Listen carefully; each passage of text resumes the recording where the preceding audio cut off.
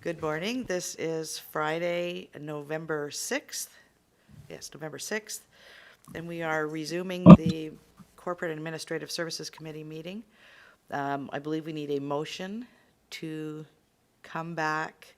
And I don't really, I thought about it yesterday, but I don't really recall what the wording needs to be. Something about resuming the meeting or reconvening the meeting. Yeah, we can just call the meeting to order. Call the meeting to order. Perfect. Do we need a motion to do that or just? No, we're good? Okay, cool. So yesterday we looked at Annex E, the carry forward projects. We did not make any recommendations for that. We will need to come back and make recommendations for Annex E and the carry forwards at the end once we've gone through the spreadsheets with all the projects. And we are going to be moving into Annex F. But we have an additional document, actually a couple of additional documents that have been presented this morning. One is an average residential taxation and fee summary, and the other is a revised spreadsheet that staff went through and did some work on last night. So I'm going to turn it over to Tina to explain what we have in front of us. Yes, thank you, Chair. So yesterday after the meeting recessed, the senior leadership team went back and reviewed the carry forward and proposed initiative sheets and identified some projects in addition to the ones that were already flagged, because there's a few that already had some notes in there that could be modified, such as funding could be changed, projects that could potentially be canceled or deferred, and potentially some where they could be, the timelines could be changed or somewhat how the funding would be allocated. One of the other notes I wanted to make sure the committee was aware is that the projects from 2020 budget that were deferred, and that's in relation to the report Annex F, those particular projects do not show up on this particular list because that's the purpose of the report, is that to reaffirm them so they would be embedded in the next version.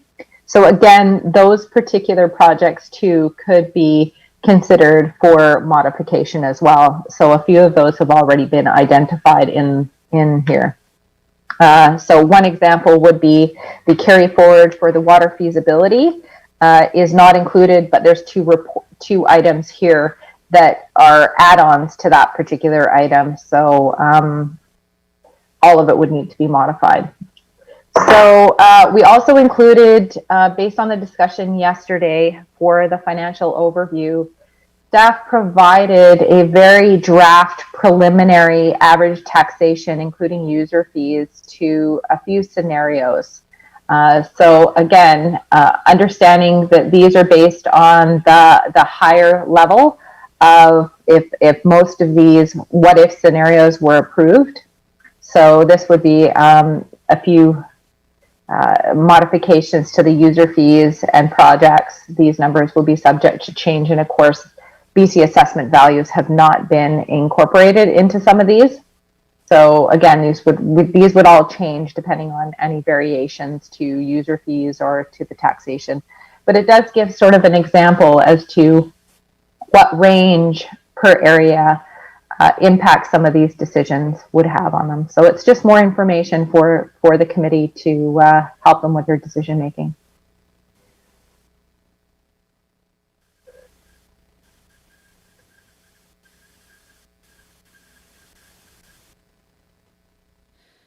All right, so directors, any questions on this document first? And then I have some questions about what you said about reports E and F. So, but let's look at this document, the average residential taxation and fee summary. Sorry, yes, we should receive the two new reports first. Thank you. Motion to receive. Thank you. Seconded. All in favor? Thank you.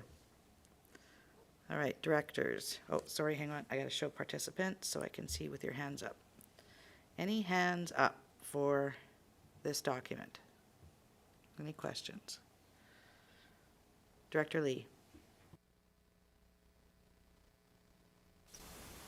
Just on the average residential property value, I haven't seen that figure before. We had the total assessment value before. How is that average made? Tina? Those are taken directly from BC Assessment.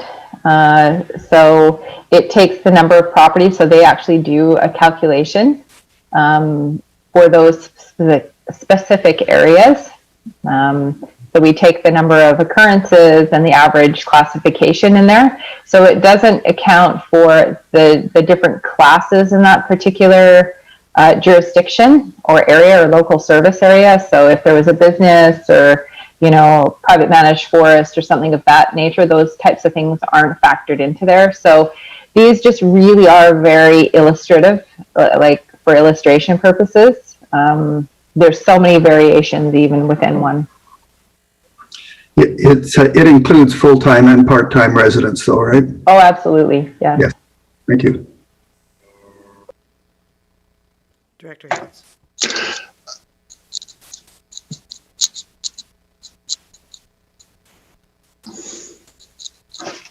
Sorry, Director Hiltz, go ahead. We can hear you. Yeah, just further to the average, it doesn't include, so I think what Director Lee was talking about, the homeowner grant, this aspect of the tax load between a permanent resident and a non-permanent or principal residence and a non-principal resident isn't there. It's just assuming no household grants. That's an assumption in that number. Yes, and most certainly we have to understand that this is only at the SDRD portion of a property tax bill, because as we know, there's school tax, rural taxation if you live in the rural areas, police tax, etc. So it can vary from anywhere from, you know, 35% to over 55% of your overall tax bill, just depending on where you live. Director McMahon? Yes, I just wanted to point out, in case anybody is thinking about this as the average house value, that in fact the town of Gibsons has a lot of apartments and townhouses, so that would bring the average down, whereas the average house value in Gibsons is higher than Area E, but it doesn't show it here. So I can see that this is a very, very average number. Thanks. Director Hiltz, did you have another question? And then Yeah, I do. I'm just verifying that this is in the 5-year plan in the that big document. I'm not sure what we call that document, the big document. It is embedded in that as a, so this is in draft, and the final format will be in the big document. I'm sorry, I don't know what the big word is for that, but the right word. Tina, you're muted. Yes, in the big financial plan document. Director Beamish? Just want to clarify, the numbers we see here, is this assuming status quo, or is this assuming that some decisions have been made in terms of change? Like I see for Gibson, so I read that down, at this point in time, it's 13.12%. But what has gone into that additional 129.99 to raise it to that level? Tina? So the assumption built into this particular analysis is based on the what-if scenarios yesterday, but at the higher end of the what-if scenarios. So as we mentioned, right now we're starting off at about 8%, and that's just based on the 2021 financial plan as it is. If we layer on and we realize some of those deficits, if we approve some of the budget proposals that are in here, some of those have been layered into here as well. Meaning if everything was approved, this is what we could expect as the higher range of taxation and user fees. So this number could change and go down or up depending upon decisions made? Absolutely. Okay, good. Thank As you. well as assessments. Yes, yeah, assessments could have impacted, yeah.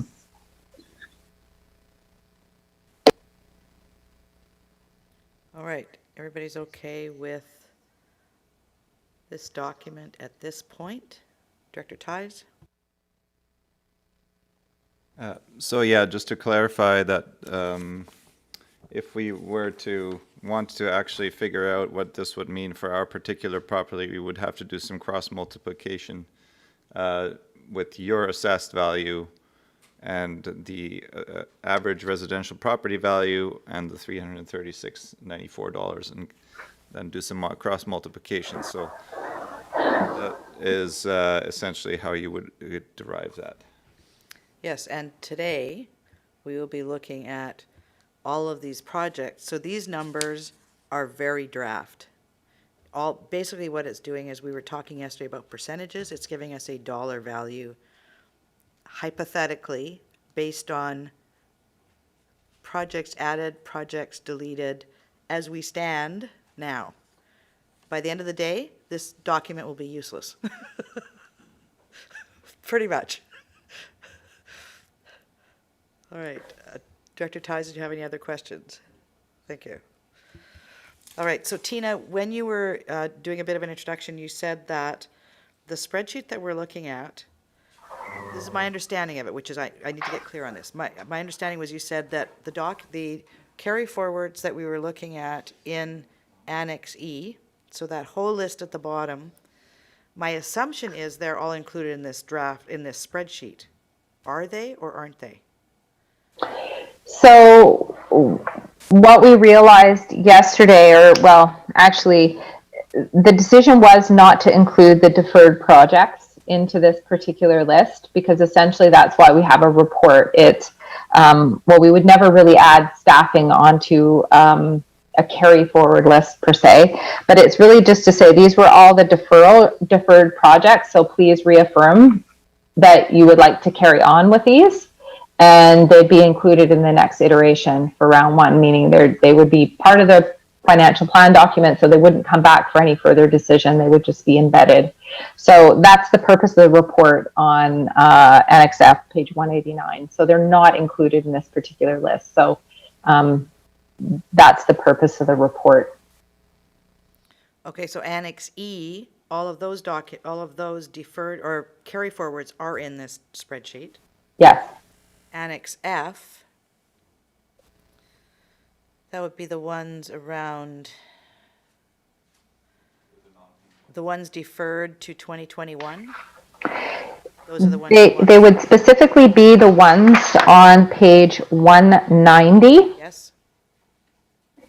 At the very top, that it says, Community sustainability. correct. So essentially what we said is, and this is reflected in the numbers that you have, those projects there, so listing community sustainability, regional planning, community parks, those we said, look, in 2021, let's fund those from operating reserves instead of taxation. So again, it's just, yes, we want to continue on with those projects and reaffirm those. The projects below, those are not in there, and one of those is being suggested for deferral. And then again, it's just the position. So again, we wouldn't add positions onto a carry forward list per se, but it's just bringing to the committee's attention, look, these are all the things that you in your original financial plan included, but as part of the modifications to the budget were deferred, or project funding was deferred, and just reaffirming that you don't want to reconsider those. So, and we'll embed them in the financial plan. Okay, so page 189, those were actually funded, but instead of from taxation, they came from operating reserves, so we do not need to make any decisions with regards to those, correct? Those are taken care of? Yes, yeah. Generally, when you adopt a financial plan, that's how they're addressed per se. Once the financial, so everything's open, right? Until the financial plan's adopted, everything's on the table, realistically. Okay, so there's no, it's just per the recommendation, just reaffirming that those types of things we deferred, that you don't want to change the decisions you made, that you want to keep them as is, and we're going to move along. okay, given that we're looking at staffing as part of that,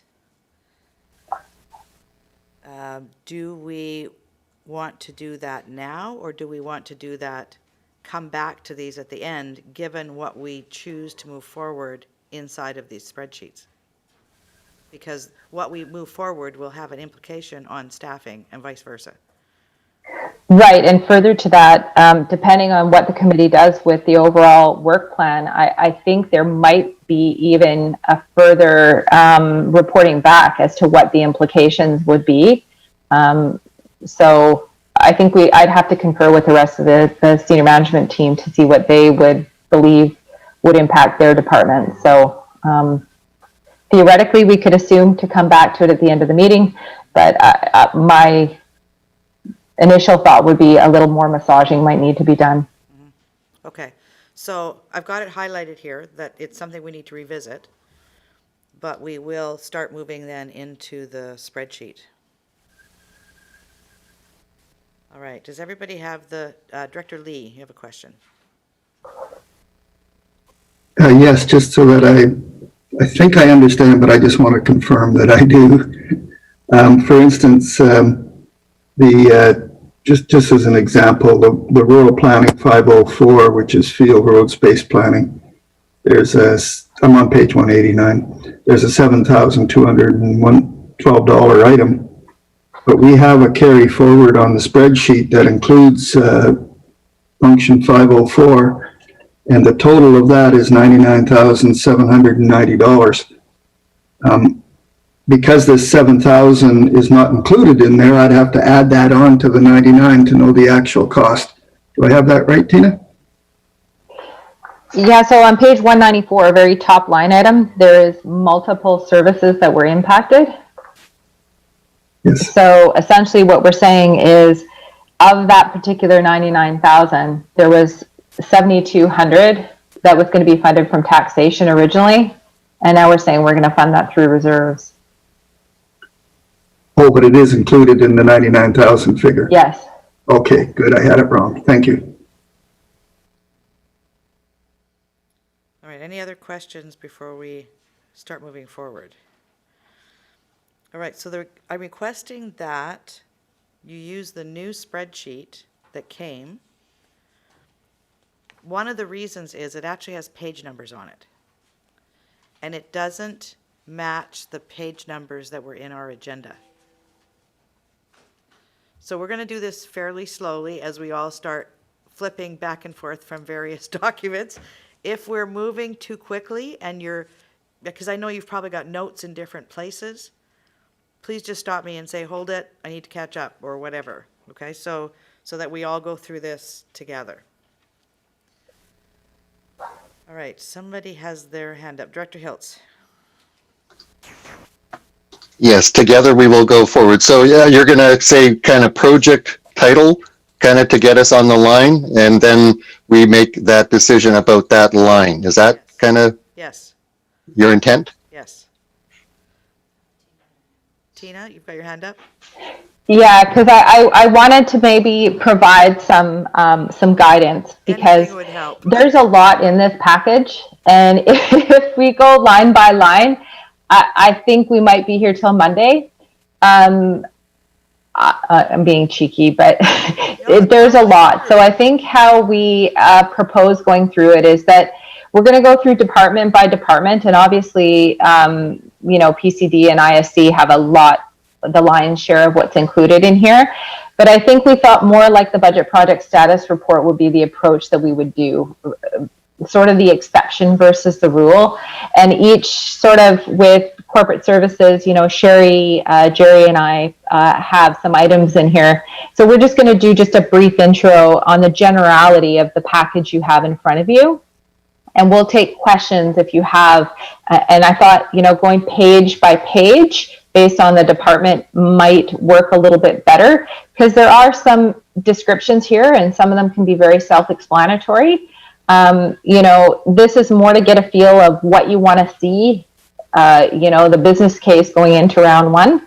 And, what we're seeking here is the ones you don't want to see or the ones you want more information on. The ones that you're happy with and the committee are good. Like, I don't think there's just an assumption yet we're going to bring that back and make a more fulsome decision in round one. So, All right, so you'd like to start with an introduction to the corporate services section. yes, that's our intent per department would be, I think, Go for it. most efficient. Okay, so I can start with, as far as corporate services go, and Sherry and Jerry can always lead into their particular projects. Ours are more focused with finance and with IT. And as we know, we've had a lot more pressures with our IT department, but we have a few items here that relate to maintaining some of our services. And we also have the regulatory item of meeting our asset retirement obligations for public sector accounting standards. So that's really what we have here, is just some very regulatory related items here for consideration. I don't know if Sherry and Jerry have any comments on their package. Okay, Sherry? I'll just speak for Legislative Services and Administration. The proposed initiatives are mainly in support of business continuity to meet operational needs required to support our strategic plan and carry out work plan priorities. And Jerry, did you want to say anything? Thank you, Chair. Yes, I'll just say that what you have in front of you is to try and address a historical issue around leave management in particular. Regional district models are really designed so that one department isn't funding the types of leave required for the business throughout the organization. So it's looking to address it that way. Thank you. And I'm just going to point out to directors, you probably have already picked all of this up because I know you've done all of the work. But the blue, those that are highlighted blue in the categories are considered mandatory, either imminent asset failure, regulatory compliance, or a safety requirement. Okay, so the ones that are blue are indicated for that. The others, the gray, are the ones that are either business continuity, right? The BSCG, I had to look up what all these things meant last night. BSCG is the Board Strategic and Corporate Goals. And then LCHV is the low cost, high value, and then others. So if you're a little confused as you go through, just ask. I actually printed them all out. All right, so Director McMahon, you had a question or comment? At the risk of becoming very unpopular, I was wondering about something that's not in here, which is at the Howe Sound Forum, the Squamish Nation said that they would be coming our way intending to negotiate a protocol agreement. Do we have the capacity currently on staff to take that on, or would that need to be another project?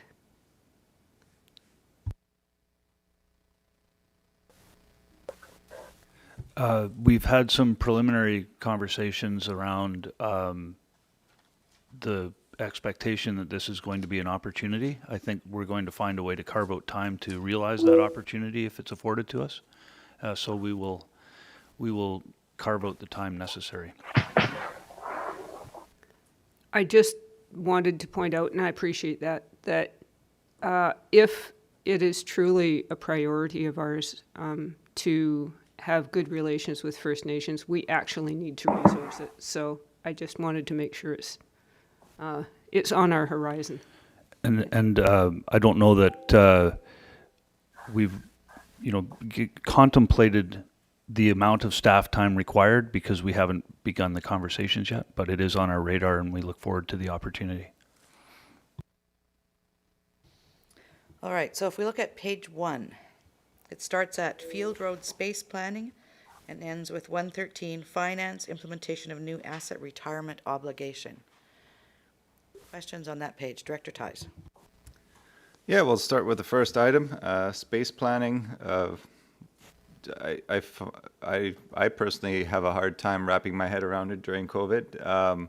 I know the discussion needs to be had, but I'm wondering what the point is doing it in 2021.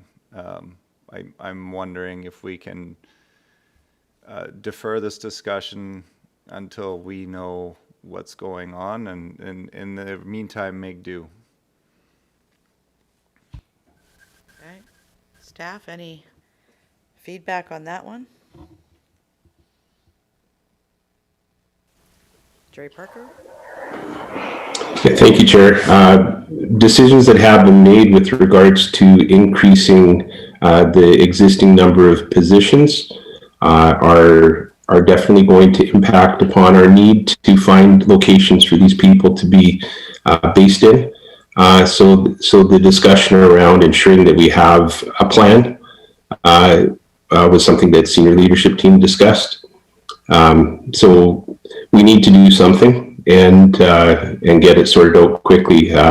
Yesterday we were talking about our new communications and engagement manager showing up, and they need a place to be based, and there's a number of others. So, thank you.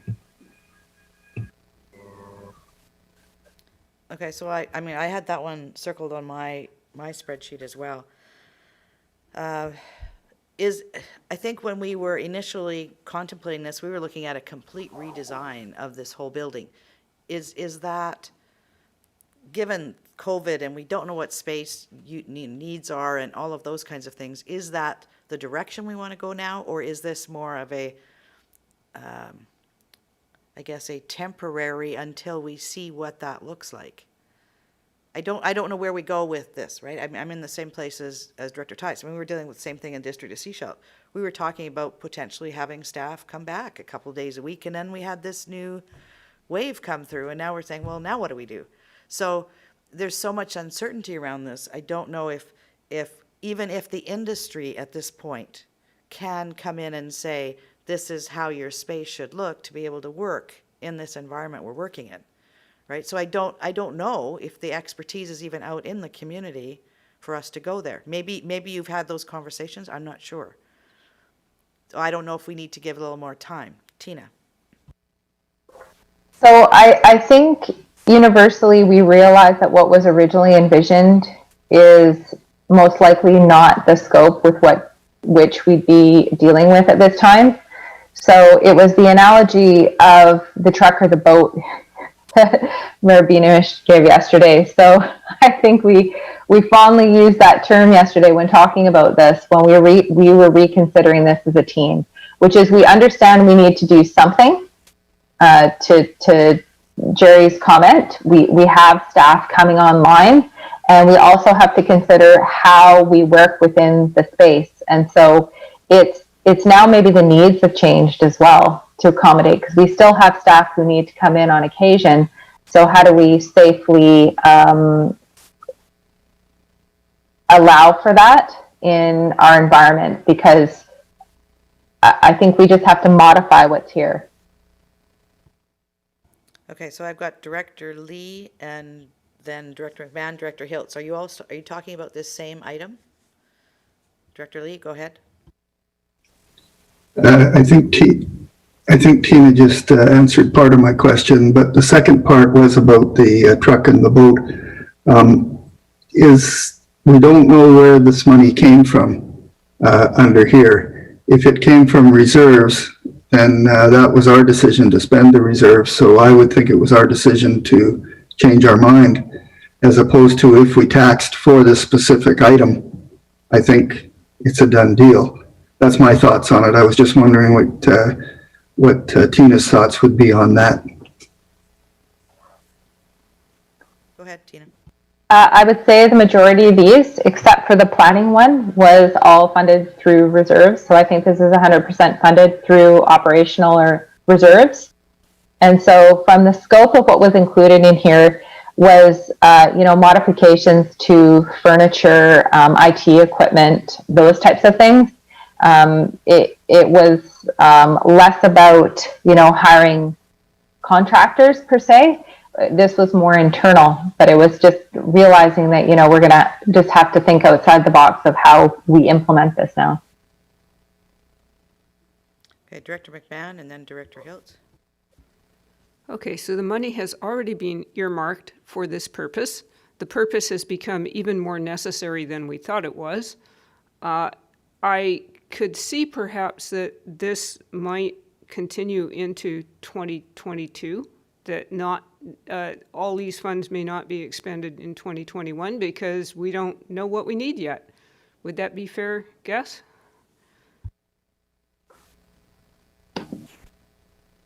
ahead, Tina. You don't have to. I mean, if anyone else wants to comment, partially, yes. I think staff realize, look, we hesitate to say we want to modify the scope because we realistically haven't sat down to re-envision this, but we need to. We have people arriving and nowhere to put them. All right, I've got Director Hiltz and then Director Beamish. Yes, thanks, Chair. Yeah, my recollection, this is about less about moving walls and more about making the space more flexible and allowing people to transition through. And in COVID times, I think knowing how to move through the building is a necessity to, and more swing space kind of is what I understood the scope of it was. So yeah, I'm supportive of continuing on because people need, they need a home in which to feel a home in a building as well as a home away from home. So, they need two places of work, something like that. But yeah, I'm supportive of keeping going on. Okay, Director Beamish. Yeah, and I apologize for catching up on conversations on my second meeting of the year. But that being said, people are doing things differently. We have essentially an empty building here. I have no planning staff in the building. They're all working from home. And I think that's probably true of other areas. We have people moving to the Sunshine Coast because they can actually work online anywhere in the world, and they're doing that. And I'm just wondering how much of that is factoring into our decision making. For example, a communications officer.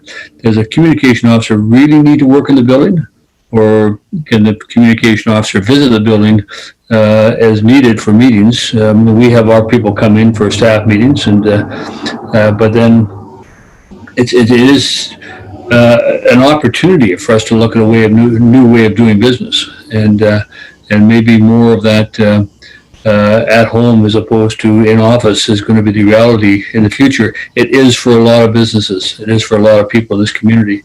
Who have found a way, and that's why they're moving here, because we have high-speed access and good communications and the ability to work from home. I don't know what the regional district did, but we supported all of our at-home people with new communications, new software, new computer software and stuff like that, so they can make it easy for them to do that. Are we doing that? Is that one of the options we're looking at? So maybe you've already done that. So. Tina, do you want to address that? Or Dean? Well, Tina can speak more specifically to some of the financial implications, but essentially, with the space planning, it was a really important project before. It's a more important project now, but it's a different project. And it's not the same project that we thought it was going to be. And it does involve a hybrid of people, even the people that are in the office, they're going to be in the office differently. And we still haven't wrapped our heads around how that's going to work. Are we modifying time? I think we're modifying both time and space within the physical envelope of this building, including the ramifications of people continuing to work remotely. There's certain people that have to be here, so that means we have to be really flexible about the people that don't have to be here about when they're here, but we're also trying to deliver certain services that require some level of counter duties. So the project has changed, its importance has increased, and we don't know where we're ending up with it yet. All right, so any further comments or questions on this one? Great conversation. I think we're all saying, there's the Jell-O again that we're trying to nail to the wall. And we need to study it. Anything else on page 1? Page 1. So page 1 is field road space planning down to finance, implementation of new asset retirement obligation. Director Beamish. I guess I ask how important it is at this time to the website redesign to continue at that dollar value. Is that a important thing to go forward, or can you have to tell me? I mean, we seem to, every time we come to these budget meetings, we seem to be redesigning websites, and I just. Sherry, did you want to take that? I can speak to the status of the project. So we have already completed phase one, which was the audit review of our current website. And we have a document to go forward, should we choose to put a request for proposal out to move ahead with the full redevelopment of the SCRD website. And that is currently scheduled to likely commence later this quarter when the new communications and engagement manager arrives. And we're anticipating the work will go through to probably quarter three in 2021, should the board choose to continue. Anybody else? Director McMahon. I'm going to say that the website has never been more important than it is now. It is our public face on the world during COVID. And I, not that the current one is broken, but boy, am I looking forward to the website redesign. Director Lee?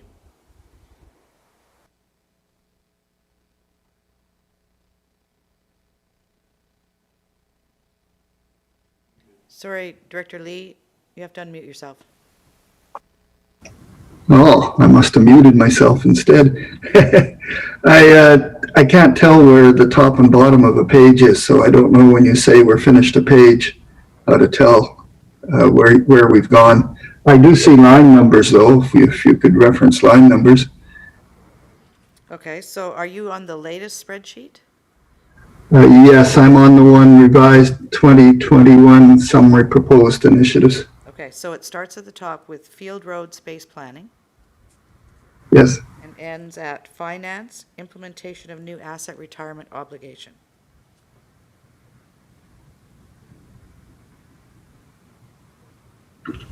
I got that as function 113, line 7. Correct. Okay, thank you. We don't have line numbers on ours. You don't have line numbers on the printed version, right? So we're really kind of in trouble here. You guys have line numbers? Okay, I can work with that, no problem. Director Pratt? I was just going to, just to comment on what Director Bamish had to say, and as well as Director McMahon. And the website is incredibly important.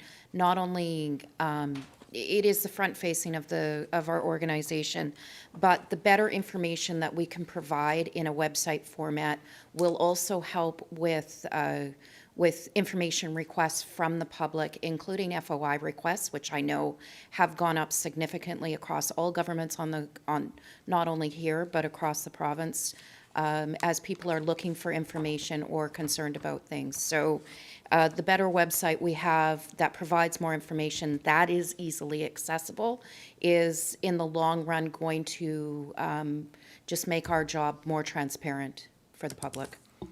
And require less staff time.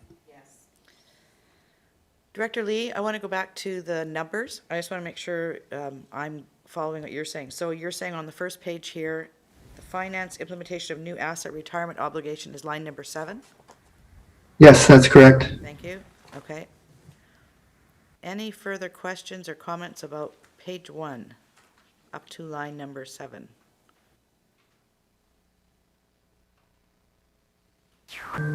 Tina? Yes, Chair, and just making sure that we, the ones that are being questioned, which is fine, which are past carry forwards, right? So, the business case for some of these has already been made. So, refreshing our memory sometimes is good. But also just noting some of the highlighted ones, if there are any questions of those, and just affirming the ones that, you want to see carry forwards for the ones that are there. And then we'll just carry on. Okay, so what I'm going to ask directors is make note of 3 potential motions for anything you want addressed, moved, whatever. First one, we're going to assume that if you don't make another motion or another recommendation with any of these on these pages, that we want them included and move to round 1. Okay, so everything that's left at the end, we're going to approve and move to round 1. So if you want something deferred, we need that noted. Deferred for more information, deferred to a particular year, and Tara will start a list and put all those together. If there's anything we want removed, we need to note those as well. So if you don't make note of those as we're going page by page, We're going to assume that they're approved and move to round one. Okay, everybody clear about that? All right, cool. Any changes, anything you want to make note of on page one before these are considered included? Seeing nothing, let's move to page 2. So this would be lines 8, 9, 10, 11, 12, 13, and 14. Tara? Chair, if it helps, I'm following along in the Excel spreadsheet, so if anybody has a project name and they need a line number, I can help and list off the line number for everybody else's benefit. Thank you.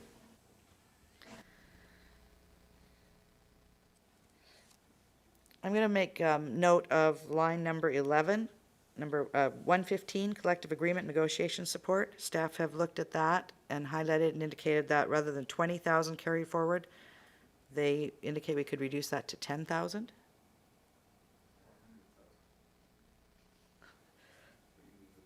I know.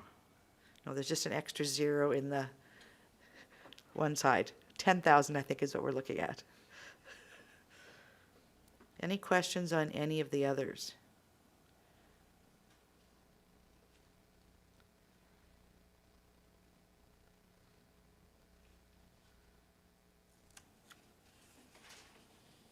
Director Beamish?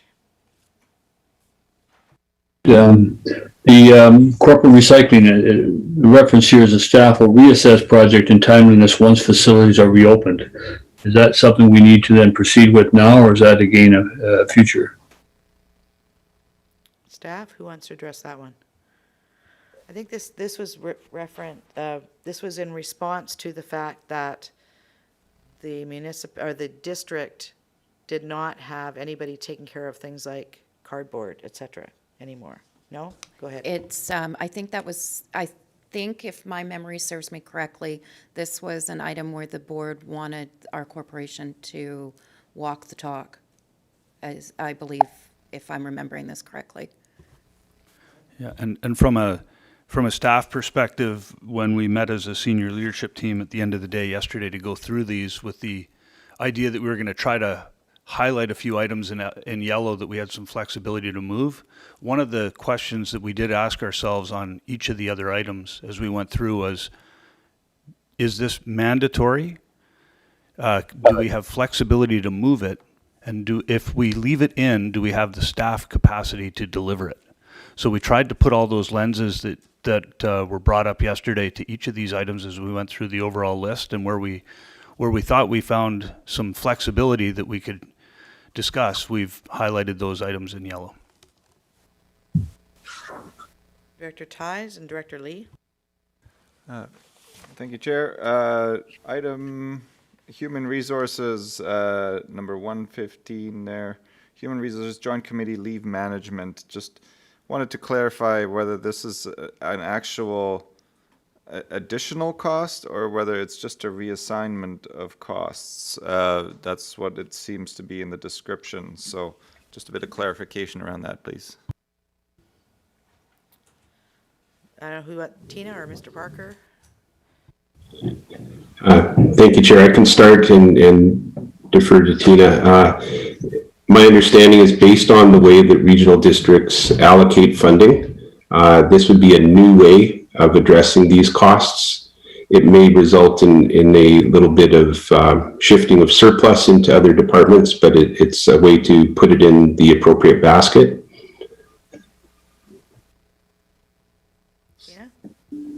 Yeah, so it might generate, depending on who is sitting on the various committees. So we have types of, health and safety committees and, bargaining committees, et cetera. So it's just to acknowledge those particular staff are being coded to the divisions that they work in. So say someone works in, water and they're doing joint health and safety. It might be, it's more of a corporate function versus their divisional function. So right now the division is paying for their time.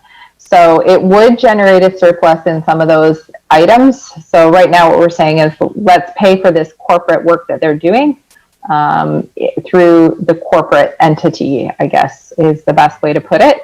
because we're representing the staff as a collective. So it would, but it's very minor, the types of surpluses that would be in there. So what we're saying is we're going to put it in this particular basket instead of the divisions paying for it. Does that answer your question? Yeah, so ideally it would be essentially net zero because other areas would have a surplus, whereas this is now charged to corporate services. Is that what I'm reading? Tina's nodding. Yes. All right. Director Lee? Yeah, I can't follow the conversation because I don't know which line you're talking about or which page you're talking about. We're on page 2. Alton was suggesting maybe we should use the PDF because it does have page numbers. It's line 13.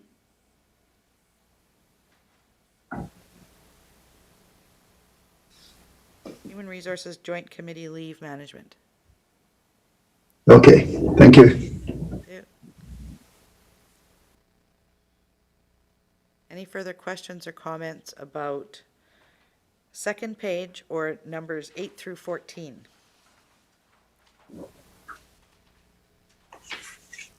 Okay, Director Ties, Director Lee, you still have your hands up. Did you have other questions? Thank you.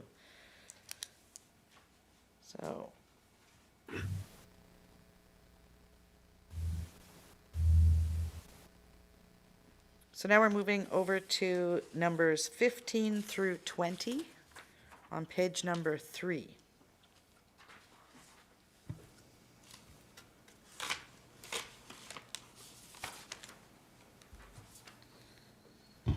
Director Toth.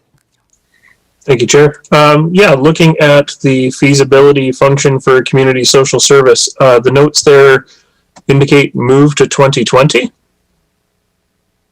Sherry? Thank you, Chair. I just wanted to point out, yes, that is a typo.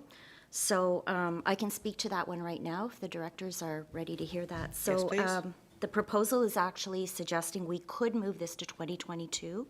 So given the timeline to initiate the feasibility study is not scheduled until late 2021, therefore the service would not be potentially adopted until 2022. We could move the entire project into 2022 and defer it to that time. That's just for the board's consideration. And again, that was based on the analysis of what is on the list that could be moved, that isn't, critical timeline and capacity issues and everything else. Director Toth, do you have follow-up? I do. Actually, working backwards, if we were to ask, because if we're starting a new service, it has to go to AAP or referendum, is there the opportunity to include some of this sort of stuff in the 2022 municipal general elections? And if so, working back from that, when would we need to actually start looking at this? Thank you, Chair. Yes, there is an opportunity to put those types of questions on the ballot for the 2022 election. And again, I believe that we could actually start the feasibility process early, very early in 2022 to achieve that. Director McMahon? Presumably, this also ties into the whole question of grants and aid. And we were going to were we not going to have a meeting where we were going to discuss grants and aid and where we are with them and review them? So we need to do that work first. We have to do something first. So if we do that first, then that gets us ready for the other process. Director Lee? Sorry, Sherry, did you want to follow up on that? I was just, Sorry, Director Lee, Sherry's going to just respond to that first, and then we'll come back to you. thank you, Chair. I was just going to make note that there is a resolution coming forward on the board agenda to suggest that we schedule a special cast to discuss grant and aid before the end of 2020. So that should occur before year end. Director Lee? I was just wondering, do we need a motion when we agree with these yellow things, or does that come later? Yes, we will. We will do that. We'll have Tara build that as we go. So when we make a recommendation here, she'll make a note and we'll do one at the end with all of these are deferred or moved or whatever. So we've got the various categories. So I think it's a good idea to go as suggested, move it to 2022. So for what that's worth. Okay.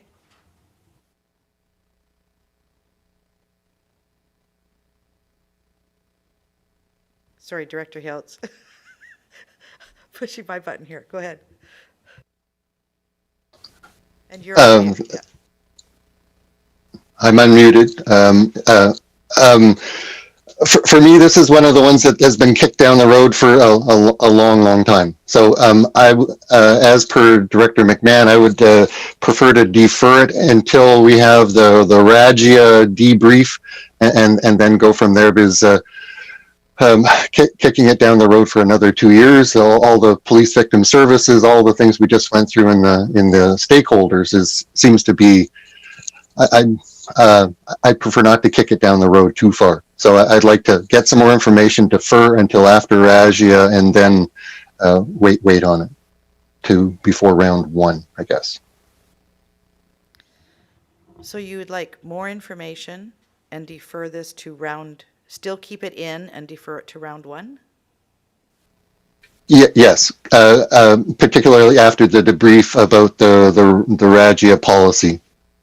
That would be my preference, not to take it off yet. Tina? So if I could help, so regardless of what you decide at your grant and aid policy, the whole reason why this is here as a new service is because it doesn't align with your grant and aid policy. So you're not going to get away from having to do this to meet your objectives. If you want to fund those types of service on a regular basis, you're going to have to create a new service. I don't know if that helps. I think what you're saying is this goes back to the auditor's letter from, I think, 2017 about getting the grant and aid house in order and the police victim services, and kicking it another 2-year delays that kind of coming into compliance. So as per CFO, I would, I'm kind of having it in. That's where I'm falling. Okay, I have a question around this one as well. If we say move to 2022, then when does the work start? Because the budget doesn't actually get approved till May. We have an election in October. Thank you, Chair. So when does the work get approved to put it into the 2022 work plan? Is that the question? Well, typically, work doesn't start happening on something till the funding is approved for it. So if we're moving it to 2022, it doesn't get approved in our budget till May, March, okay, May's municipality, March. That means that work would need to start immediately in order to be ready for an October election. Is that sufficient time to get the work done that needs to get done, including going to the ministry and all of those kinds of things? I'm just wondering if by doing this, we're actually saying it's not going to happen in 2022 because of the time frame that we need. Do we need to have it approved for 2021 so that the work can actually start maybe mid-year 2021 in preparation for the 2022 election? Thank you, Chair. I'm going to let Tina come in after me if I'm not accurate in this response, but I believe that it could come forward at 2021 pre-budget. And in the past, I have seen where we have approved staff moving forward prior to adoption of the budget. So theoretically, I could see the work potentially beginning late 2021 based on that. I believe that we would likely have time. It would have to be a top priority in order to meet the timeline and to, say, potentially have a question on the ballot. I believe it could be done. And as long as we had capacity in our work plan to make it a priority. Tina?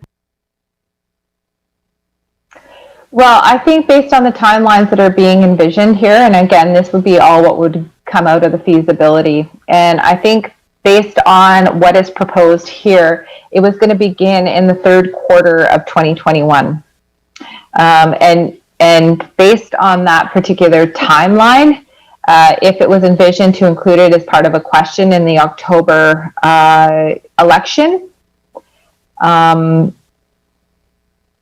I think even then we'd be close as to whether or not we could tax for it in 2023. So I think that I'm going to recommend, based on kind of what I'm hearing here, is that there is a desire to move forward with it. And I believe based on that, maybe staff could come back and contemplate a few things and maybe map out some timelines and the resources needed, and we could revisit it at the round one budget. You know, because this is the point, is we're gonna draft sort of more of a fulsome business case, right? I know you don't like the word fulsome, some of you, but we're gonna draft a little more of a business case, draft some timelines. What are the resources actually needed for it? And maybe work backwards if the goal would be to add this as a question to the election ballot. So, you know, how does that meet with our statutory deadlines for taxation, BC assessment, the ministry, you know, all the other public participation events that we have, and all the other questions that we're going to pose to the community. So that would be my suggestion. Is I'm hearing that you're wanting to move within a timeline that's not very elastic. It's within a 6-month period of time. So my suggestion would be, and then, you know, yes, the grant and aid discussion will also, I think, clarify some things for you. So I would move it to the round one and maybe not defer it at this particular time. I'm not hearing a desire to push it much more. I think I see the conversation also broader in that as municipalities, you know, the town of Gibson's District of Sechelt, SIGD also are going to have to revisit our grant and aid programs to see what fits in the regional service and what doesn't, because we're going to need to be informed about the implications for us as well. So it's a pretty broad conversation. And if all of that is happening in 6 months, I don't see that that's actually going to move forward in a sufficient time. Director Lee and then Director Beamish. Actually, I think you just said what I was thinking. I don't think we have time to do anything in 2021, even if we wanted to. And we could still grant the money that we granted, that we're proposing for 2021. We could do it again in 2022. So if we, I think we have quite a bit of administration to jump through when you establish a new service. Even if we want to, it's not going to happen next year. There's just too much bureaucracy to overcome. We'll end up doing it in 2022. So I think I got to agree with what Tina's saying. She's going to go back and see what the earliest possible we could spend the money, because that's my assumption was we couldn't spend the money in 2021. So why bother getting it in 2021? I could be wrong though. Director Beamish? Yeah, I guess further to what you said, I need to know more about this. I see it's service participants shown as all. We already have a grant of assistance, grant and aid policy. We do these things, so I'd wonder what the role of the town of Gibson would be in this new service. So that more information, I'm happy to receive before I make a decision. So that would be part of the business case, I believe, that would be brought forward as well. Thank you. Director Toth? Thank you. Just real quick for Director Beamish, this actually came around when we were talking about police-based victim services and sort of broadening the scope to look at other things that could be within that category. My only suggestion around the October 2022 ballot was that we have an election, we have coordination that needs to happen for that. We're going to have a number of items. We've got watershed governance, we've got possible borrowing that we need to do for water projects, things like that. So whether it's happening October 2022, or maybe we have to coordinate something for maybe early 2022, I certainly don't want to push it any further back. And if staff are concerned about timelines, I'd rather leave it in than not. Okay, so I'm hearing majority are basically saying leave it in and have it come back to round one, and we can look at we can revisit it at that point, because staff will actually look at timelines to see when we can actually start working on it. Anybody opposed to that at this point? Everybody's good? Okay. Anything else on page 3 or numbers 15 through 20? Yeah.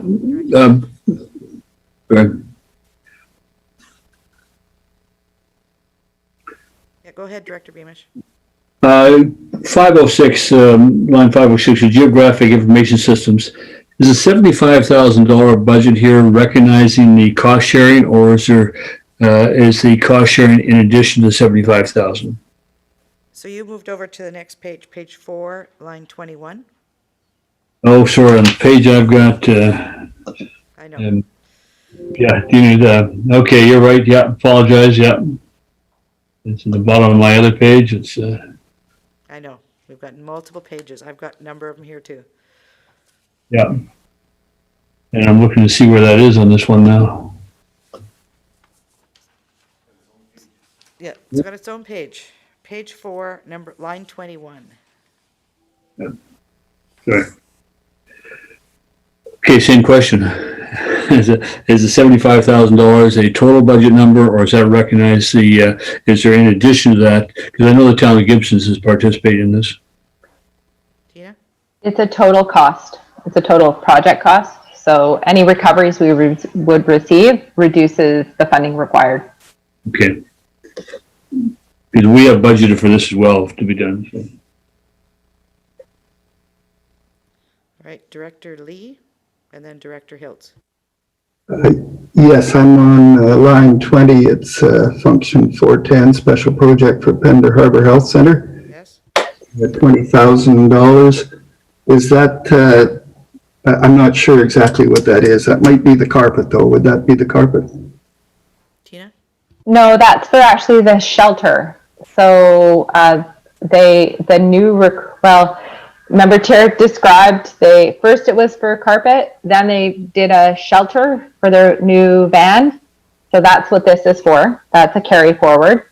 We think they're almost fully expended. So they have a new request, which isn't reflected in here, for the carpet. Yes, okay, thank you. Director Hiltz? Thank you. Yeah, so I'm on page 4 of 24, function 506, GIS, orthos photos. And I was interested in the Islands Trust aspect of this and the coordination of the various participants. So Islands Trust is not a participant, so this is some kind of a sharing agreement. So I'm just wondering how all the air photos are shared, and is like Islands Trust has their own GIS, and how it gets all coordinated. And does the SDRD actually provide ortho photos to the Islands Trust? So I'm just a little bit of clarity.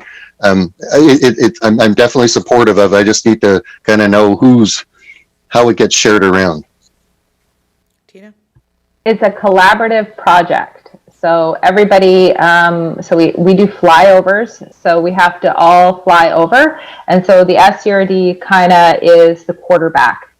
And so all of that information then gets shared, and it's, we have an open data platform here, and all of us need this information for various things. So from the Islands Trust perspective, they do their own planning. So this would benefit them in their planning initiatives or their planning reviews. So yeah, it's a collaborative approach. All of it's shared.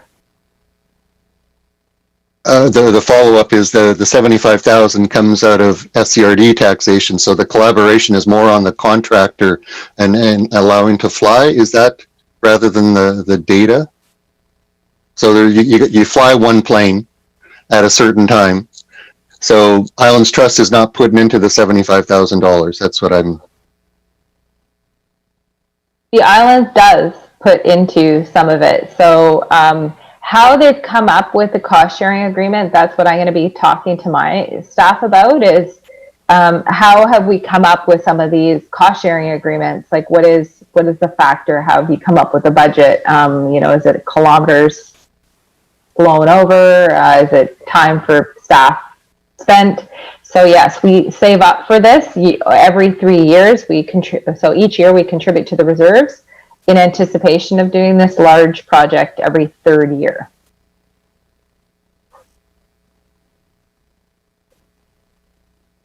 All right, any further questions or comments? This is the end of corporate services. So at this point, I have that we are not deferring or moving or canceling anything in this category. Is that correct, Tara?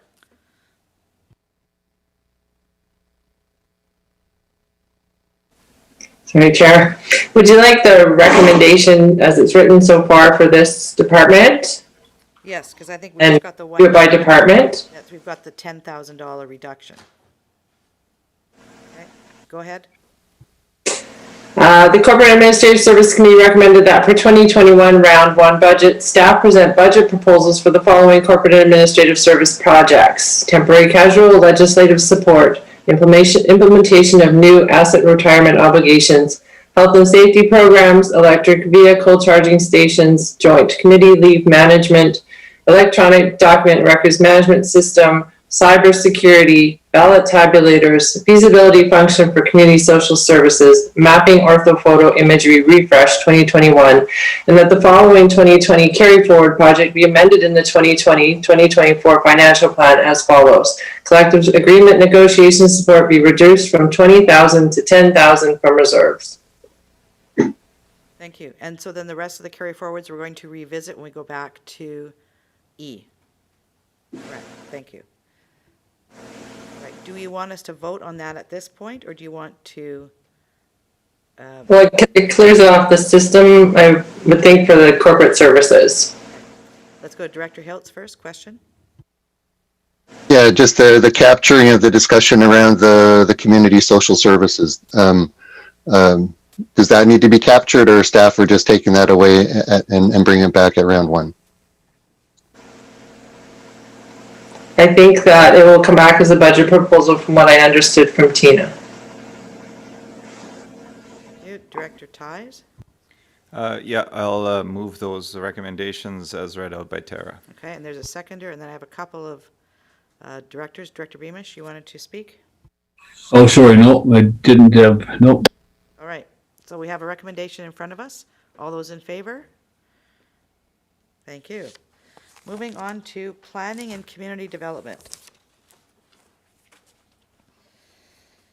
All right, so first of all, Director Lee, what page number does, or what line number does it start at? 200 is what line number? Is that 21?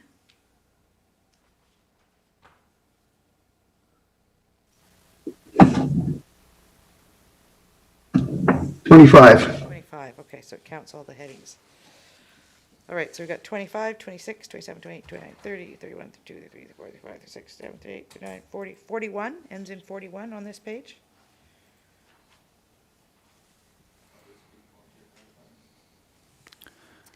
So I do have a, Rob was kind enough to give me a bit of an intro to this section. Okay, if perfect. there's interest. Yes, please. The fire chiefs continue to meet and discuss common organizational challenges during these unusual times and have developed proposals that assist in meeting their expected service levels while simultaneously accounting for expected community growth, expanding training requirements, and an increase in call volume. Additionally, the draft proposals have been reviewed by the SCRD senior leadership team to further refine individual department asks to align with corporate strategic goals and other organizational priorities. The focus of the Protective Services budget proposals are to alleviate current administrative equipment and staffing challenges they are facing While some issues are common amongst all departments, there are others that are more specific to an individual department. And as we look at the first page here, there's a couple of additional items that when I met with Matt and Rob this morning, they identified as being able to be highlighted in yellow for possible moving to 2022. And I don't have the line numbers, but they'd be the Gibsons and District Volunteer Fire Department Hazardous Materials Response Trailer, and the item directly below that, the Fire Department Rescue Truck Upgrades. They are projects that need to occur, but they can be deferred should the board wish to until 2022. Okay, could you mention the first one? I'll find line numbers. It might be line 30 or 31, but it's a Gibsons and District Volunteer Fire Department hazardous materials trailer, and then the one right below it is the rescue truck upgrade. Okay, so that's lines 31 and 32. Yeah. So those could both potentially be moved to 2022. Okay. And then we also have two that are highlighted in yellow on this page. The bylaw enforcement senior bylaw officer. Did you want to speak to that one? Yeah, I think, Jerry, if you don't mind, you might be better at speaking to that one specifically in terms of, it was just I think a reworking of how the FTE was calculated. Hey, Jerry? Happy to. Yes, the current composition of the FTEs in bylaw would enable some reconsideration of, if you will, changing some part-time FTE into full-time, so we don't need the full 1.0 ask. We would, however, because this is a senior position, we would expect that it would be compensated at a higher rate than the existing FTE. But that's the reason for the two things you see in front of you there. Thank you. So the 80,000 is still the dollar amount, is that correct? Okay. Yes. And then the Gibsons and District, line 35, Gibsons and District Volunteer Fire Department Deputy Fire Chief has a TBD in there. Do we have any details on that, when that would come forward? Thank you. We would have that in time for round one. The process to establish a new position and then determine the compensation would need to occur. Thank you. Thank you. Okay, I'm going to go to my speakers list. Director Ties, and then Director McMahon, and then Director Hills. Thank you, Chair. Starting at closer towards the top, the senior bylaw officer.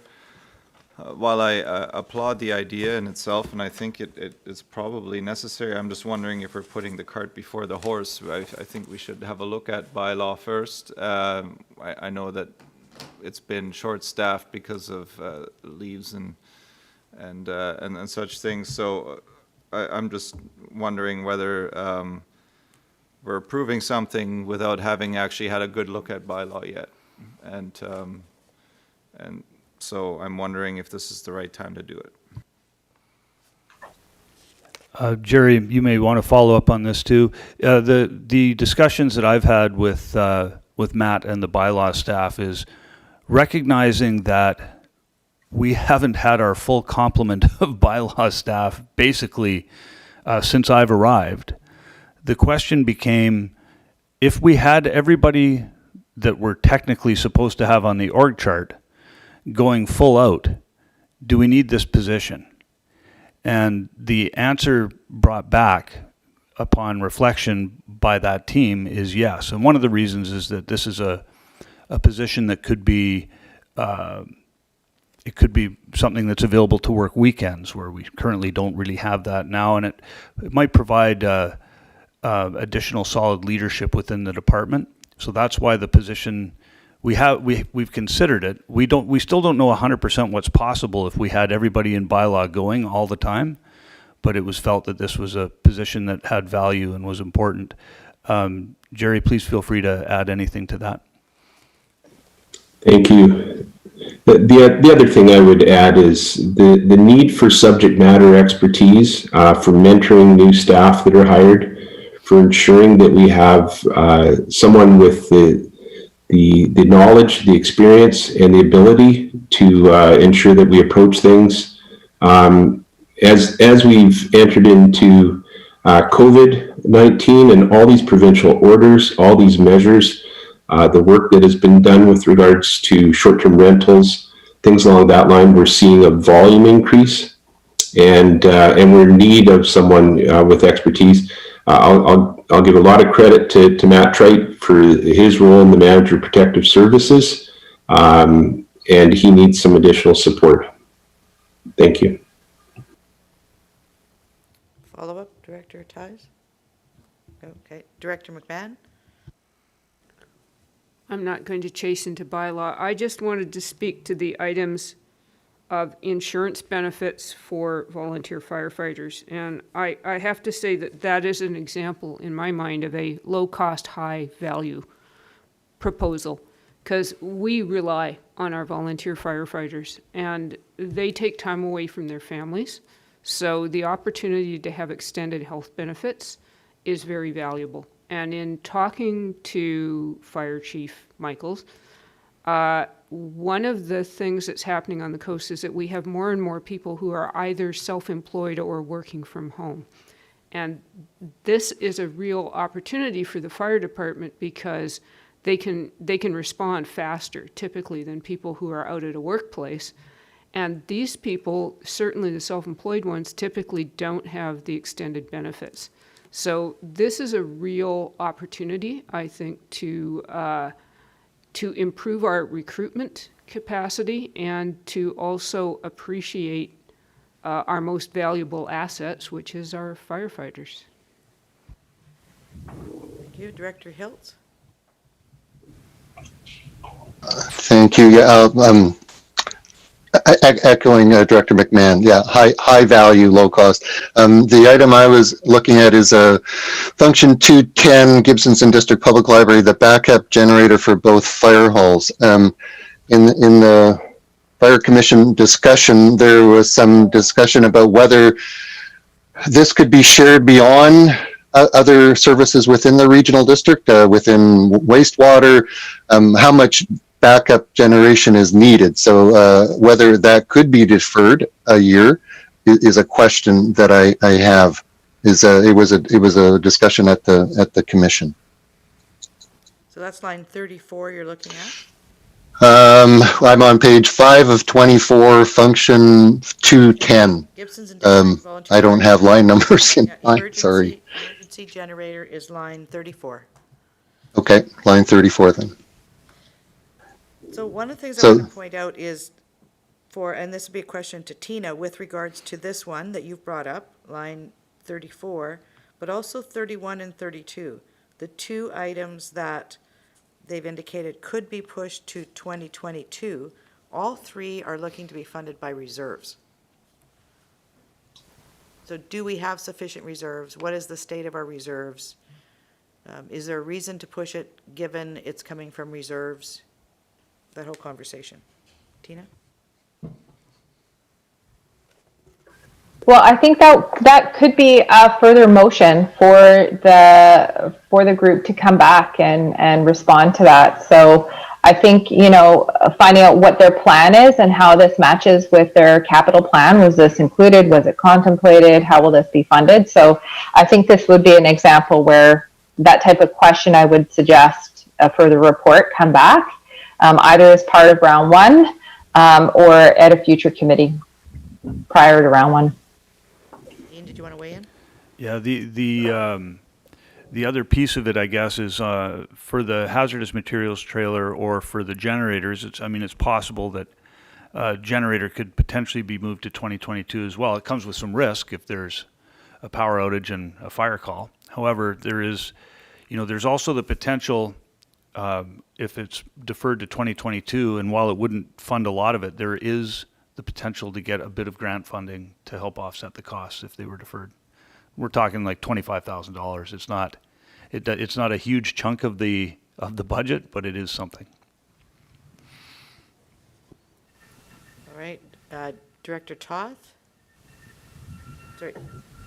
Sorry, Jerry's got his hand up. I don't know if he wants to chime in on that before I ask something else. Go ahead, Jerry.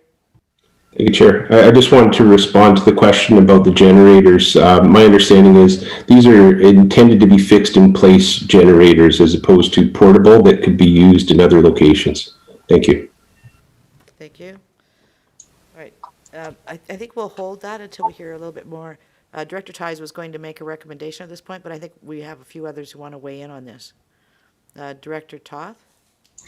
Okay, so my question wasn't about the fire halls, but now that I've heard Mr. Parker, I actually do have a question about the fire halls. How many of our fire halls at this point don't have backup generators, or is this the last couple halls that need backup generators?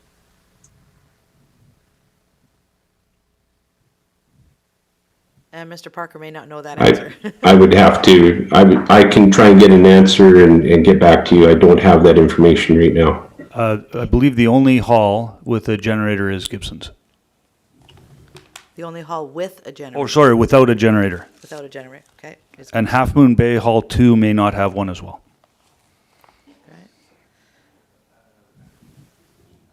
Okay, so I have a speakers list here. I want to ask, first of all, those on the speakers list, are you talking about these three items? We've got Director Lee, Director Ties, Director Beamish, Director McMahon. Director McMahon saying yes. Director Ties is yes. Director Lee and Director Ties, so Director Lee and Director Beamish, same topic? Okay, sounds good. Let's go to Director Lee. I actually have two topics. I had a question about the reserves that we're talking about here.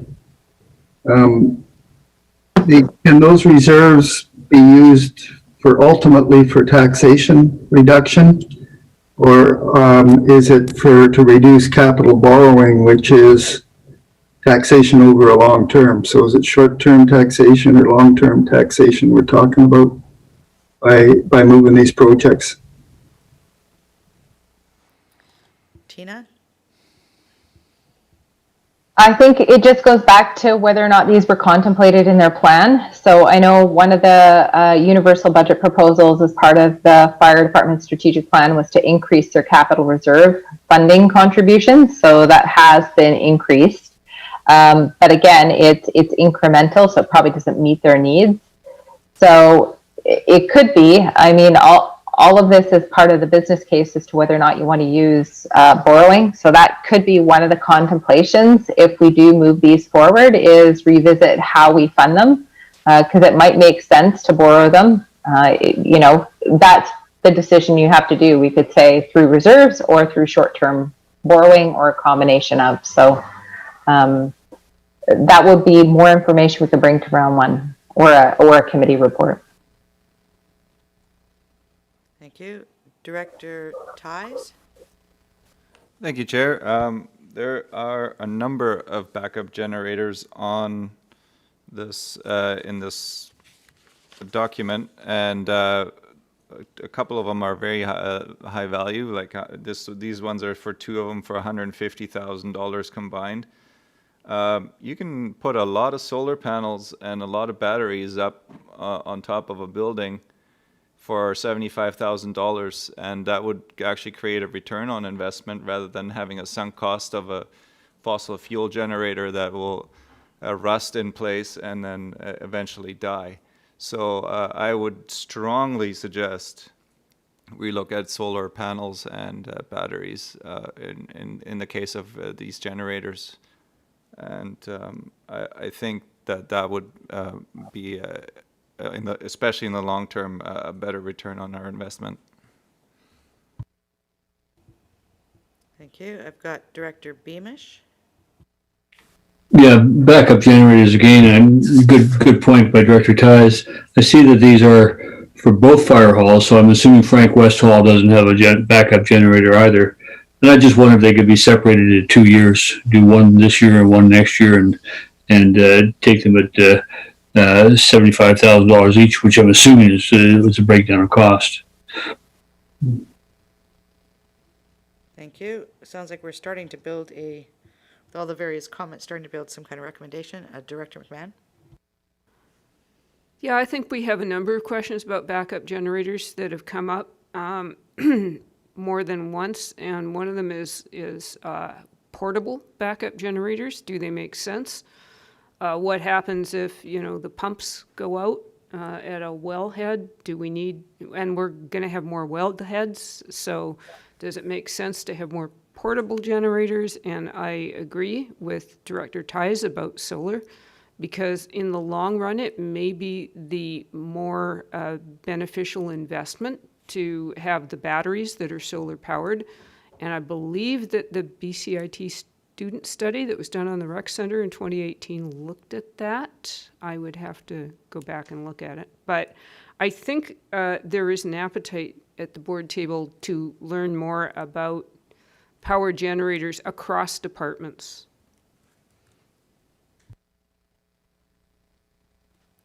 All right, I have a number of hands still up here. I've got Director Lee, Director Beamish, Director McMahon's gone. Director Lee, Director Beamish, and Director Ties. Oh, sorry. Yeah. Director Lee, go ahead. I was back, actually, I didn't get my hand up quick enough for the item that Director Tees talked about earlier on the bylaw enforcement. I have big hopes for, if we change the bylaw enforcement policy, that we will make our existing officers much more effective. And I also am unsure that when we change the policy, and we might be passing the enforcement through to a different function, such as administration. In other words, taking people to court for the bad guys. So my thought process here is, do we need some sort of report for round one? Would our CAO's report help us? Because I know he's going to bring one forward for us, probably before round one. So maybe perhaps we want to carry forward, but revisit in round one is my thoughts on that. I'd be interested in what other people think. Anybody else want to weigh in on that?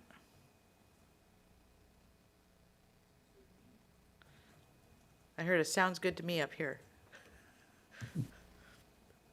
All right. Director, I don't know where to go with that, Director Lee, at this point. I'd like to carry it forward to round one, but revisit it after we get the report from the CAO. Okay, I think that's what's going to happen at round one, right? So actually moving it forward would allow for us to have those conversations between now and then, but still have it on as an item that we would deliberate at round one. Yes, I think that would be a good thing. Okay. Director Ties. Thank you, Chair. I'd like to speak about the Deputy Fire Chief and combining the Deputy Fire Chief, Deputy Chief position with the vacant Protective Services Assistant position. Right now, it says that the funding would come from EF and Town of Gibson's, but I would think that the Protective Services Assistant would be paid by everybody. So I'm just wondering, funding sources, how is that working out? Tina, do you want to address that one?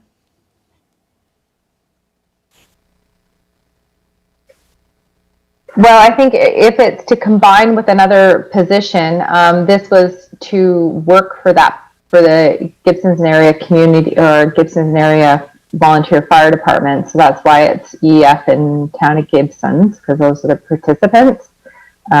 So they would work solely there. But if there is sort of a cost share, et cetera, that wants to be revisited, I know that has been contemplated.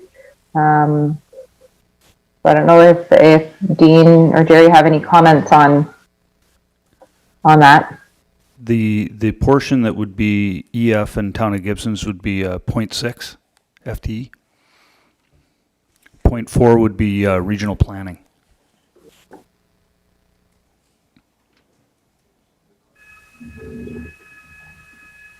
I think he means Sunshine Coast emergency preparedness, yeah. Emergency planning. Yeah, emergency planning, yes. That would be a very diverse set of skills if they were a planner as well. Well, maybe it's a I, planner who. I wasn't works- expecting that level of depth of cross-examination, and I wasn't ready. So is that saying that this position would actually also contribute time to protective services coast-wide? Is that what you're saying, with this position?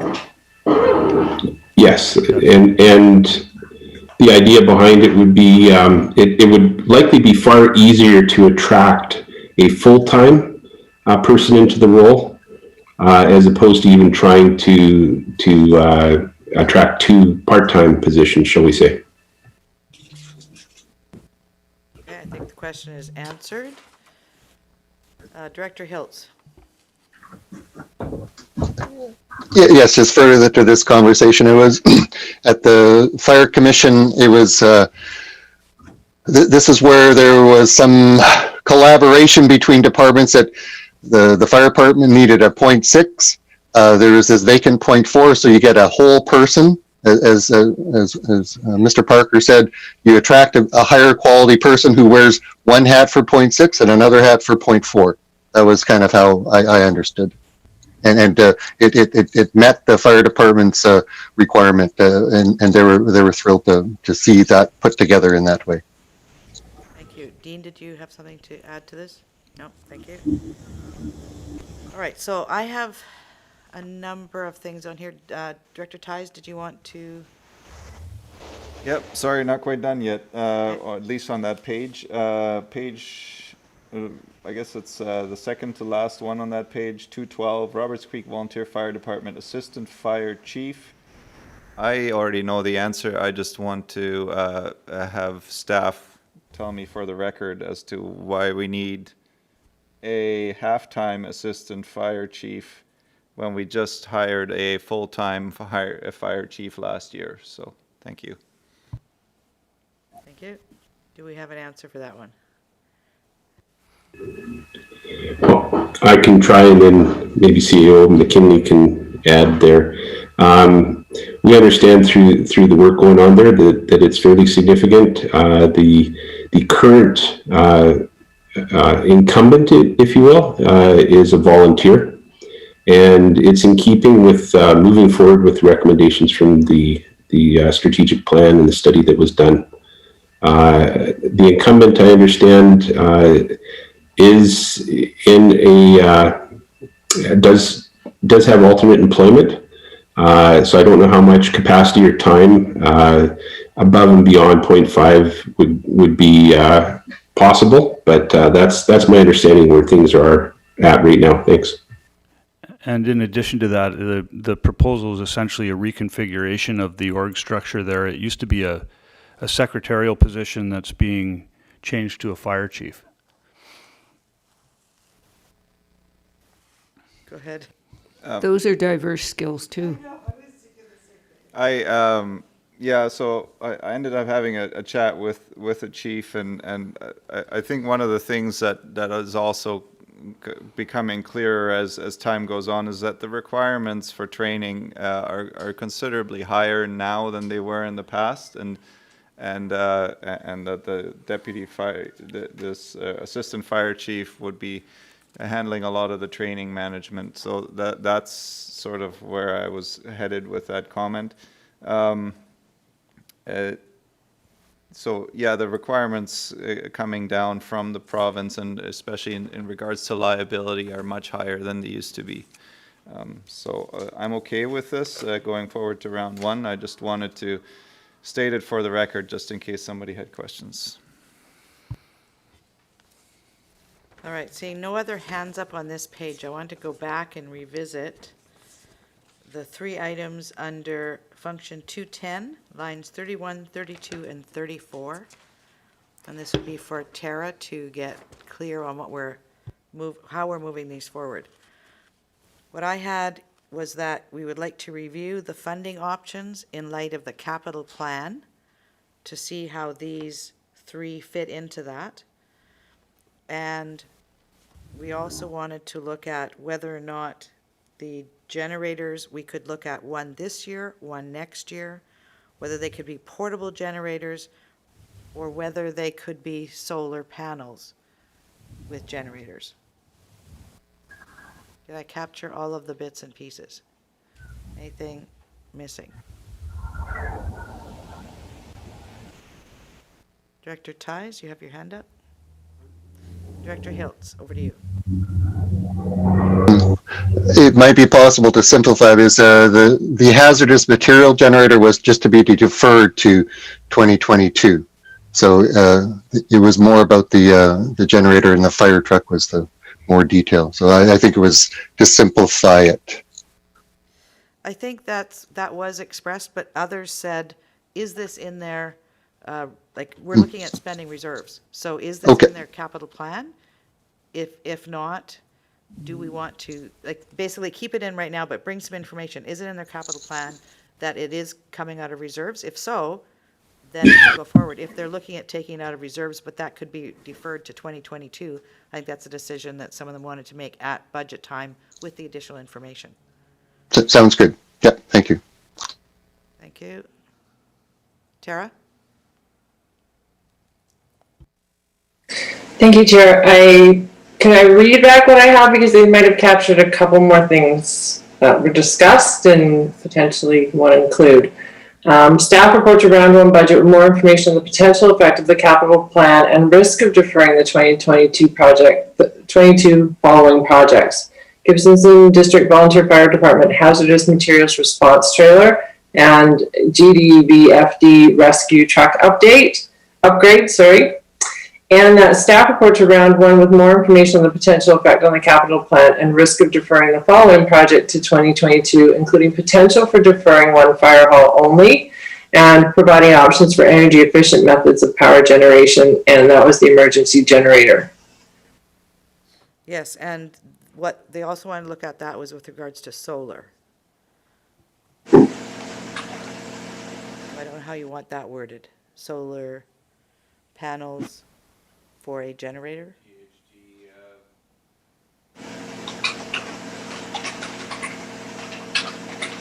Solar and battery powered backup generation.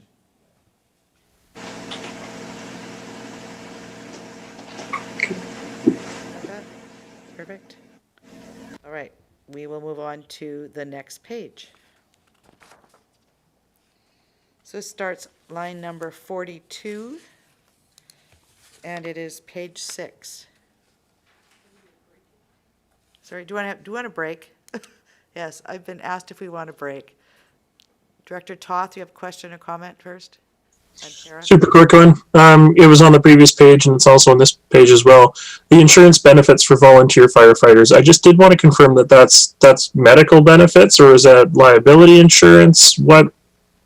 Yeah, I think I heard Director McMahon, but I just wanted to clarify that. Jerry? Thank you. We're looking at medical, dental, extended health, life insurance, and accidental death and dismemberment, AD&D. So we're looking at all of those, and we have got some preliminary information about some of the costs associated with that. Okay, Tara, we'll go to you, and then I think we're going to take a break. Thank you, Chair. I just want to know on that last one, did you want to make a special recommendation for those reports, or I made it as a special recommendation? So you have it as a separate recommendation from the budget piece. I think what they're requesting is one or the other. Is it fossil fuel generators, or is it solar powered generators?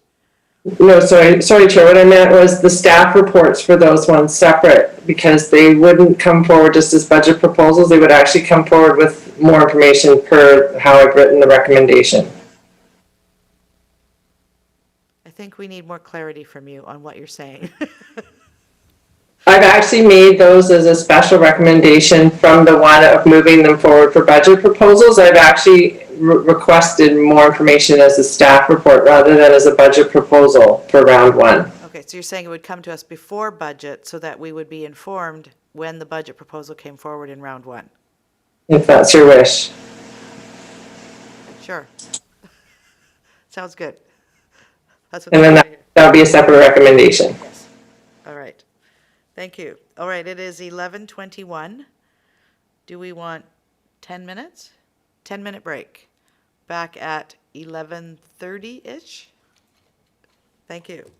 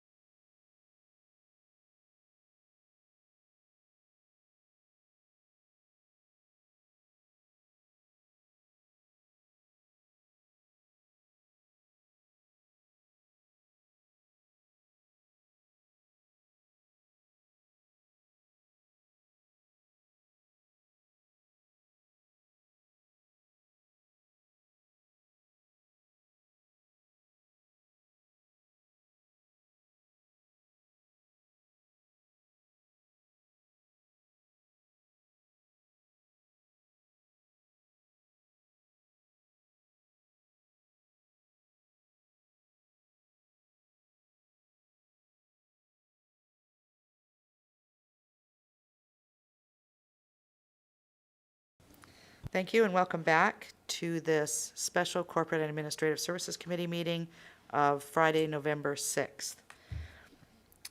We are moving on to page 6 of 24. And Tara, can you give me the line numbers on this? I would think it starts at 42. Is that correct?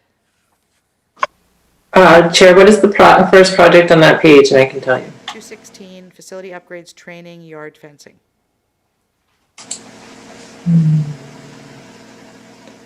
Sorry, just let me find where we're at.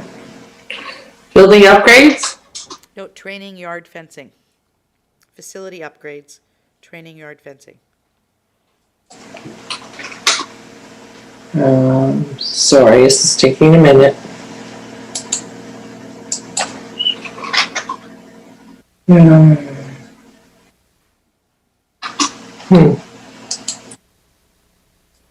Okay, facility training yard fencing, is that where we're at? Yes. That is line 42. Perfect.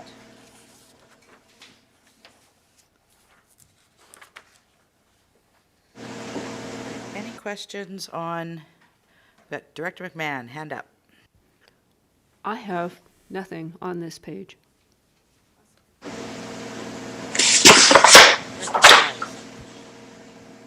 Yeah, I'm just wondering why it costs $17,000 to get rid of something. That's Sunshine Coast Emergency Planning Trailer Removal 222.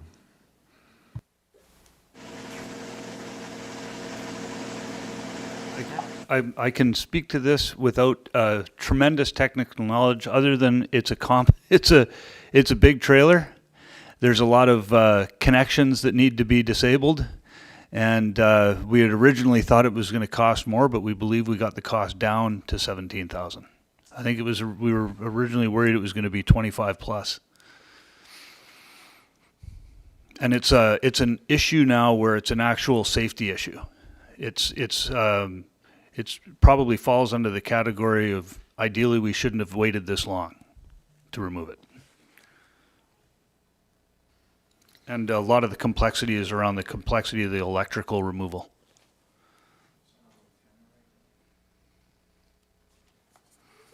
All right, anything else on this page?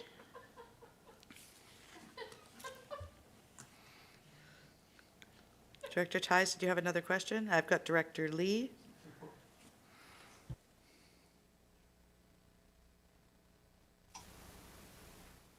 Did you want me to go, Darnelda, Len? Yes, please, go ahead. Okay. I was wondering about the 222 Regional Sunshine Coast Wildfire Protection Plan. I was under the impression we were getting grants for those, and yet this one shows us paying something. 222 Regional Sunshine Coast Wildfire Protection Plan, 114,850. Yes. Yes, I believe we did get a grant for that. It doesn't show, like it's carried forward because the funding was actually incorporated in last year's budget. Okay. Good. That's, I guess, without having a source on these carryovers, it's kind of tough. Anyways, thanks. Thank you. Any other questions on page 6? All right. Let's move to page 7. This would be line 62. That's On page 7. All right, so page 7 has a number of items that are highlighted in yellow. So we'll look to staff for some input on those.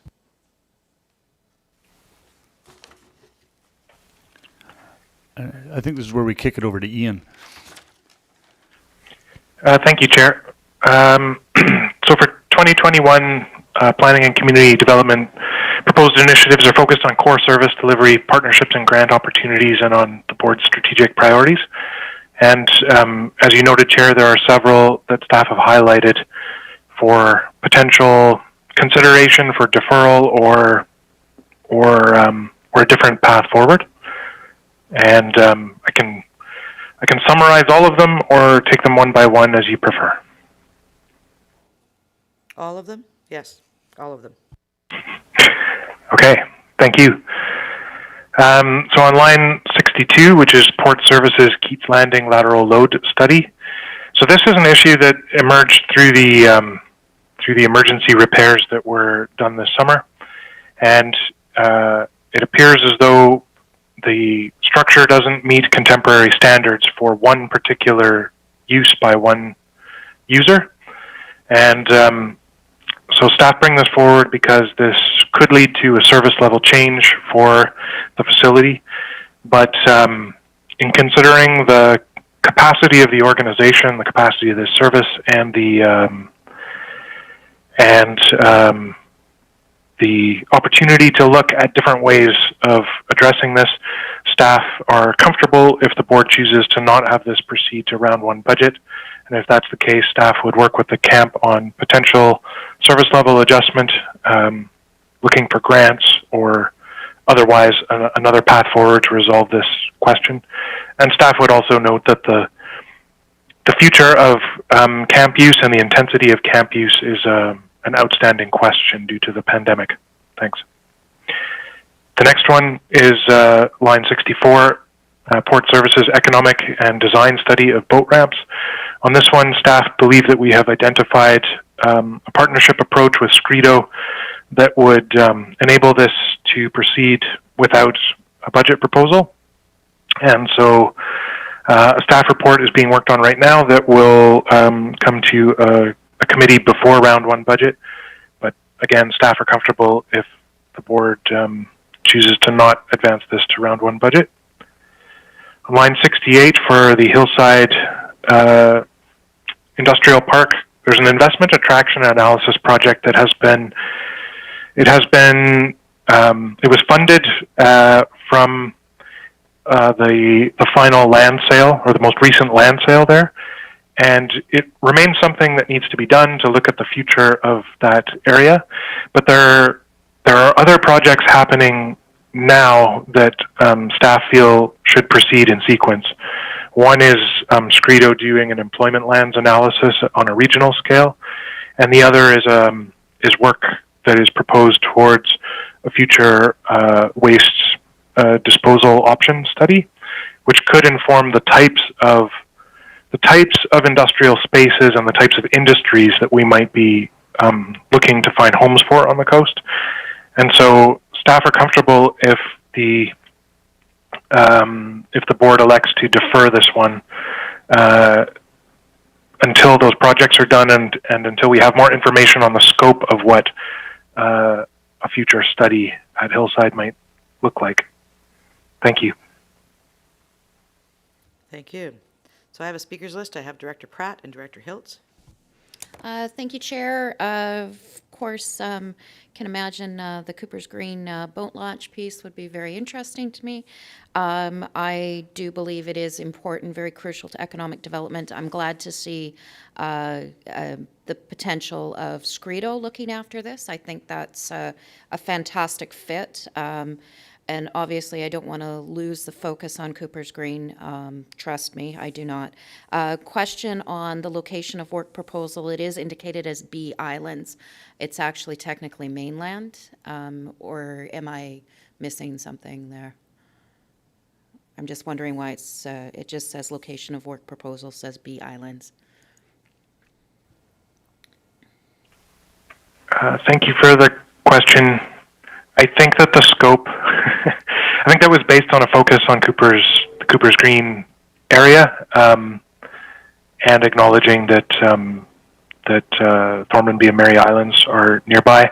But I think that the scope of the work that would be done through this project is something that will require some discussion and some direction from the board, and that would be something that staff would look at going forward. And thank you for bringing this forward as a budget proposal as well as highlighting it. Thank you. Any other questions on page 7? Director Hiltz and Director McMahon. Thank you. I agree with staff's recommendations on the yellow highlighted, and particularly the Keats Landing camp. As I understand it, overnight camping is still not allowed, and it affects all the camps and mainland ones as well as the islands based, and it is one ship only. So yeah, I'm comfortable with all three staff recommendations, suggestions. Thank you. Director McMahon? Just a couple questions. How long has the cemetery business plan been deferred? And where are we with the bylaw 310 process?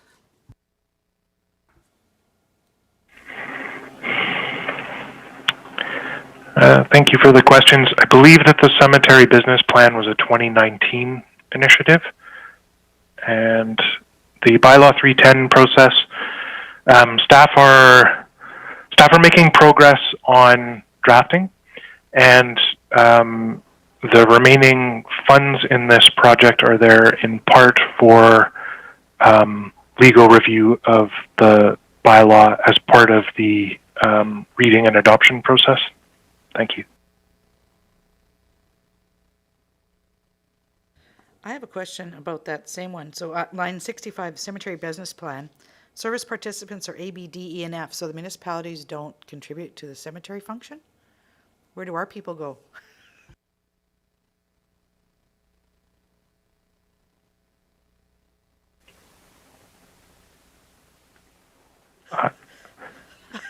Excellent question, Chair. I don't have the participating service grid in front of me. I apologize. That's okay. I just didn't know if it was missed. Tina, do you know?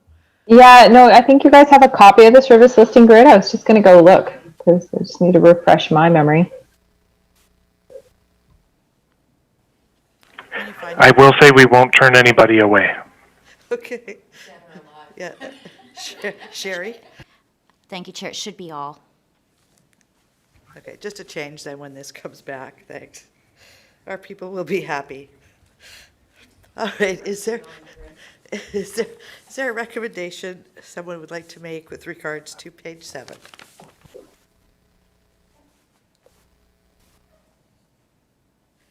Director Ties.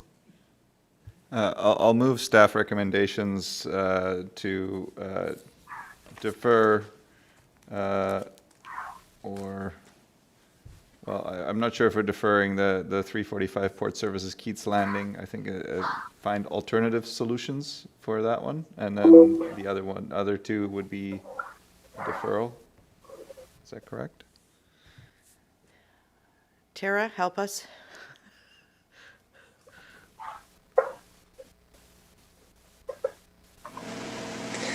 Thank you, Chair. I had that the following projects be deferred to 2020, the Keats Landing lateral load study, the new Brighton Dock study, the economic and design study of boat ramps, and the following 2020 carry forward project be removed, hillside investment plan.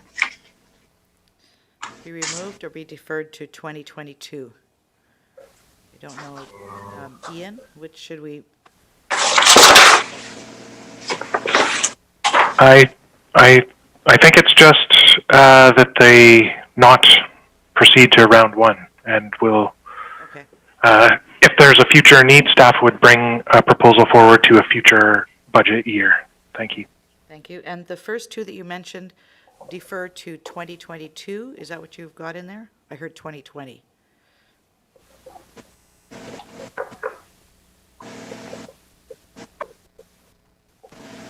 Sorry, Chair, I didn't understand what the GM was referring to. He wants to remove the projects and bring them back at another time, or are we deferring them to round 1? I'm a little bit confused as to what He was Will referring to the is. hillside development project to just remove it from the list.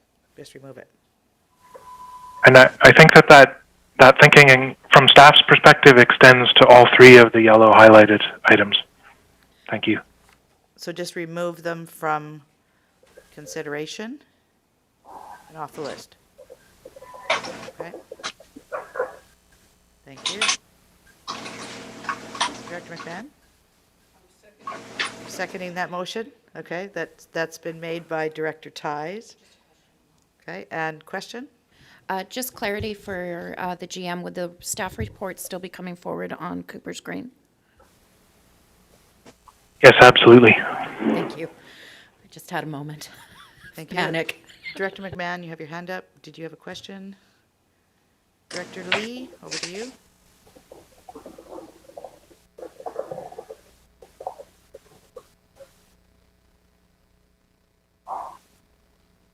Sorry, Director Lee, you're next on the list. Yes, on line 67, function 504, zoning bylaw 310. I'd just like to confirm that it's going to deal with bylaw 337 as well. Ian, I think that's a question for you. Yeah, thank you, Chair.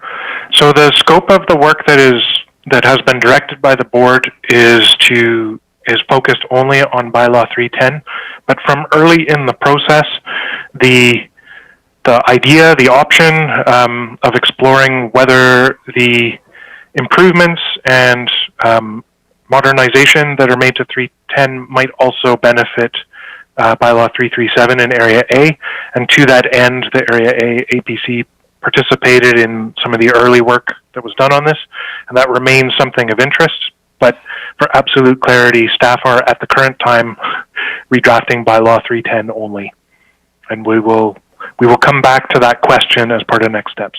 Thank you. So area A is not in the service participation then? They are, Director, because this is a rural planning 504 project. Okay, thank you. Thank you. Any other questions, comments on page 7? Tara?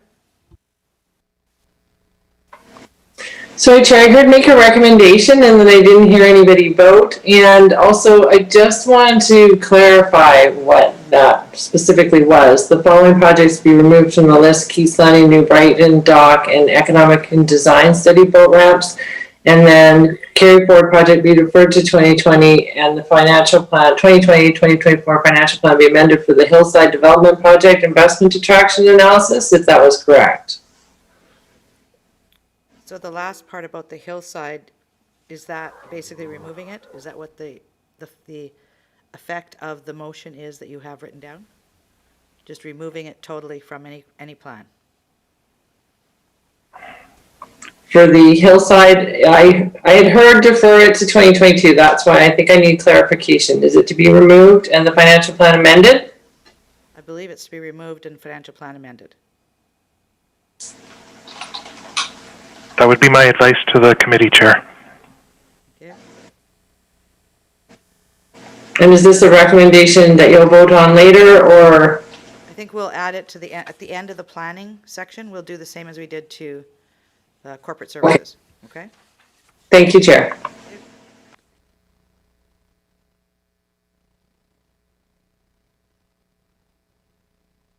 Moving on to page 8. Thank you. I know, I'm pushing buttons here and there and everywhere. This would be line numbers 73 through 78.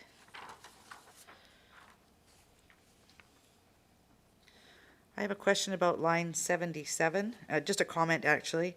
I know District of Seashelt has purchased software for our facilities. So for booking facilities, et cetera. I don't know if it's the same as this, but I know they've done a lot of research into it. Maybe just a conversation. That's all I'm looking at.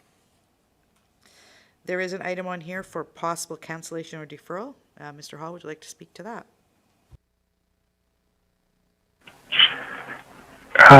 Thank you, Chair. I think in the work that staff were doing on this last night, we may have got our wires crossed on line 76, the Building Water Systems Management. Staff actually do not recommend deferring or otherwise holding off on that. And, sorry, Chair, are we going through to line 80? Sure, go ahead. Okay. So the other two that staff highlight for consideration here would be the committee will recall that only critical building systems, so those that are integral to keeping the recreation facilities standing and doors open, are currently funded through our capital plan. Non-critical building components, even though they may be important to delivering services, are not included.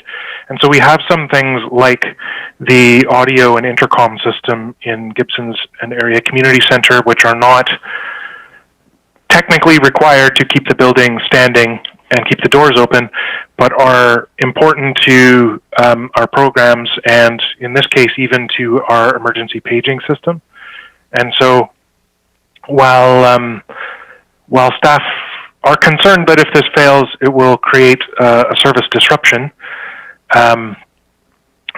there may be an opportunity with this one to seek out grants, looking at the role of the facility as an emergency services center, or even as a backup EOC. So staff consider that with this one there could be an opportunity to look at different funding sources. And the other one is line 80, programming review. And this one, staff have heard from a number of directors questions about the scope, the focus, and the operation of our recreation services. And I would also note that it was 9 years ago that we began work on the Parks and Recreation Master Plan, which has a 10-year vision. It was adopted actually in January of 2014. But we are getting close to the horizon of that plan. And so in order, as a building block to move our service forward, and recognizing all of the changes that we've seen in the community, the pandemic being the latest one, staff do feel that this is an opportunity to do some work that will ensure that our service remains relevant and effective and resilient. However, it isn't one of those mandatory items, and nor does it directly relate to one of the strategic priorities. So it is highlighted here for possible committee discussion. Thank you.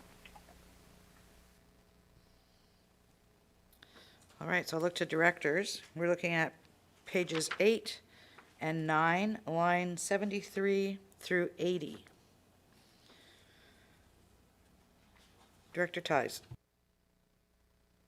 Thank you, Chair. I did want to comment on the heat pump replacement, 615 Community Recreation Facilities, Seashell Aquatic Center heat pump replacement.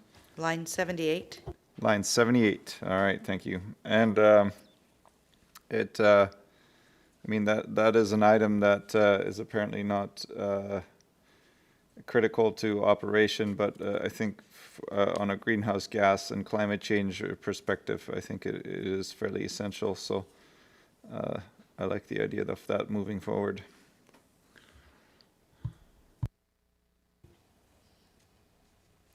Any other questions, comments about any of the items? Director McMahon. I'm dilemmaed here. I'm the one who's always saying, let's not spend money on recreation, but the programming review seems to me like something that may be beneficial as a next step to looking at how we structure our program delivery in recreation. I'm not a big fan of the recreation plan, and I read the service review that was done in, I think, 2012, and it contained a lot of information that I found questionable at best. There was a claim in there that 100% of the residents of the Sunshine Coast use the facilities. I have considerable difficulty believing that. So I think there's a lot of work to be done in this area, and assuming that staff has the capacity to take it on, which is another discussion, well, you know, we're not delivering a lot of the services. We should give them something to do. I think a review is overdue. Also, we have a new manager of recreation, so perhaps this is the time to move that forward. So I would be reluctant to defer line item 80, programming review.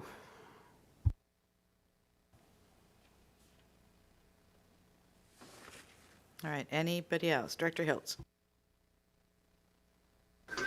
Yeah, I'm on board with the keeping the program review in. COVID, it does seem to fit in with the COVID resilience aspect of it too. So I can see a match. The audio system, risk of failure. I guess if one of them had to go, I'd be willing to risk the failure of the audio system, and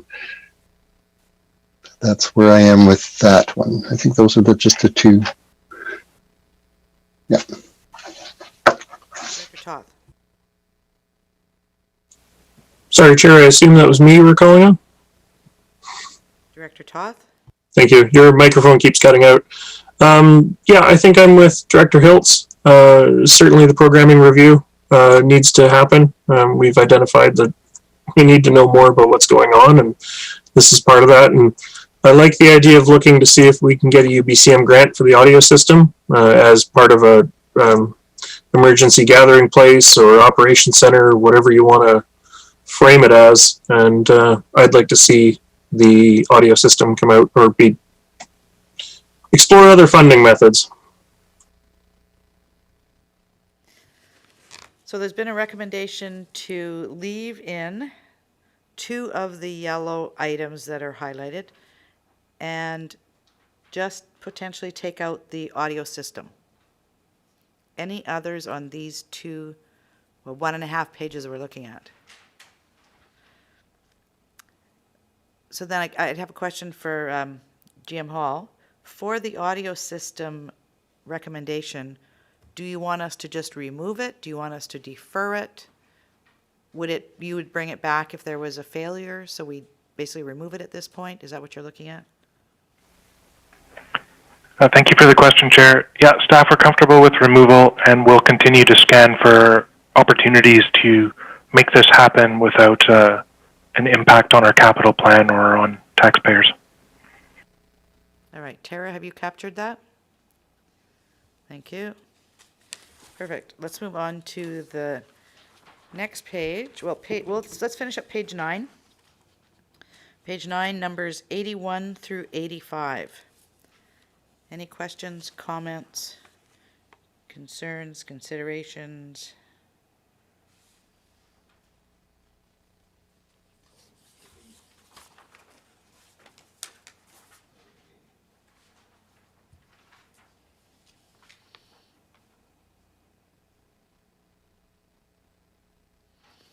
I don't see any. No questions? Leonard, anything for you?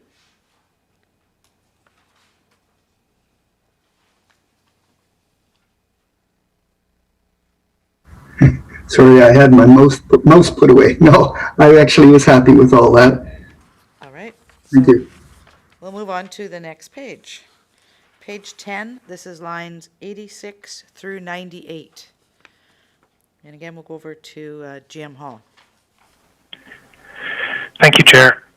So there's 2 items on this page that staff would flag for the committee's attention.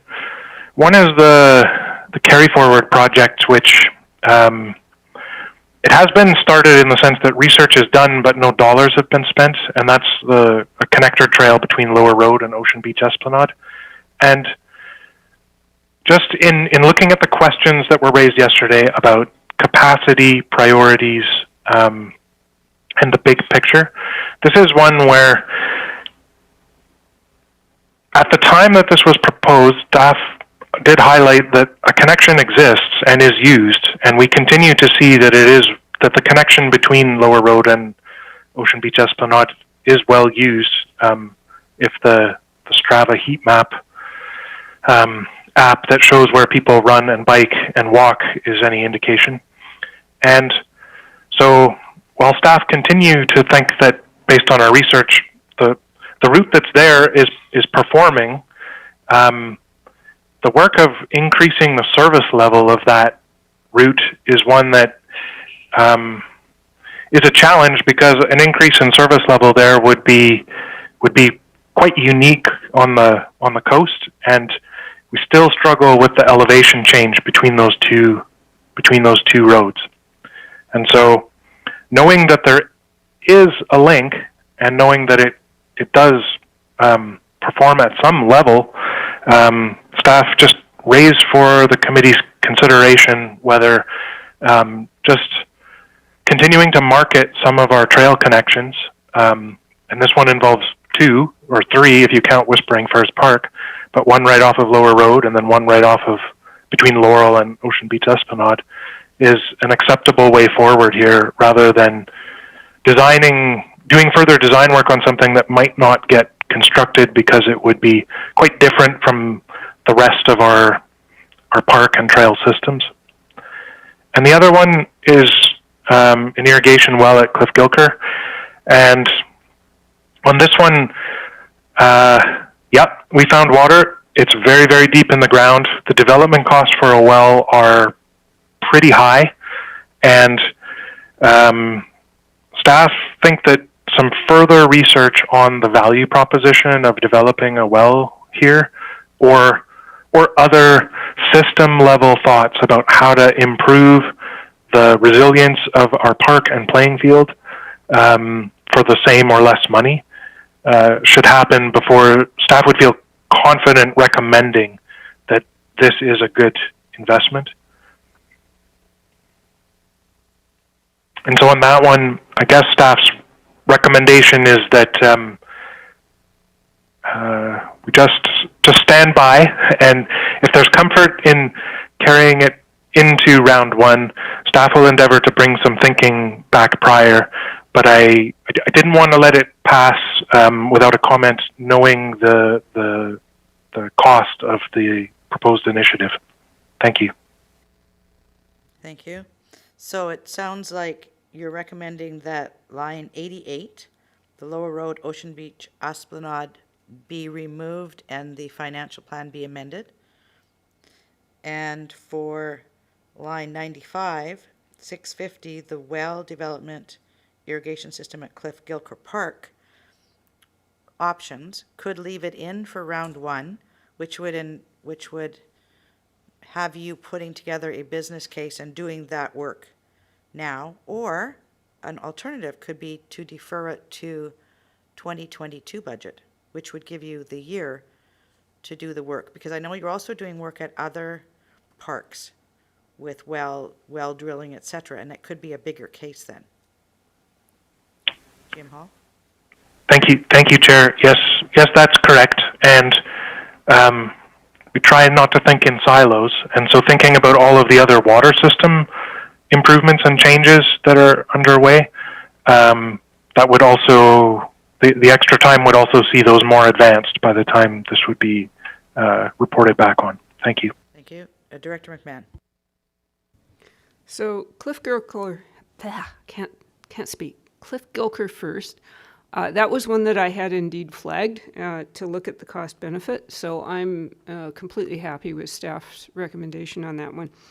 The Lower Road Ocean Beach connector, as the conversation evolved, I think the idea was based on a project that was done in Gibsons, where there was an existing connector trail to Shaw Road from whatchamacallit Road, and that track, the volunteers went in and created a new route that was a smaller gradient, so that bikes and people with grocery carts and so forth could use the route. And the volunteers, I was there, started the trail, and then the town came in and finished it with heavier equipment. So I think that was sort of what we had in mind. I think we could partner with TRAC on this to see if it is indeed feasible, because I'm still not, I don't think we've definitively figured out if it's feasible. So I'm okay with deferring this or bringing it back in a different form at some future time. This is a project that could be funded through gas tax. The other part of this is that we get a lot of tourists looking for a route through to Roberts Creek that doesn't involve cycling on the highway. We all know that that corridor is really, really dangerous between Gibsons and Lower Road. And so if there was a better gradient on that trail, it could be part of a route going right through and going through Whispering Firs and then getting to Lower Road without having to risk your life on the highway. So I think there's some benefit there, but I would be happy to look at re-envisioning the project. So I guess the question, follow-up question to that would be, if we cancel this carry forward project as is this still going to be on staff's work plan to look at those alternative options? GM Hall. Thank you, Chair. This comes back to the service level question.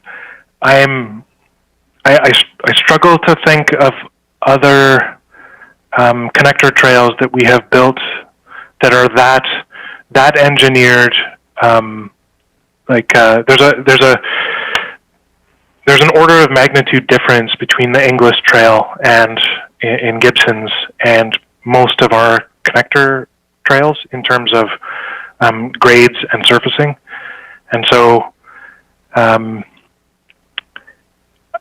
developing a facility like that in this location, even if it is feasible, would be a substantial deviation from our service level that we see in other areas. And so, knowing that, I guess I go back to knowing that there's something there that works, and I appreciate that the grades are not, they're very different. They're quite a bit steeper than the town of Gibson's example that the director mentioned. But knowing that it's there and it works and is well maintained, staff's question is, given that aligns with our current service standard for connector trails, if this is to remain on the work plan and be looked at further, is there comfort level from the committee in exploring something that might be quite a bit different from anything that we've done in the past? And I appreciate that's a difficult question to ask and to answer without having done all of the research and engineering on everything that's possible. But looking ahead at what might be required to develop something in this location, and being looking at the big picture questions that were asked during yesterday's meeting about what are the priorities and what do we have capacity to do. Staff just bring forward the question of whether what's there with some promotion achieves the goal of having a link. Just wanted to be clear that we are not looking at a different route. We're looking at upgrading the existing route to make it feasible for cyclists to get up there. Because right now you have to carry your bike upstairs, multiple staircases, which some people can do, others cannot.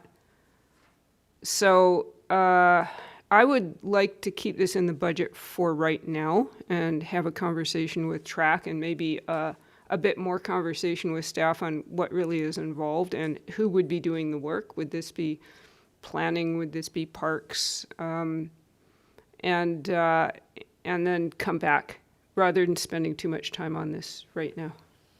So it sounds like at this point, keep it in, but Tara could add something to the list for reports, that a report come back between now and, no? You want to keep it? No, I don't. I'm going to go talk to TRAC, and because they are very interested in this to see. So this project as it is not going to go forward, it sounds like. As is, as presented in the budget recommendation. As it was originally scoped, it was supposed to be an Ocean Beach Esplanade to Lower Road new route, and that's not feasible. Right. It's not doable at all. So we could take it out. And bring back something else Yeah, after Yeah. consideration. I'm okay with that. Okay. Okay, I'm seeing nods. All right. And what about the irrigation system at Cliff Gilker?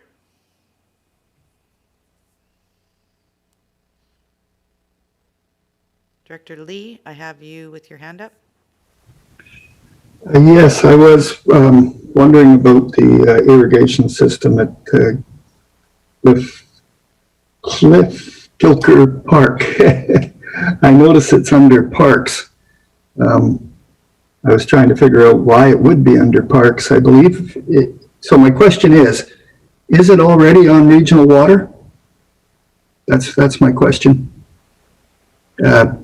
Thinking if it's already on regional water and we need more water, then regional water should pay for more water.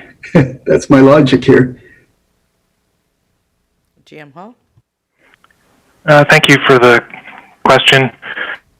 There may be others at the virtual staff table who can speak more to the limits of establishing bylaws, but as proposed, this to answer the director's question, the park is a user of regional water, and this well, as proposed, would be a small well used with a license held by SCRD Parks for irrigating the park. And I think this was in response to the fact that when we go on stage 3 water, stage 4 water, whatever, then parks don't get watered and the field deteriorates, and then it takes us a long time to get them back up to standard. So we're looking at providing alternative water when they can't use potable water to be able to do the irrigation and maintain the parks, maintain the investment. But I understand the business case issue with this one. How would you like to proceed with this? So we've got one being removed, that's the 88, being removed from the financial plan, line 88 on Ocean Beach Esplanade Connector Trail, and then 95, Community Parks Well Development. We want that one removed as well. Director Lee, I've got thumbs up on that. Director Lee, you've still got your hand raised. Your question, have you got your question about Cliff Gilker answered? You're good? Okay. No, I'm busy thinking about it. Director McMahon, Director Toth. I'm just wondering about line 98, the tractor for the sports fields, and whether there's an EV opportunity here, since I would assume that range is not a problem for tractors. Thank you. GM Hall, would that be something that would be put in when it goes out to tender? I'll say yes. It hasn't been scoped yet, but we now have pretty standard languages that we put into all of our vehicle and equipment tenders around alternative fuels or efficiency. Thank you. Director Toth and then Director Hiltz. Thank you. Yeah, I just wanted to chime in on the Cliff Gilker. I think it would be good to sort of hold off on that and see if there's any granting opportunities that might be available to explore, or further information that comes back. $190,000 seems like an awful lot, but I don't know the scope of the project, so I'm fine with it being delayed or deferred pending grants, maybe. Director Hiltz.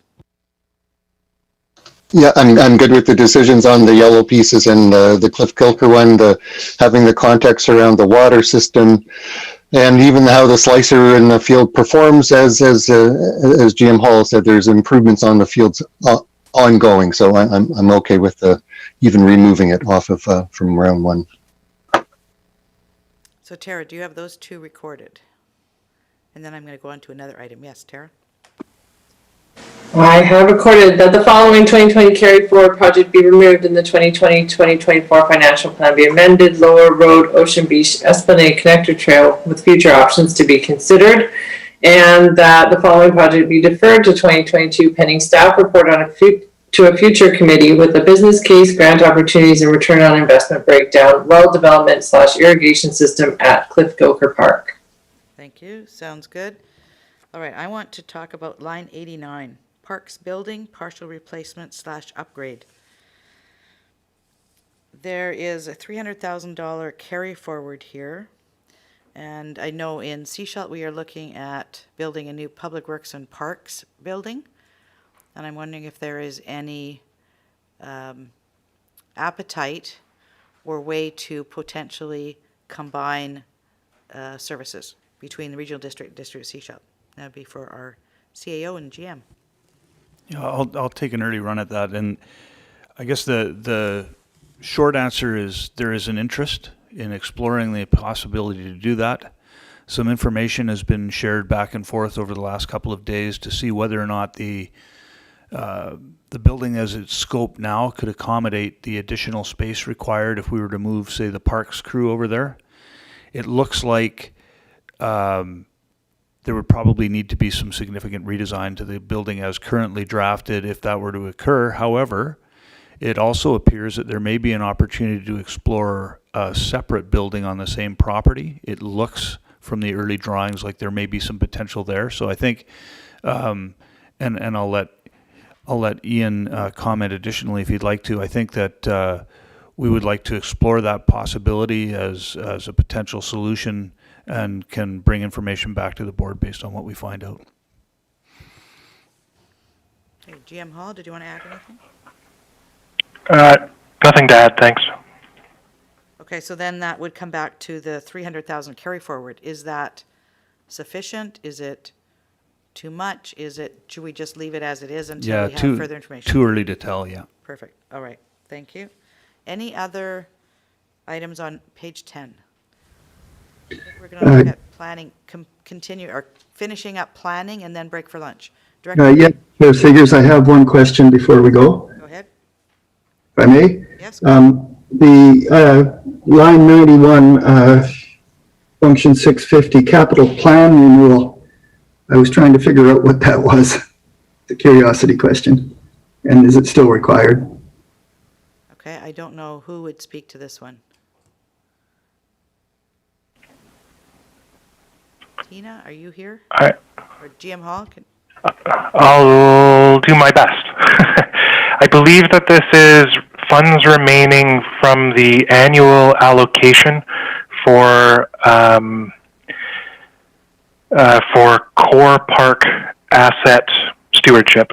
So I believe last year was the first year where an annual capital plan for parks was initiated, with projects focused only on replacing end-of-life things that were related to core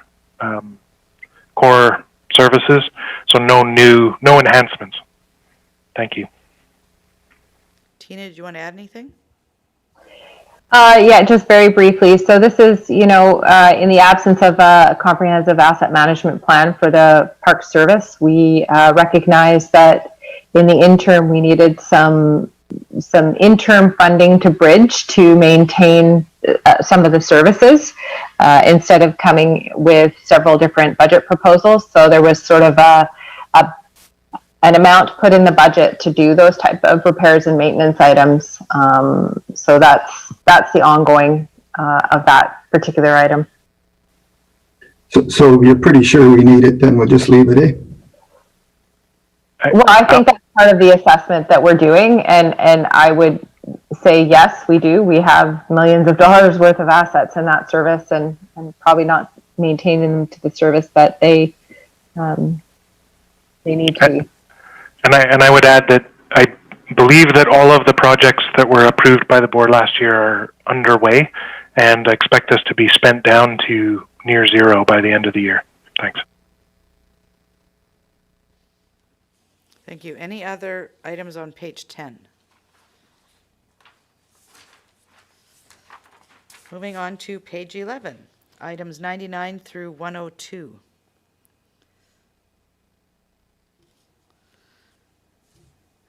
Any questions, comments on these items? Director Ties and Director Hiltz? Thank you, Chair. Regarding the Cooper's Green Hall replacement, are we going to see something before round one budget as to what future plans might be? In that case, I will keep my trap shut.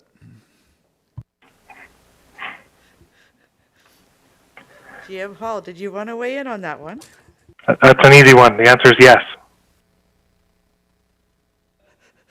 Thank you. All right, we have Director Hiltz. Yeah, I just wanted to make certain on Cooper's Green that it's an LCHV, a low cost, high value. I just, why would it be a low cost, high value at $3 million? Like, just asking that classification. There must be some reason behind it. Go ahead, GM Hall. I'm going to have to guess that was a typo. Thank you. Well, or hold on. I'm not disputing the value, but the cost is not low. Right. So I mean, but the other piece is low cost, high value for us, because the funding comes from grants. Maybe some of it. I don't know. Whatever. So different category. Any other questions, comments on page 11? Yes, typo. Lines 99 through 102.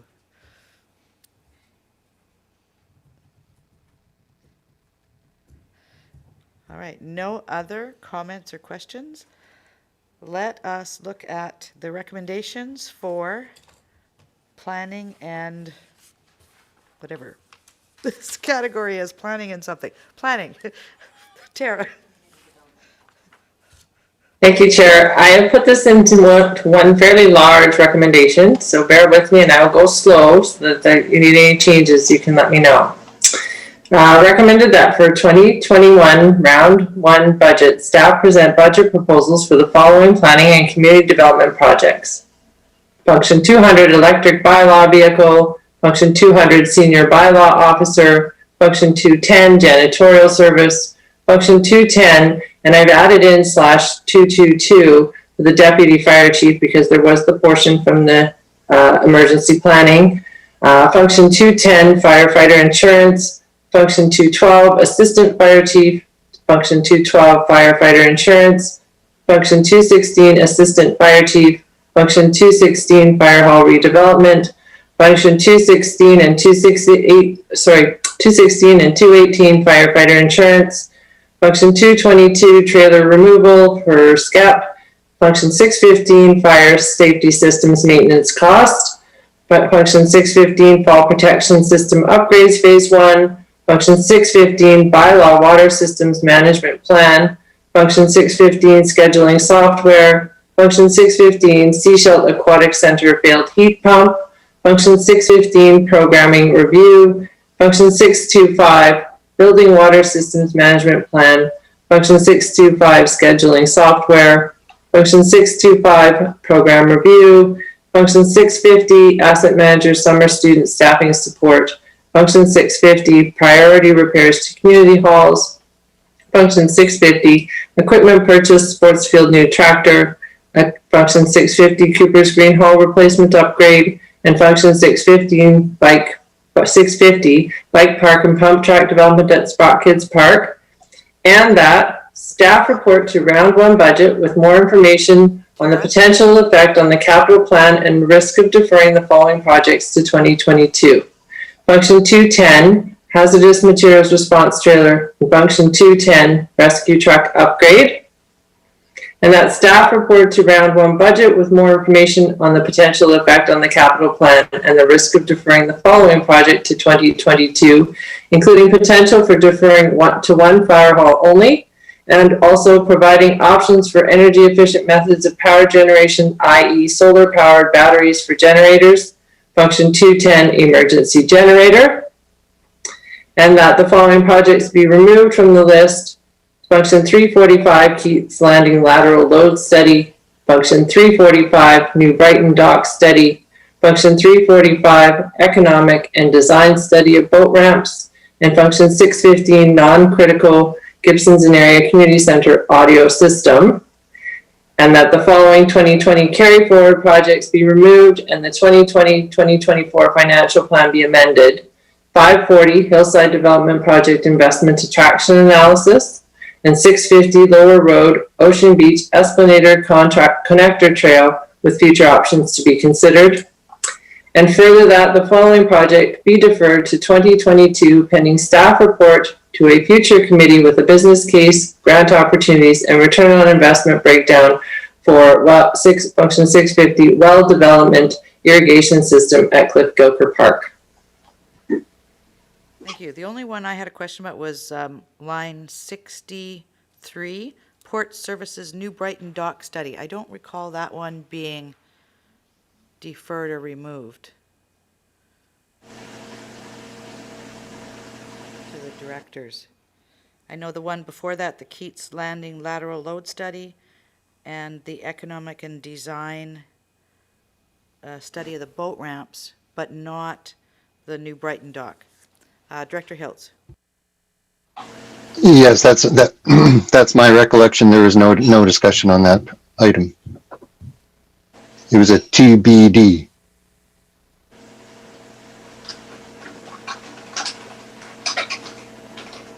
You made that change, Tara? So I'm now adding that back into the projects for budget proposal section, the first. Thank you. No, we're not going to get her to read it again. You did an amazing job. Any others? Any other changes? All right, so there's a recommendation on the floor, very long, very involved. All those in favor? Thank you. Now we're going to break for lunch. It is 12:36. We're going to take half an hour and come back and do infrastructure. So 12:36, we'd be looking at 1:15. 1:15. Sounds good. See you back at 1:15. Great job, everybody.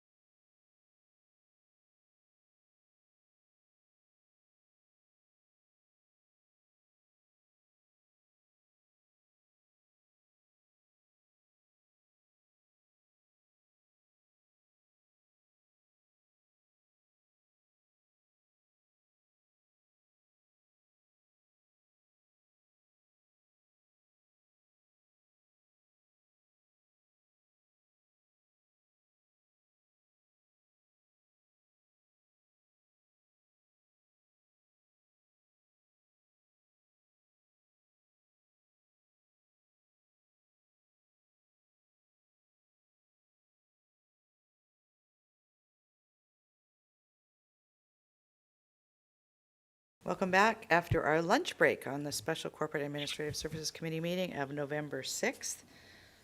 We finished off planning just before lunch.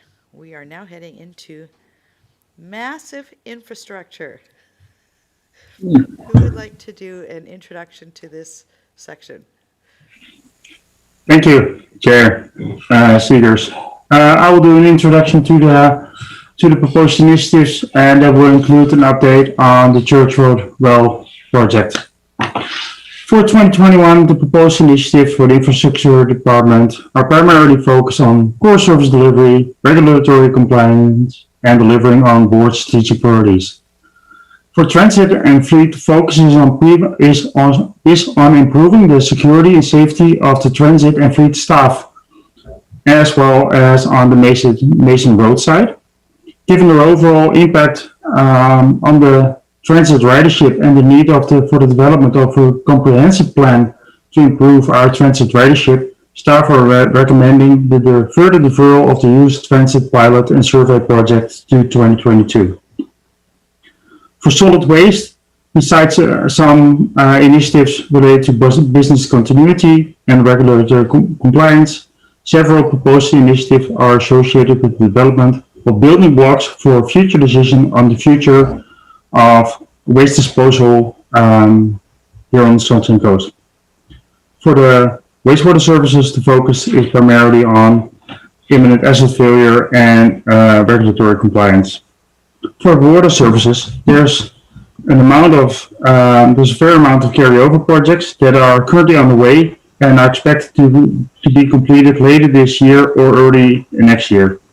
While most of the new proposed initiatives are in support of delivering core services, a substantial amount is in support of tactics identified in the strategic plan. Several of those could be deferred, could consider to be for deferral, and would require some changes to timelines as currently included in the strategic plan. First, several of those proposed initiatives that could be considered for deferral are those initiatives related to the development of a watershed protection action plan. Funding for this initial project phase was deferred from 2020 to 2021 and could be deferred further until 2022. Second bundle of proposed initiatives that could be considered for deferral are those related to the development of water supply plans. Especially, staff suggest to consider the deferral of water supply plans for several water systems, in particular Cove Cay, Egmont, Langdale, and North and South Pender. Several capital projects could also be considered for deferral without resulting in an immediate decrease in current service levels. None of these projects are associated with the development of additional water supply sources. There are two initiatives associated with the anticipated commissioning of the Church Road Well project in the fall of 2021. I would like to take the opportunity to provide the board with an update on the construction and commissioning timeline for the project. Over the last several days, it has become very apparent that the timeline for this project will need to be altered. The anticipated timing of the issuance of the water license and the time required for the construction and commissioning of this project do not provide adequate time for the well field to be constructed and commissioned by next year's summer. An updated commissioning timeline has yet to be determined, and staff are confident that commissioning will take place well ahead of the summer of 2022. While it's quite normal to take for about 2 years for the province to complete their adjudication of a water license of the magnitude and complexity of ours, the SCOD was seeking a 1-year turnaround to allow for the commissioning of the Church Road well field by the summer of 2021. The water license application was submitted last year October, and the responsible minister committed at about the same time to priority review of this application. This has since resulted in a very active and productive collaboration between the SCOD and the province. Unfortunately, it has proven not to be realistic to receive our water license within the year we hoped for. Staff are nevertheless hopeful that we will receive the water license in upcoming months. As a result of this delay in the issuance of the water license and subsequent commissioning of the project, the water supply situation for the Chapman water system will be comparable, for 2021, will be comparable to that we had for the last several years. Given this delay in the commissioning of the Church Road well project, staff are recommending the deferral to 2022 of two proposed initiatives related to this project. Thank you. And staff would be happy to answer any questions about this introduction or any of the proposed initiatives or carryovers. Directors, questions? Director Toth? Thank you. So given that we're not going to have this online for 2021 anymore, are there any grants that we can go for to help us offset the costs? We don't have to borrow it all. Thank you for the question. Good question. We got this confirmation, as I indicated, several days ago. So that's definitely something that we'll explore in the upcoming weeks and get back to the board if there are any grant opportunities currently available that would still allow us to make sure that would guarantee us that we still would have the project commissioned well ahead of 2022 summer. But yes, we'll look at that. So question, what are the kinds of things that are actually delaying the water license? I was expecting that question as well, Chair. Thank you for the question.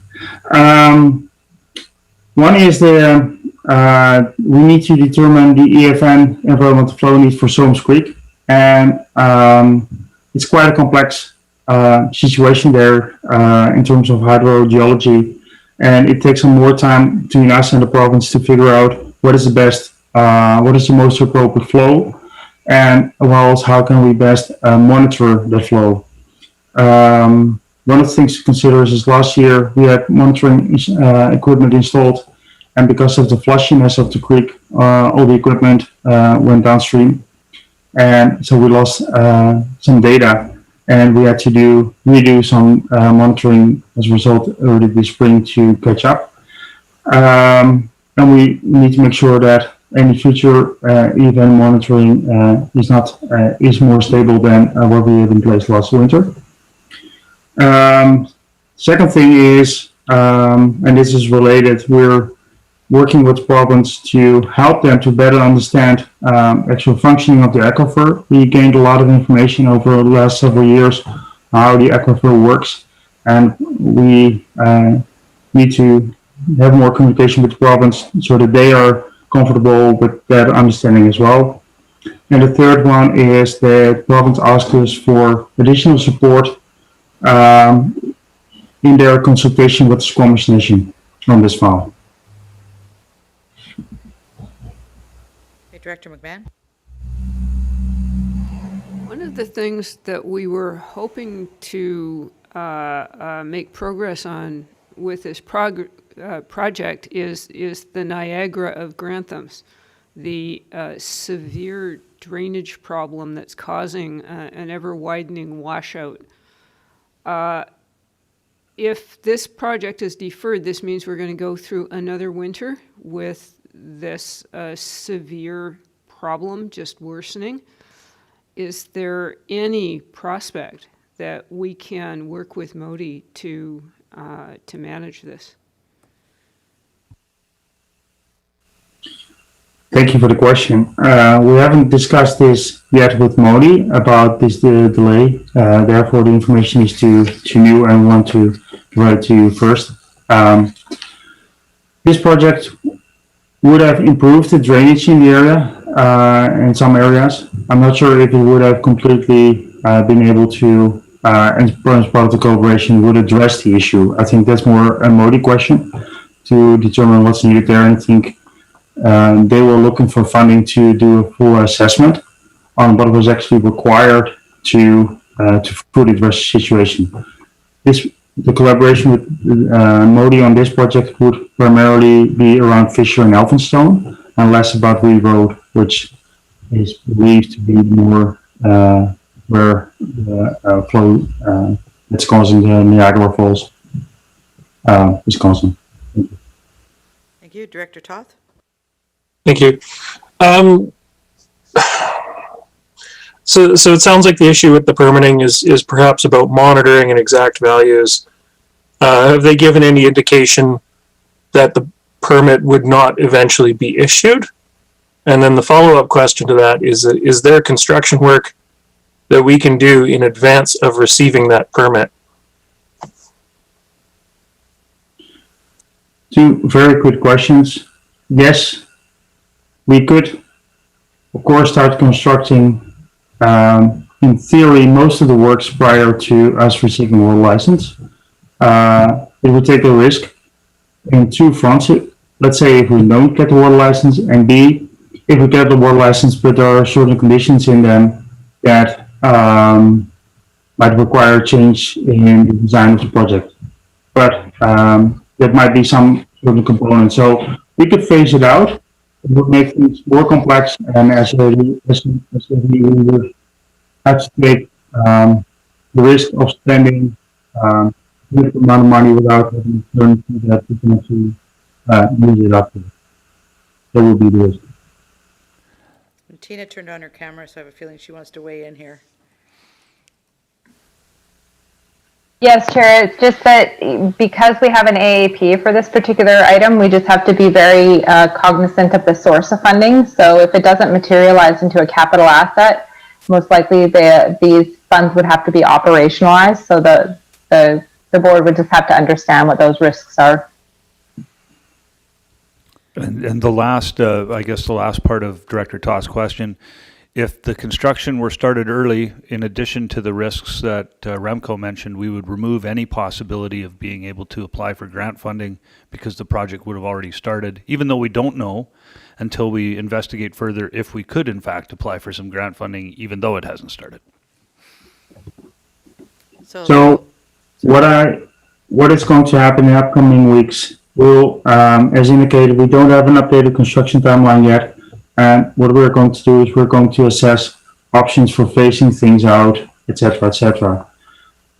However, having the project completed by next year summer is most likely it won't help that issue. It will be too late for that. So a follow-up question then about the AAP. Given that we don't have a final design and won't have a final design until we actually know what the province is coming back with, do we still go forward with the AAP prior to having more information?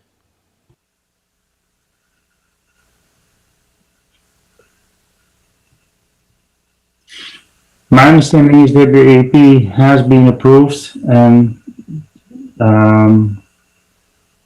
also by the province. So I think there's no issue there from a funding perspective. From a funding perspective, we have, correct me if I'm wrong, but 5 years after the approval of the AAP to CT, Sherry nodding, it's actually construction work. So we would be, there would be no issue from a funding perspective. Sherry, did you want to comment? Thank you, Chair. Yes, I just wanted to confirm that we did receive a certificate of approval from the province, and we have 5 years to do a security issuing bylaw to access those funds. Thank you. Director Hiltz. I just wanted to back up a comment on the Soames Creek drainage issue. And initially, the water main was to be on the north side of Reed Road, which is where the ditch is, and which is where the drainage issues. And I believe that the latest plan was to put the water main between Fisher and Payne on the south side, which kind of takes it out of scope of the where the drainage issue is. That's correct.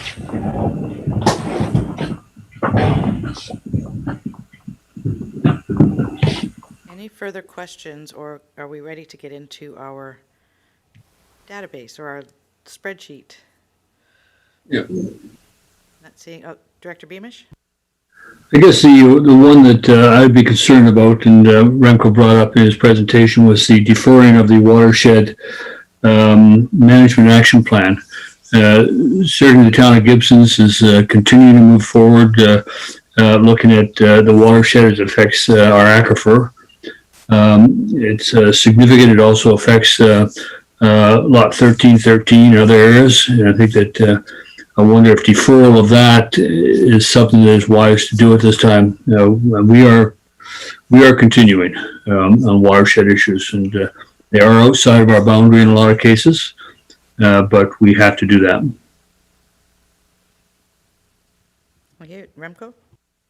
On that note, our CFO mentioned it this morning as well, but the deferred project from last year on watershed governance feasibility study is not included in this list yet, but that's a $30,000 project and funded some from existing reserves and some and almost 22,000 to be funded from taxation.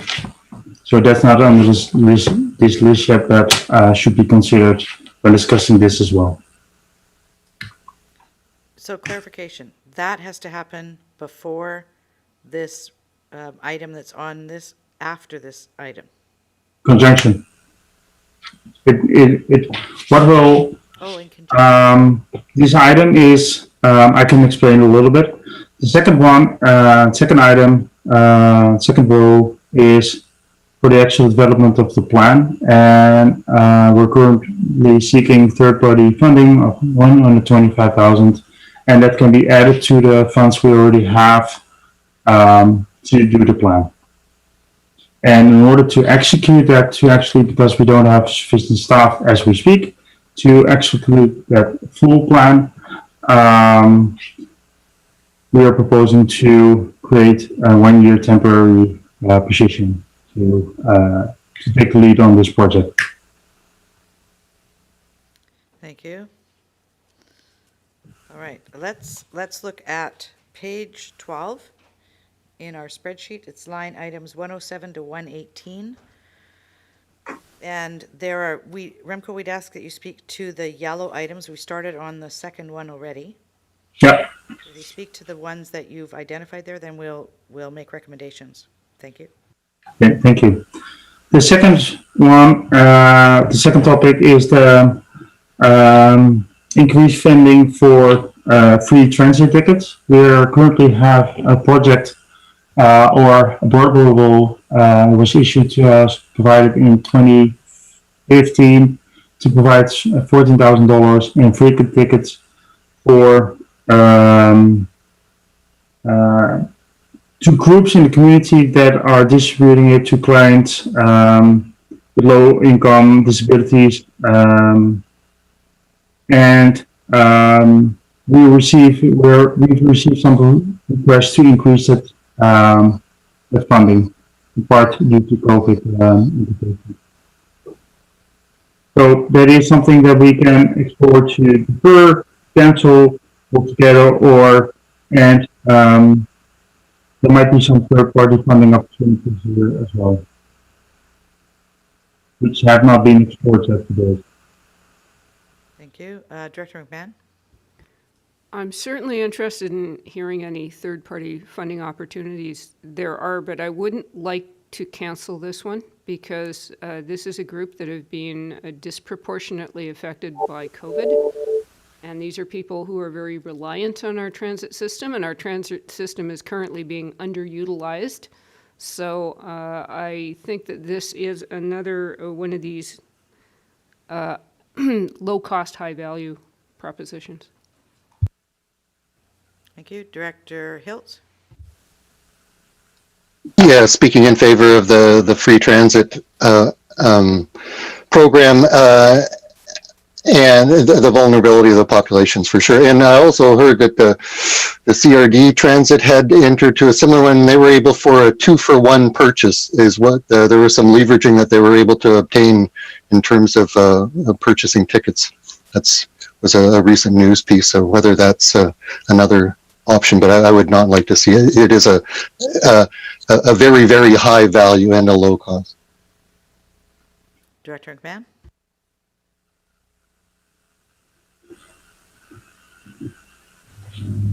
All right, so we're looking for recommendations for the first two items on page 12 with regards to the Senior Coordinator Strategic Initiatives and Watershed Management Action Plan Development. Director Hiltz. I did have a question on the function 152, 153, the curbside collection, whether it's out of feasibility, whether B&D were still interested in pursuing, whether they were in terms of the staff capacity to manage this feasibility study. So it was a question that I had of those areas. You'll go to GM Rosenboom first, and then we'll come to Director Ties. Sorry, my point was about the watershed governance item, so it can come later. Thank you. Director Ties? I was actually also going to talk about the watershed governance item, so I'll line myself up behind Remco. Okay, does anybody want to speak on the manual curbside collection service establishment for B&D? Okay, Director Ties? Okay, I'll speak on that one then. I know Area D is interested in curbside collection, and so far I've had very little pushback against it, and so I would like to personally go forward with it, but I'm not sure if. Well, I'll see what Director Pratt says, but not sure if I can go it alone if I'm the only one. Thank you. It's interesting with the establishment of the food waste collection. I'm receiving a lot of feedback on why did we not do curbside recycling collection instead of food waste. Personally, I'm torn on this. I know we have it as a carry forward because we had approved it last year. So I'm not 100% sold on going forward with this one. Is it feasible, as Director Ties asked, is it feasible for one area to go ahead over another? Is it one of these items that, I know we've already budgeted the amount of off here, so it's just essentially it's a carry, like where are we at in the status of this project? Remco? Thank you. Thanks for the question. I just wanted to provide you with an update. The direction from the board to date has been to do a questionnaire for all areas, not only B&B, to confirm support for implementation of such program in all areas, and that was triggered by a change in potential funding from Recycle BC. That questionnaire is currently scheduled to be released in upcoming weeks, and staff are hopeful to bring a report back on the outcome of that early next year. All right, so at this point, it stays in, moving forward pending the information, okay? And that result will come forward prior to the closure of next year's budget process. Okay, Director McMahon, did you still want to speak to this though? You're good? Okay. So Remco, I'm going to come back to you with regards to item 107 and 108, the senior coordinator and the watershed management piece. As listed in the one of the last columns, we are seeking for third-party funding, and we hope to get more information about that in upcoming weeks. So that's something to consider. And the other thing to consider is so if we would remove these proposed initiatives, it would actually mean that I would have to. It would actually mean that SUD would present the current submission for that funding. So what you're recommending is that we leave them in at this point with further information coming on potential other funding sources? Yes, or the board must decides to defer the project that was deferred from last year to this year. That was funded out of taxation, $20,000, $22,000. If the board decide to also defer that part, that would result in this funding to be this grant funding not to be available. Okay, so not quite sure what you want the recommendation to say. So we've got the one project that was deferred from last year. Yeah. That would be in our list, the watershed governance feasibility study, correct? Yeah. For 21,665. So it would, my recommendation was to make a decision on if you would like that to go ahead. And if that's the case, these two items are logic to stay in as proposed initiatives as well. Right, so if we are wanting to revisit these based on potentially other funding options, then what should we be doing with the watershed governance feasibility study that was deferred to 2021? Just leave that in at this point as well? If it's then it's not coming back to as budget proposal because then it's in the budget. Tina, you want to give me some direction here?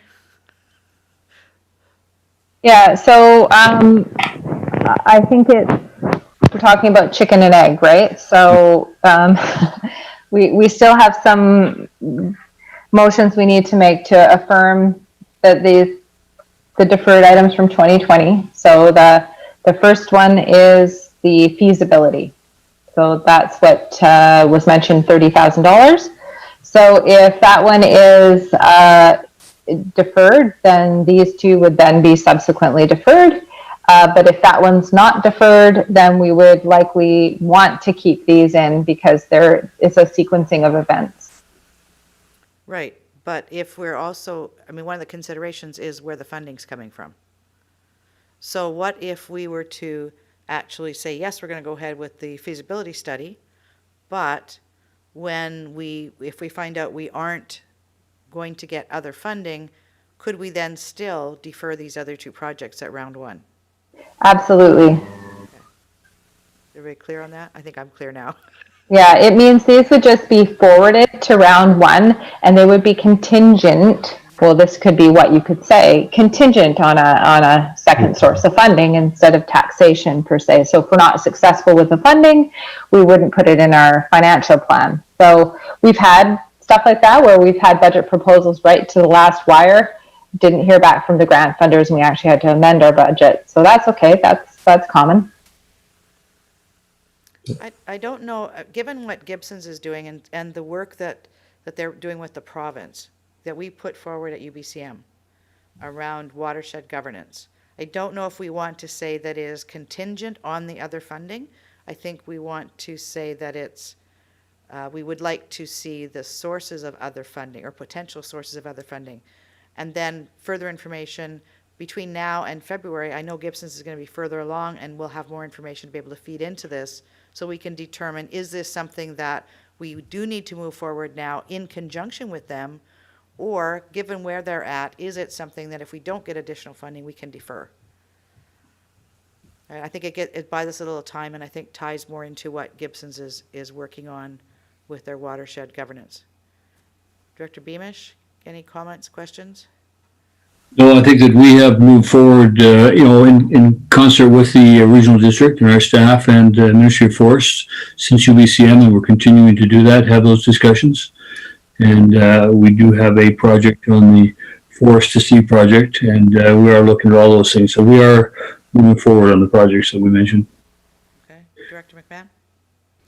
Yeah, I'm happy to move this forward to round one. Our watersheds are really important, and we have long-standing issues, and the planning process around this is going to take multiple years. So if we can possibly get it started, I think we need to. Okay, and do you want something in there about looking at potentially other funding sources? Well, I'm sure that staff are scanning for potential other funding sources at all times, but I don't want to make this contingent on other funding. Okay, Director Ties? Yeah, my comment is just that even though there is some staff resourcing that's associated with it, it will also take some staff resources to onboard that person, and so I'm just wondering if, looking at all the rest and everything that's going on, this one seems to me like it's one of the not must have.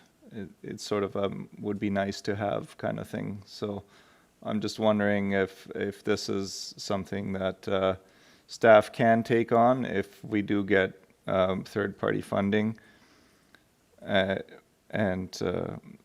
So yeah, just around staffing and resourcing, that's my question. Remco, did you want to address that? Yeah, thank you for the question. We won't be able to resource it unless we have that 1-year position, full-time position, which would be a senior position. And the reason why it would be a more senior position is because we would require that person would actually lead the project, so that staff involvement from other senior staff will be limited or reduced. So by that will be, if we would have that position filled with a good candidate, then we would have the resources to complete it.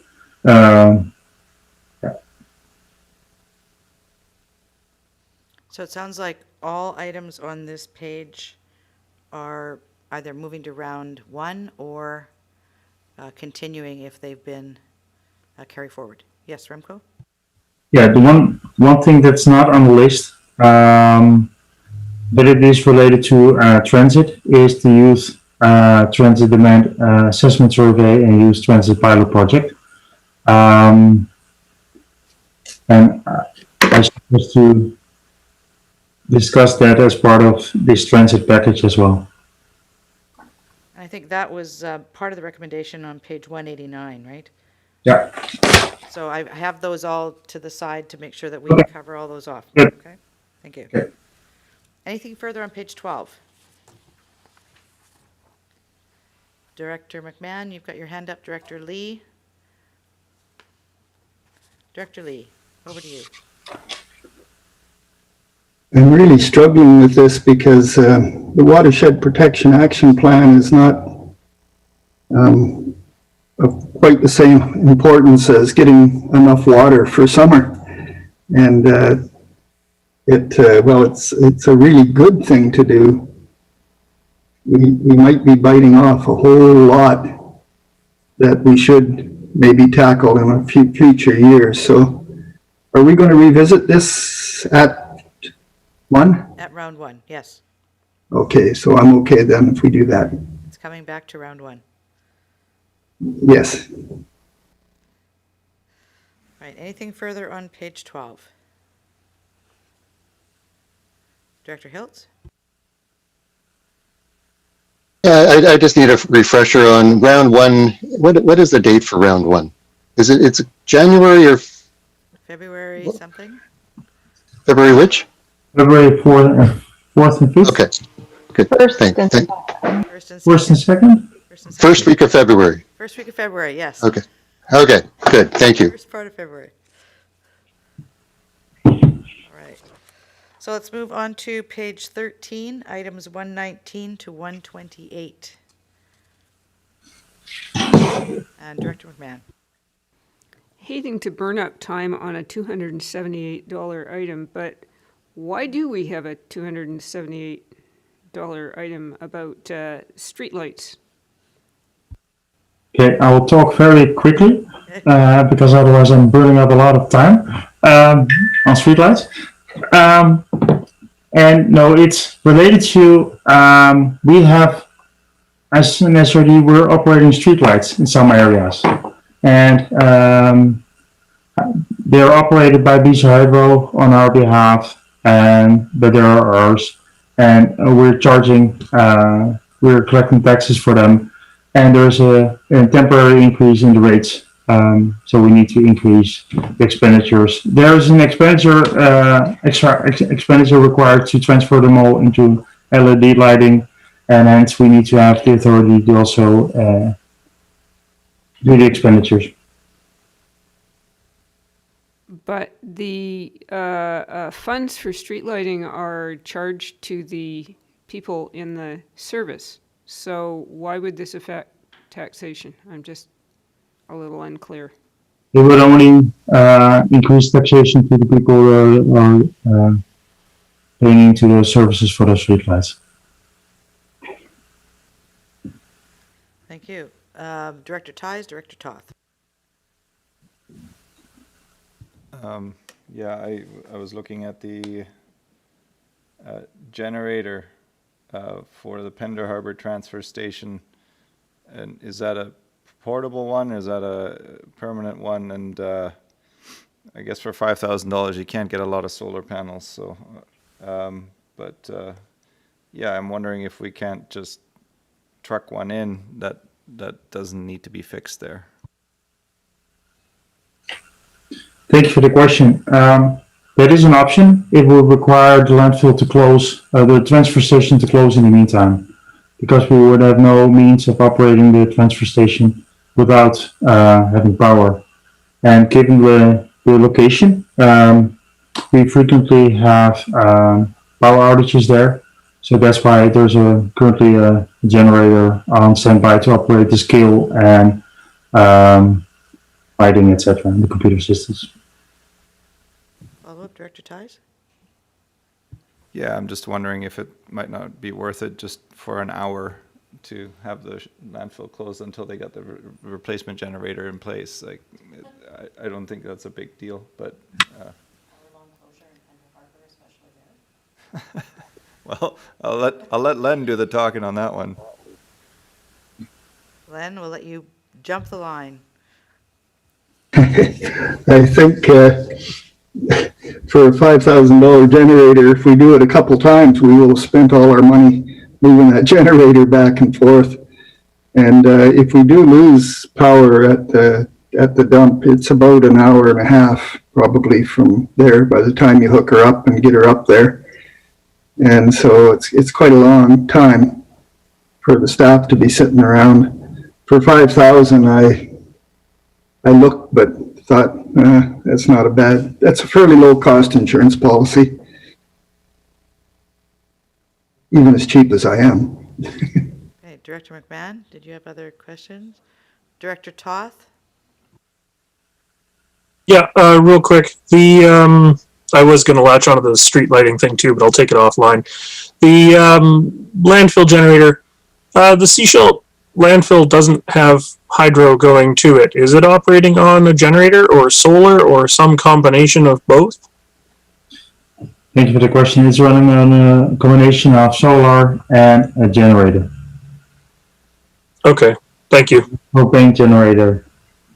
So it'd be a similar sort of operation maybe for the Pender Harbor. Director Pratt? I was going to ask the same question that Director Toth just did. Okay, well, I have a question. If we look at line 124, 350, Regional Solid Waste Seashell Landfill Stage H plus closure, $2,500,000, and it says other grant fees, etc., or landfill closure reserve fund. We don't have a lot of money in our landfill closure reserve fund. We don't even have $2.5 million, do we? I thought it was like 1.6 or something like that, is what the reserve said. We have just that. Is that now? Yeah, by next year we will. Okay. We will have 80,000 left, or 90,000. Right.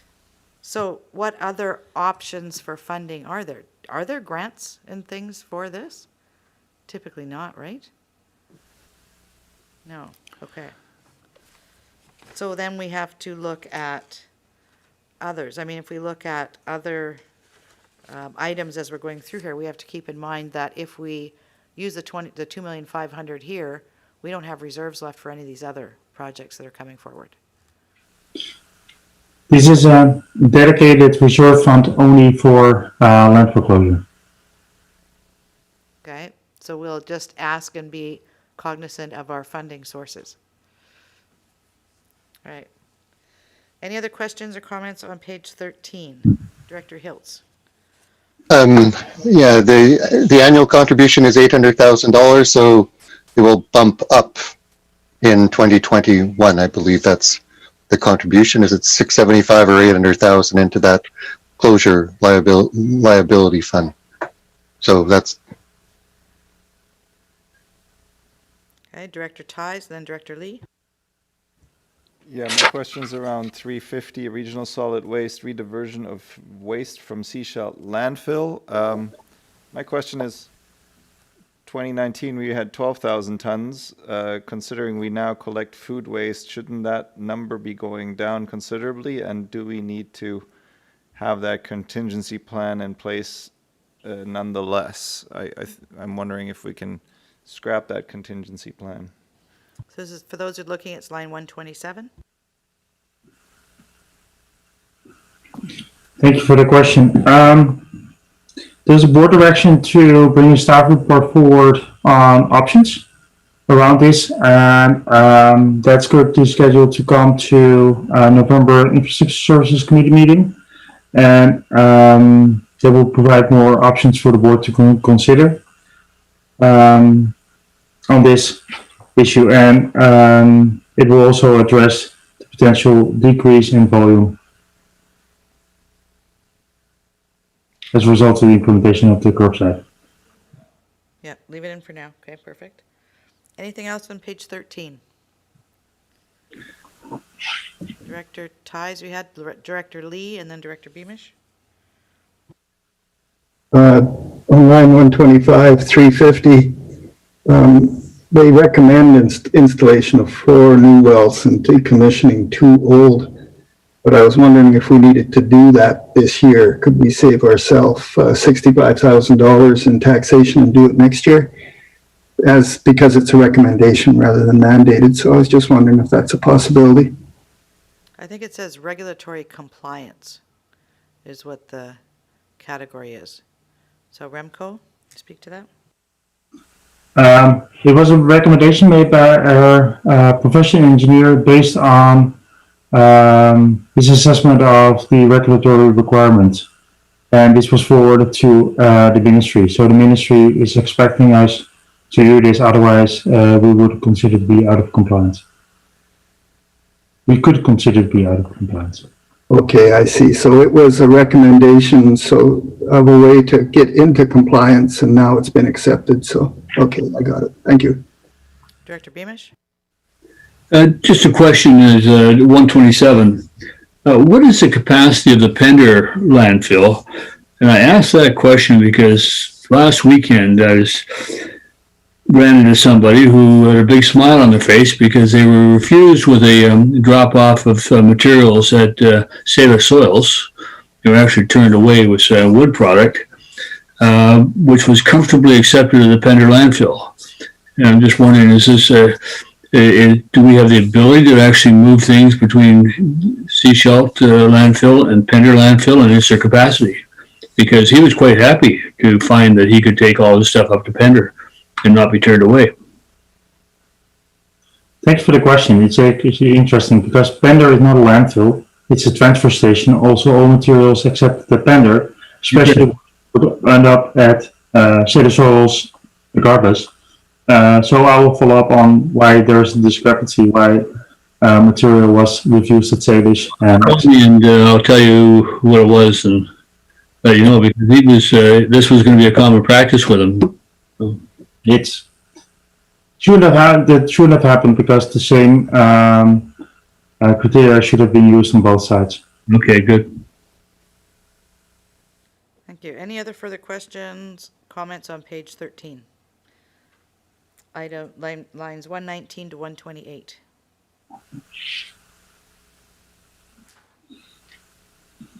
Director Beamish, did you have another question, or? I'm sorry, I just haven't taken my hand down.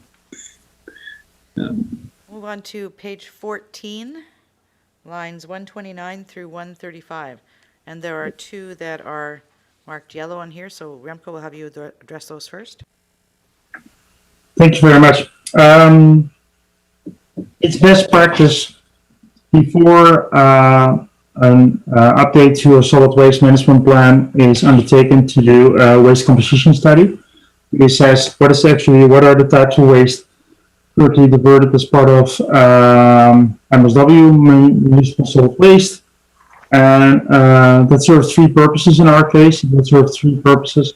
it will provide us for an opportunity to actually evaluate how much organics is currently still being mixed in with regular garbage, so it would have an evaluating purpose, as well as it will provide direction on solid waste management plan and potentially the future landfill option in terms of what kind of materials can we maybe divert more, and what would it be, yeah, it could guide the process as well. But it's not a regulatory requirement. It's a best management practice to do it, but it's not a requirement. So that's why in the effort to provide the both good options to prefer like this management. And starting to about the next one, there is resolutions on the board on the book for to introduce or to consider the introduction of organic ban on the landfill. Reports is coming about that is coming forward later this year, early next year. As part of such landfill organics ban, we would need to have additional staff capacity to actually monitor such ban, and this is more a placeholder that we need that we would need that additional capacity if the board would decide following the receipt of our report to proceed with that ban. Okay, so Director McMahon, I'll go to you first. The waste composition study is an important data collection thing. We haven't done it since, what, 2012? 2014, 2015 was the last one, but there was a more limited scope than what we're envisioning right now. So, optimally, is it better to do it this year or wait till next year when people are completely used to their organics curbside? If we would, depends totally on the planning for when to implement the solid waste management plan update. Currently, we are envisioning to start that later in the Q4 2021, and this would need to be completed prior to that. So if we would delay the waste composition study, we would have to delay the solid waste management plan update as well. I think it's important to know this information. It is a question that comes up quite often. People ask me, what is it that's going into our landfill? And then they say, well, that old study is old. Things have changed. Do we know what's really going on right now? So I'd kind of hate to defer it. Okay, Director Hilt? Yeah, I guess I'm taking a different tact here. I'm thinking in terms of it's contingent on the solid waste management plan being updated and the advantages of doing it a year earlier or a year later. So in terms of the plan needs the composition study.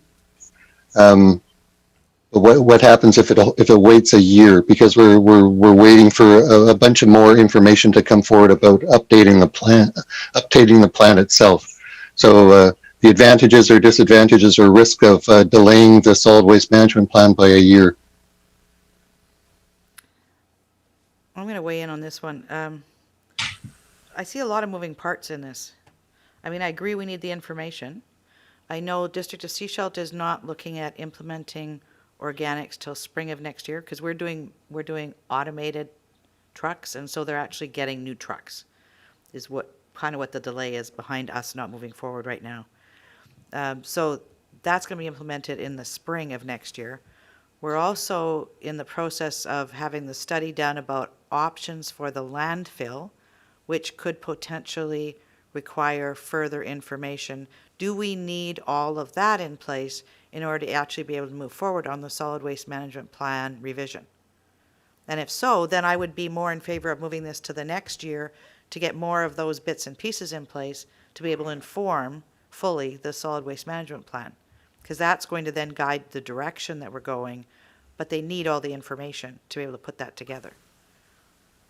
So, I mean, I'm in favor of doing this, but I'm just wondering about timing. Thank you for the questions. In terms of timing, if it would be deferred to next year, we would, let's go back to your first point, Dr. Seegers. Yes, the future option analysis for the landfill disposal options does have an impact. Thus, guide is one of the other building blocks for the updated for the solid waste management plan, just like the waste composition study is. If we do them both next year, it would allow us to start with the solid waste management plan update as soon as we all have those two building blocks in place. If we would wait, the solid waste management plan update could not be started until the summer of 2022. While if we would have it approved as part of this year's budget, we can, for example, start it in December or January. So it would save several months. And we expect the solid waste management plan update to be a process with public participation, and it can easily take a year and a half to complete. If we start in 2022, it won't be completed until late 2023, early 2024, and solid waste management plan is one of the documents that we would need to have updated and confirmed by the ministry. Also to confirm that our proposed landfill future disposal option is actually okay with the ministry. So if we would decide to build and construct a new landfill, we will need to have the solid waste management plan updated. So I agree with the fact that it is a lot of building blocks that are moving, but if we don't, so it's more the waste composition study and the analysis we're doing now, those two building blocks. But by having the solid waste management plan already approved, we have the ability to move forward in a more expedited manner than if we would not have them already approved this year. So in other words, what you're saying is because we have limited time left in our current landfill, we don't have time to defer these to another year in order to actually have some kind of solution in place prior to it closing or when it closes. It would reduce it would increase our risk and reduce our opportunities. Yes. All right, Director Ties and Director McMahon. Yeah, further to Director Seegers' comment, I would think that it would be prudent to wait with the waste composition study until we've stopped moving the goalposts, and, whether it's Seashell adding or, the electoral areas adding recycling, curbside recycling. Like all this will impact waste composition. So, but I also hear the urgency around the landfill. So I think I'll go with staff recommendations on this one, but to me it doesn't make much sense to do a waste composition study only to have our waste look totally different a year or two down the road. Director McMahon? I'm fine with moving these forward since neither of them has a direct impact on taxation. They're coming from fees and reserves. And if necessary, they can be deferred. There are a lot of moving pieces here, and it's entirely possible that a couple of them will get deferred to a future year. So I have no issue with this. So the reserve that it's talking about coming from, is that an eco-fee reserve? That's a separate reserve? Yes, correct. It's our eco-fee reserve as part of our MSW. A small portion of that MSW tipping fees is going to the eco-fee reserves, and we can. There are some specific type of plans and studies and expenditures we can fund from that reserve. Thank you. Director Hiltz. I was looking at the eco fee bylaw, 670, and one of the items for use is mitigation of sudden or marked increases to taxation and or fees. So it does seem like a place to offset taxation in light of COVID and things like this. So that's where one of the things I was thinking about. If you take the $100,000 off of the composition study, that does put a little bit of cushion into other potential sources of revenue that exist from a reserve point of view. Thank you. So I've heard that we keep both of these in and refer them to round one. Anybody have a different opinion? I've got three hands raised: Director Ties, Director McMahon, and Director Hiltz. Thank you. Item 350, Regional Solid Waste Management Plan Update. That last sentence is very hard to decipher. I'm wondering if somebody could translate that for me. This is line 131. I don't know what line number it is. Solid Waste Management Plan Update. The sentence starts with SWMP update is dependent on decision on long-term solid waste disposal option and required to be updated for that option is implemented. I have no idea what that means. I can translate it into Dutch, but I can also translate it into other English. Other languages? What it tells us is the solid waste management plan would need to be updated prior to us being able to do one of the three options that are currently being assessed: transferring of coast, waste to energy, or of a new landfill. So the waste management plan is the formal approved plan by the ministry that would allow for that to happen. Or the fourth option, which is my favorite, anything else. Alternative option has to be implemented. Yes. All right, Director Ties, did that address your question? Thank you. Director Hiltz. Yeah, to move it to round one, but at round one, I would like to see kind of a timeline for the various bits and pieces and building blocks to see what we're building and how long it takes to build what we're building. So that would definitely help out at round one to know all the contingencies with the building blocks. Thank you. Director Lee. Yes, thank you, Chair. I'm looking at the solid waste site attendant, line 135, function 350. Is it okay to talk about that one now? Go right ahead. Okay. I'm not sure that we should be doing that this year. When we're talking about all the other stuff that we're up to. It would seem like it would be a good one to leave until next year if we could. I was just wondering why we would not do that. Hey, Remco, do you want to address that one? It's all dependent on a board to be made board decision following a report that we're going to provide to you in upcoming months.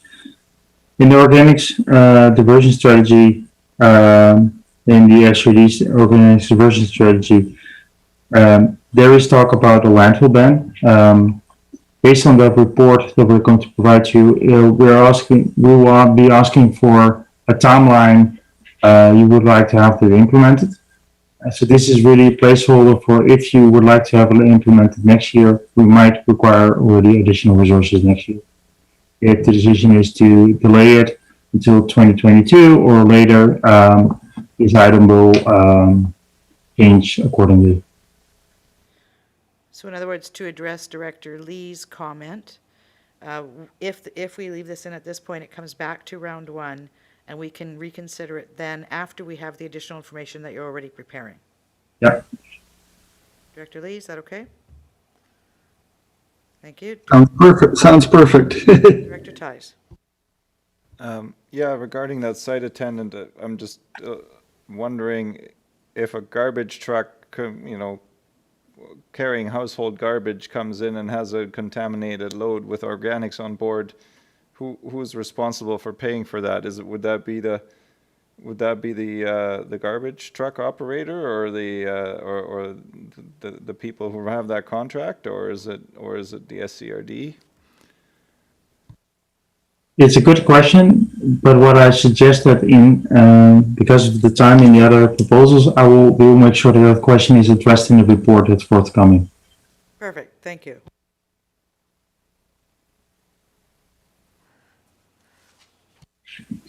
All right, seeing no further questions on page 14, we're moving on to page 15. Line items 136 through 148. And Remco, we'll have you talk to the first two at the top that are highlighted in yellow. Okay. WildSafe BC. Last several years, we had WildSafe BC coordinator on the coast, which was in part funded by provincial grant funding.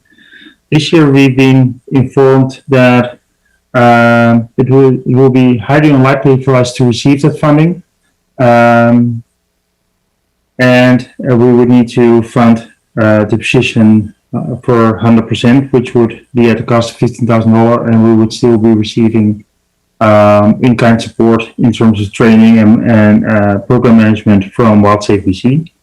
The rationale why we are most likely not successful in receiving provincial funding is that we haven't, as an SRD, we haven't initiated other initiatives to with respect to deterring human and wildlife interactions, and while other communities have, and as a result they score higher in the grant application process. The second one is we received a board direction to initiate book recycling at Binder Harbor, a transfer station at Shisha landfill, and this is just for consideration to confirm if, given the current circumstances, if the direction is still inferred. Thank you. Director Ties and Director Toth. It's all right, Director Toth, you're up. Thank you. Quick one about the book recycling. I know that the Gibson's Recycling Depot offers it as a service that they provide. Is that something that's available through Grips or Salish Soils at this time already? Thank you for the question. Gibson Recycling is not providing it as a service, as a standalone service. It's funded by us. It's an SRD service, so these funds would allow us to initiate a similar services at the other two sites where there's currently not such service available. Okay, and then I guess a real quick follow-up to that is hosting it up at the landfill the appropriate place for it? If people are taking their recycling to Salish Soils, should we be partnering with Salish Soils to host that service?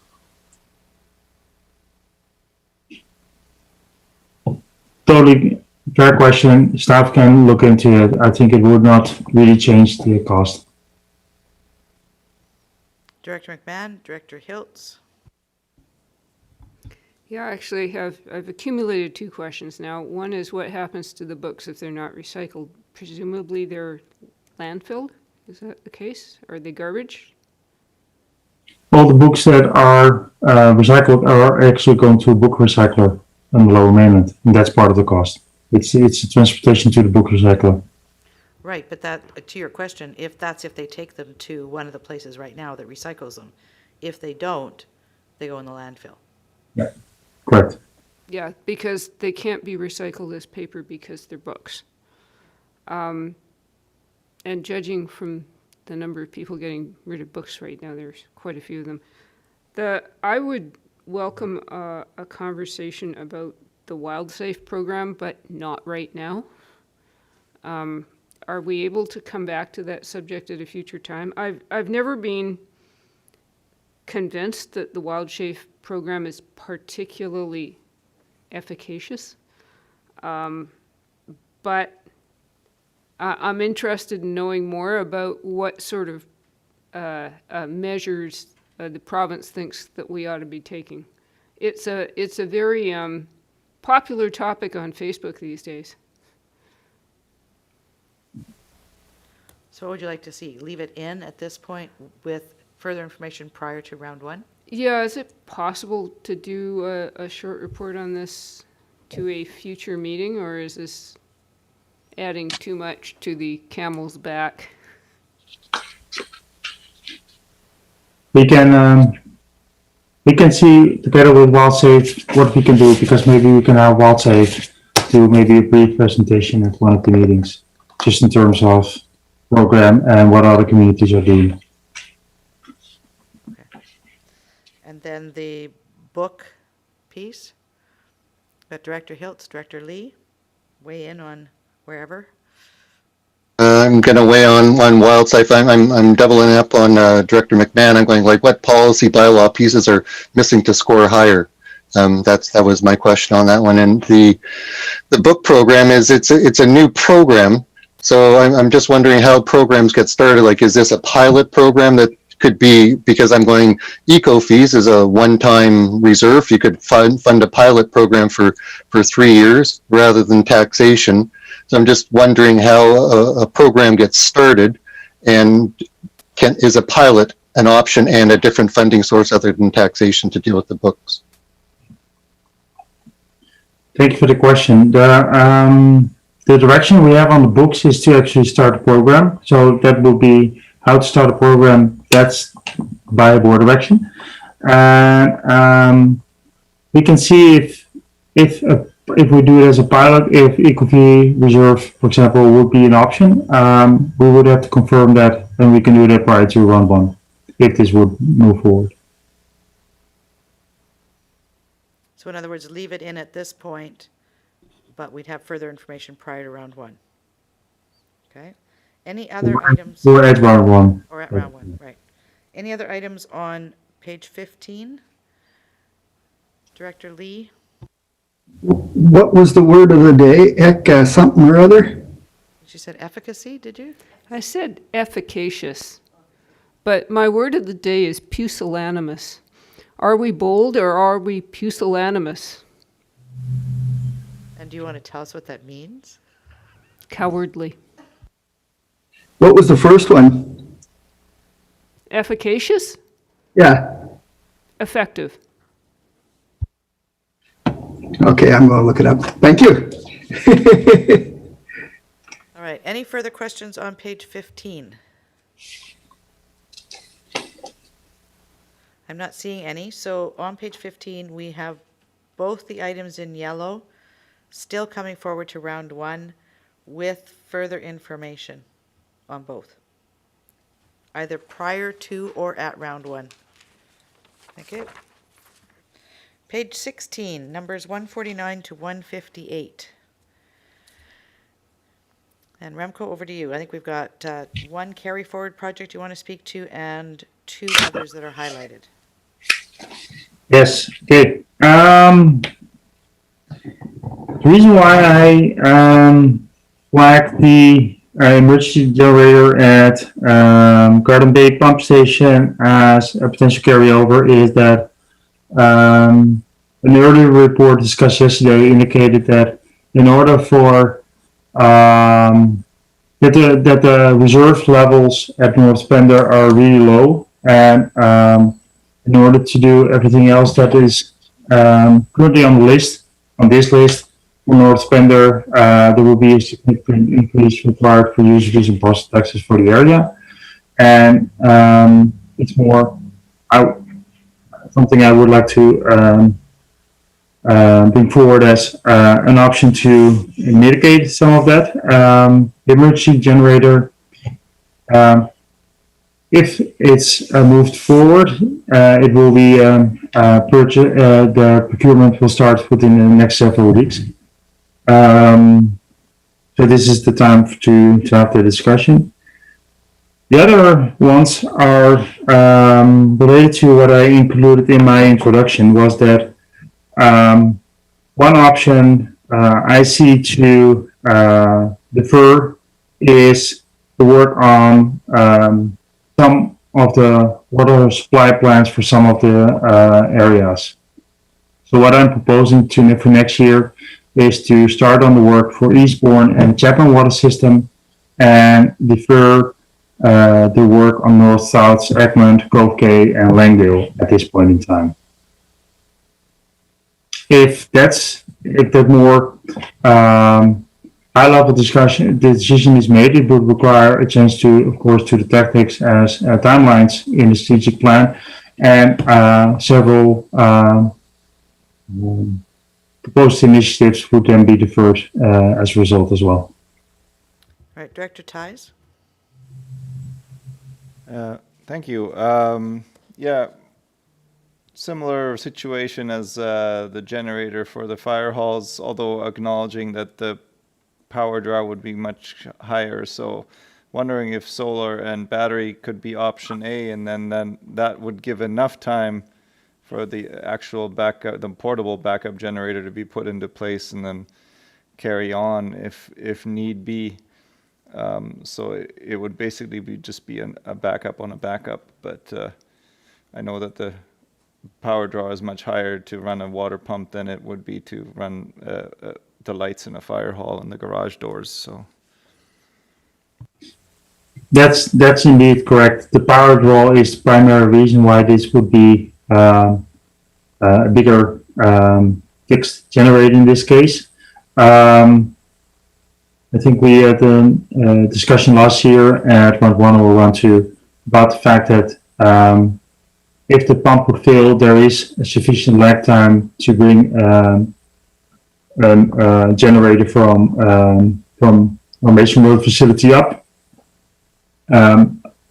because we have still reservoirs to provide water, unless there is, for example, a big main break, etc., or there is a blockage on the road, then we will not be able to get there on time. Okay, before we do more deliberation here, I'm sensing energy is flagging. What I'd like to do is get through this page, next page, and the one item on the following, just because they're all with Area A and North and South Pender, and then take a break. Okay? All right, Director Toth and then Director Beamish. Thank you. The one thing I did want to flag with something like a pump station, it's an awfully small building to try and put solar panels on the roof of. You'd end up having to build a field of them around the building to supply it in the event of an emergency. And relying on portable generators could be problematic if we've got a big power outage or a disaster. That may not be the highest priority use of a portable generator.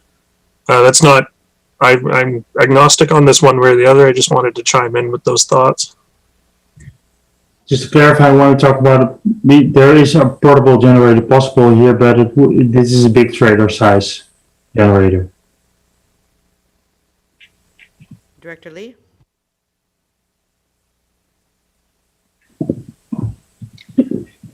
Yes, thank you, Chair. The people up here are quite adamant about that emergency generator. That's they want it. It's something that they're willing to pay for. I don't know at that cost if it's something we should be borrowing money and string it over the next 10 years or something, but that's a different issue. I'm quite concerned about the continuation of suggesting that an emergency backup should be a solar panel and batteries. They don't work in cloudy and snowy days, and that's when we generally have an emergency. And we've got several presentations that talked about that kind of a situation, and they actually have a generator as a backup to the solar. So I'm not sure we're there yet because of the cost of batteries and the amount that are needed, and the understanding on how long it's going to be out. But for this one, there is a very small footprint where the shed is, so I don't think that the solar is, and it's in a gully and it's treed, so I don't believe solar is a good choice as an emergency backup for this and the heavy draw. And so I believe that I need to push for this to go ahead. The deferral till 2022, I guess we're risking one more summer. So it's something to consider. So this emergency generator is a carry forward. And they're just asking, it was carried forward to this year. Do you want to still move it forward? If so, it stays in and it moves forward. Okay, I would like it to go forward. Perfect. So then if I move to the water supply plans,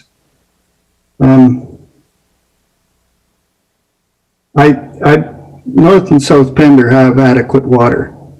This plan is for a future consideration. I'm assuming that we were putting this in there with the idea that we would do North and South when we did futures for regional. And so we did them as a holistic effort.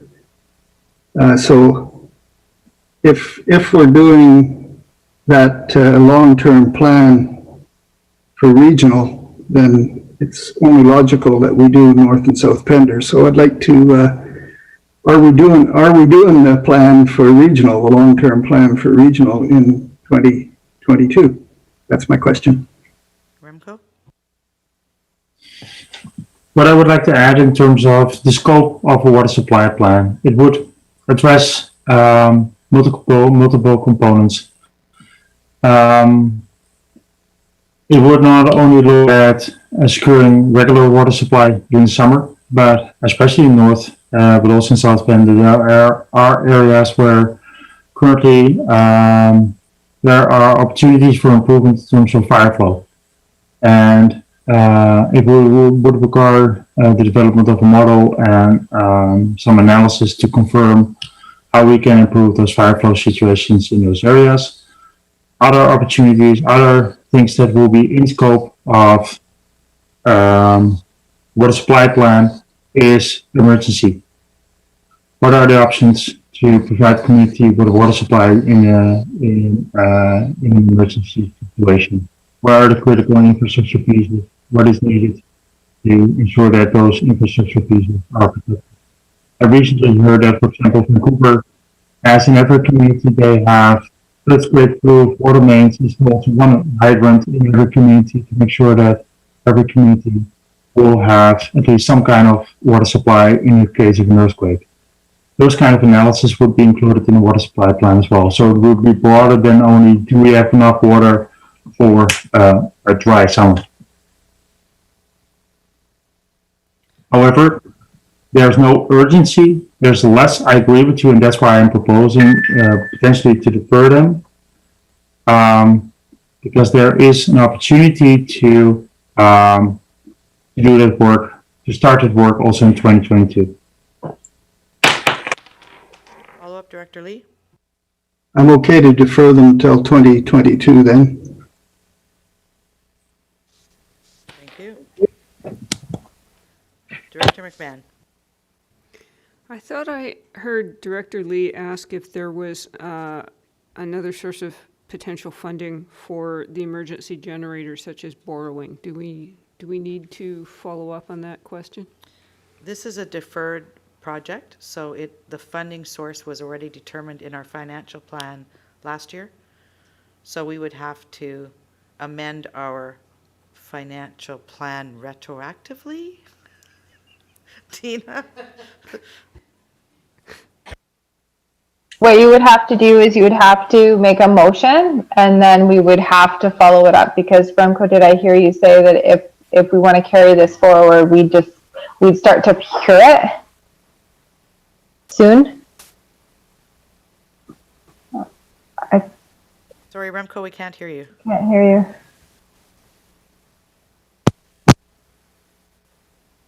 Better, but it wasn't. We were planning to defer it to start procurement soon, but we can of course delay that for a couple of weeks. That's not a problem. Okay, yeah, there's very specific wording if we want to change it. So from the Municipal Finance Authority. So we could change it to have equipment loan financing. So what I can do is in the next couple minutes, I'll just get the wording and I can forward it to Tara and we can read it back if you're interested in doing that. I think it was an idea. I don't know if we're necessarily interested in pursuing that. My next question is, did we fund it with reserves or taxation? It reserves, Reserves. yeah. Then let's That's go. why we depleted the reserves quite a bit. Yeah. But that's what they're for. Should have, we would have used reserves to replace the generator when it failed in the first place, so let's use the reserves. So can I make a suggestion then? If you're interested in exploring an alternative source of funding, we could bring a report to say ISD or CAS on what the financial implication would be to do that. If you've got time to do that, I would sure appreciate it. Yeah, it would be a very short and sweet report. Remco, are you okay with that? Yes, I'm totally supportive of that, and we'll just hold off on starting the procurement process until then. Thank you. Yeah, so we would carry on even if we would just still need to make sure it was a carryover project. It just means that we would then amend the funding. So we should probably make a recommendation that staff bring forward a report on, different funding options for the carryover project for the North Pender Harbor backup power generator. Tara's got a concern. Yeah, Tara? Thank you, Chair. I also have the budget project status report open, and in the budget project status report, it actually says it was funded through short-term debt. Oh, there you go. We're already done. 125,000 from short-term debt for 365 emergency generator. Okay, then that's already in place. All right. Oh, that's not good news from the reserve standpoint then. All right, so page 16, what we have is the carry forward for the emergency generator is moving forward, and we're looking to defer item lines 152, 153 for the public participation North Pender Harbor Water, I think it's supposed to say, and the North Pender Harbor Water Service technical analysis. Both being deferred to 2022. No other changes on this page. Tara? Just so you're aware, further on in the report, there's also South Pender Water participation and South Pender Water technical analysis, and I believe there's also something for regional water, so when you come to those ones. Yeah. Yes. Just one, I want to make one remark with respect to the Markway, Quizway water main replacement. The work will start this Monday. Sorry, say that again. Sometimes your audio at some point sometimes muffles a bit. Yeah, that's why I tried the mic, but it didn't work. The Markway, Quizway water main replacement project. Yes. $230,000. That project will start this Monday, just as a piece of information. Okay, that's line 157. Yeah. Okay. Thank you. Director Lee.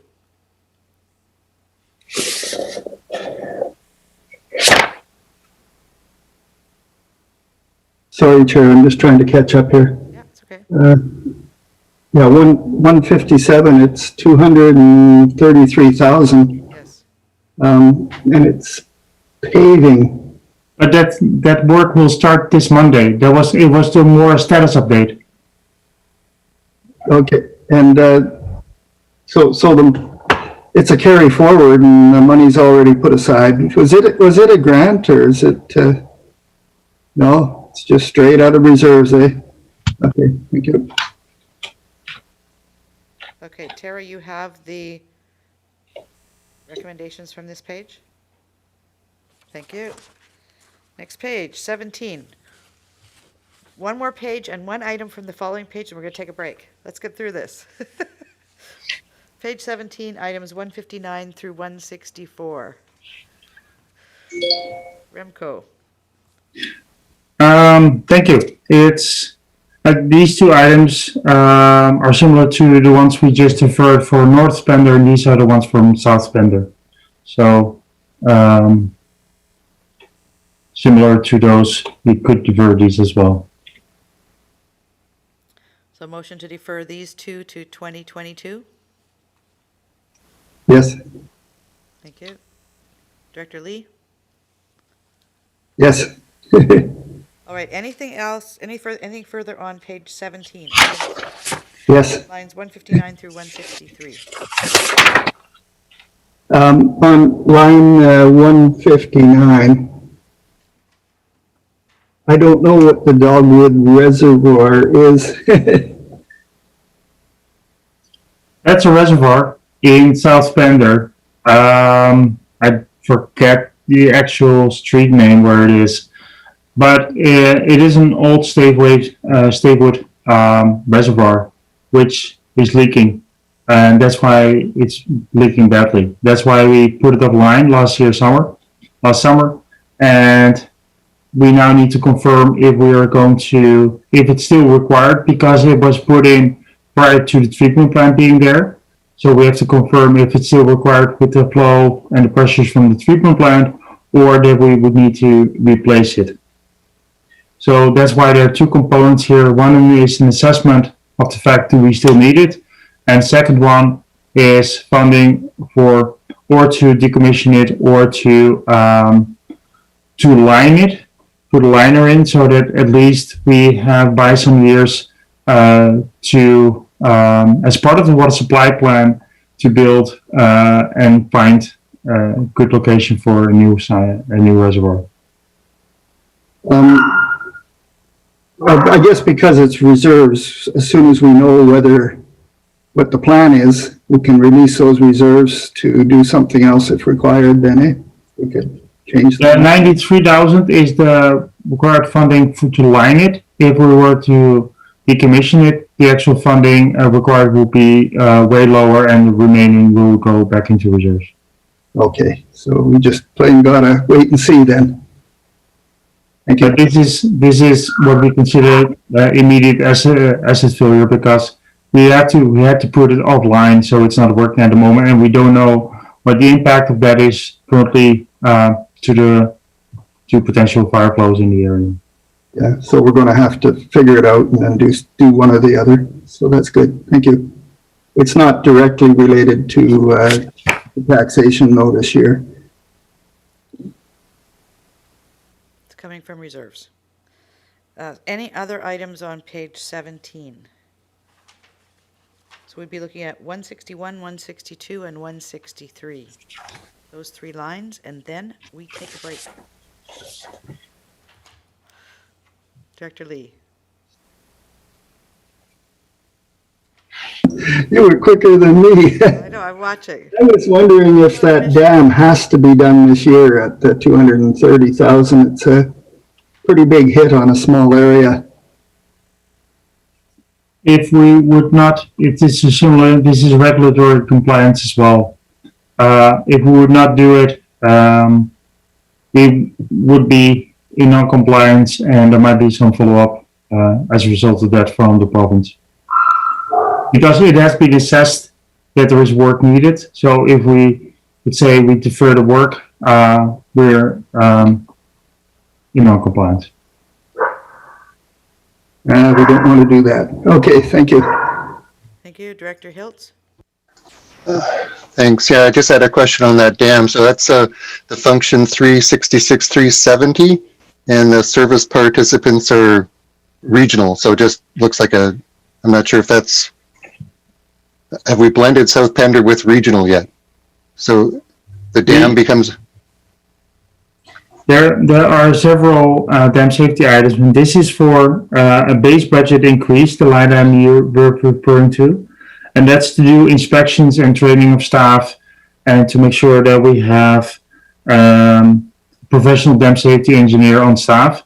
So we combine those two, and we'll present them as two budget proposals, one for 360, one for 370 at round one. But for the purpose of this push initiative, we blended them. All right. It is 2:44. I'm going to propose we take a break until 3 o'clock. All right. See you back at 3.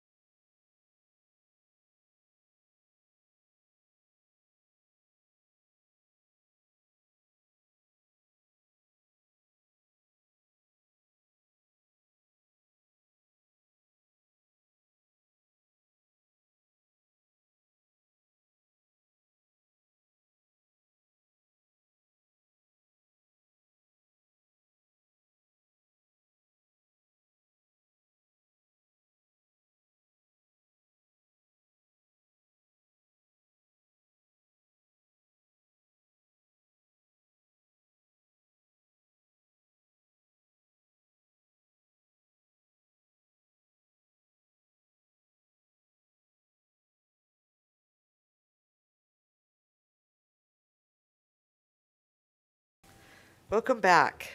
That was a much-deserved and appreciated break. We are back with the Special Corporate Administrative Services Committee meeting of November 6th, and we are halfway through, believe me, we are halfway through infrastructure.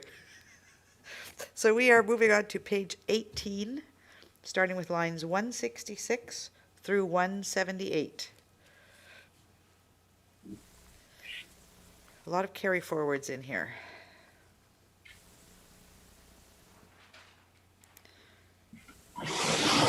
Any questions, any items? We've got lots of carry forwards.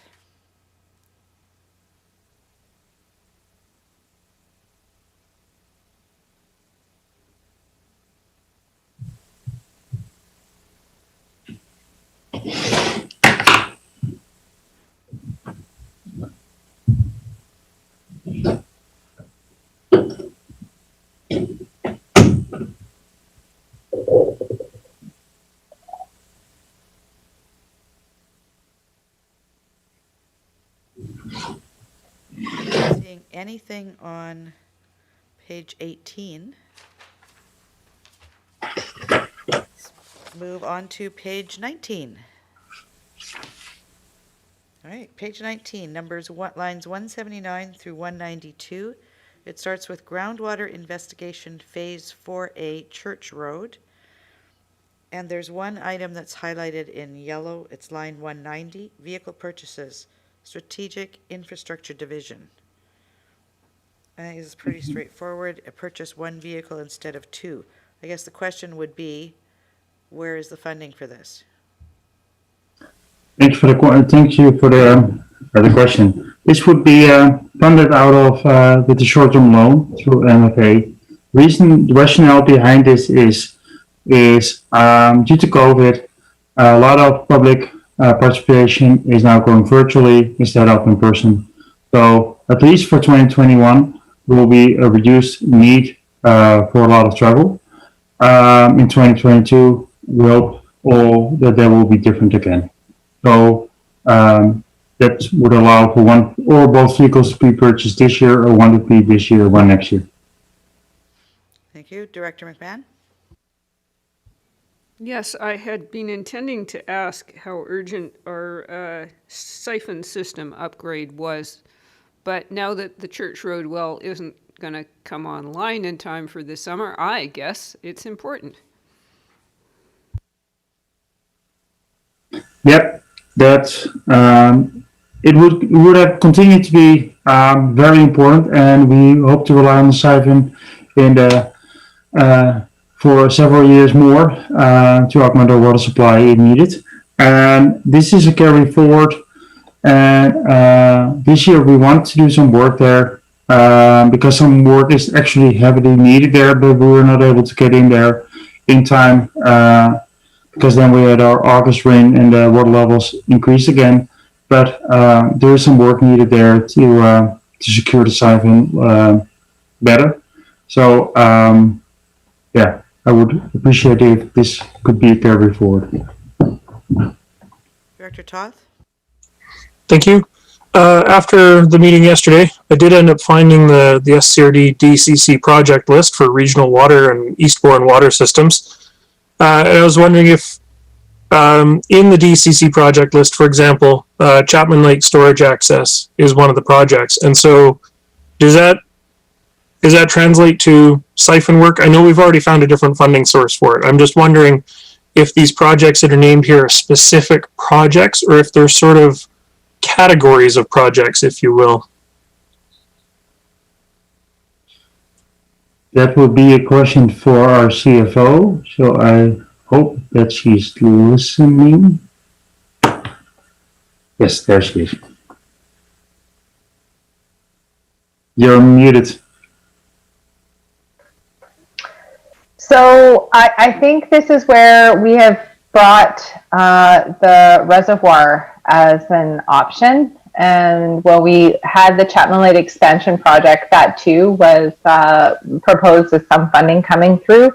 So I think we would have to do some further consultation to see if sort of these periphery type of projects would be eligible, because our experience with the ministry is it is quite prescriptive. So we would just want to consult with them to make sure we would be in line with that.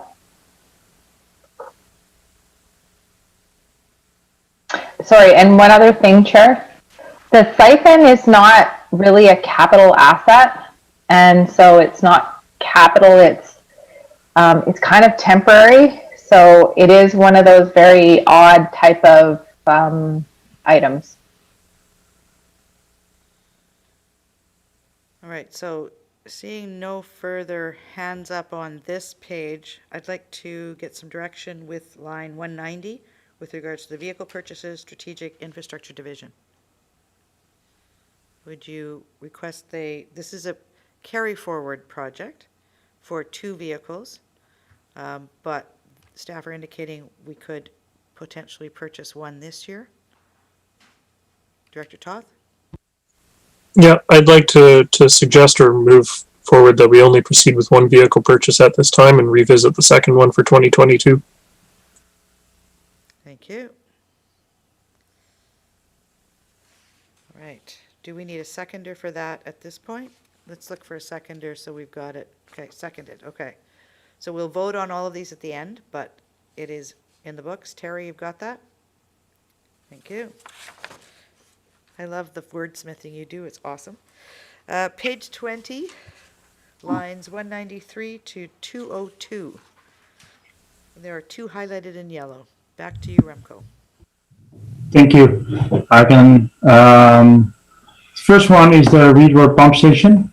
Reed Road Pump Station has several pumps in them, housed in the pump station. And one of the functions of that reservoir at the pump station is to pump water into Zone 4, which is the Cemetery Road area in Alpenstone.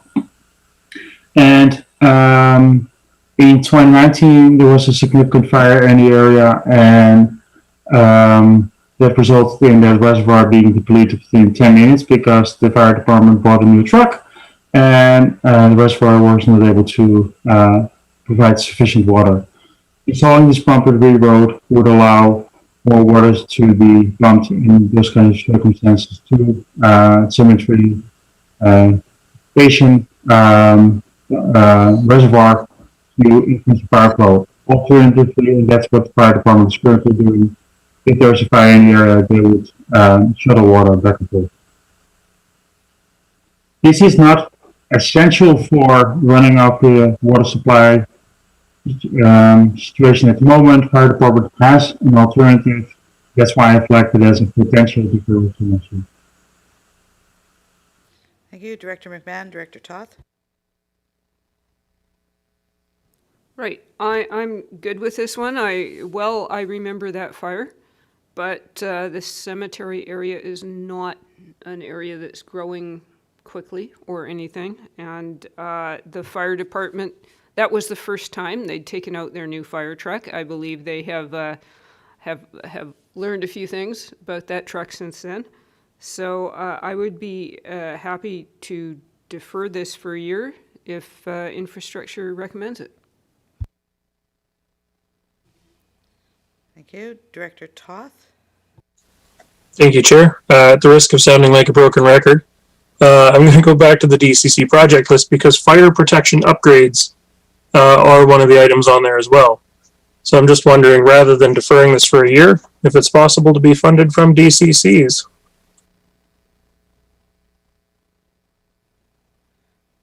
Tina, Remco? Well, I think the DCC bylaw most certainly, in the case of if we had a lot of development there, I think that would be a really good suggestion. But to Director McMahon's point, there's not a lot of development there. It's based on sort of identifying through an very unfortunate incident that there are some issues there. So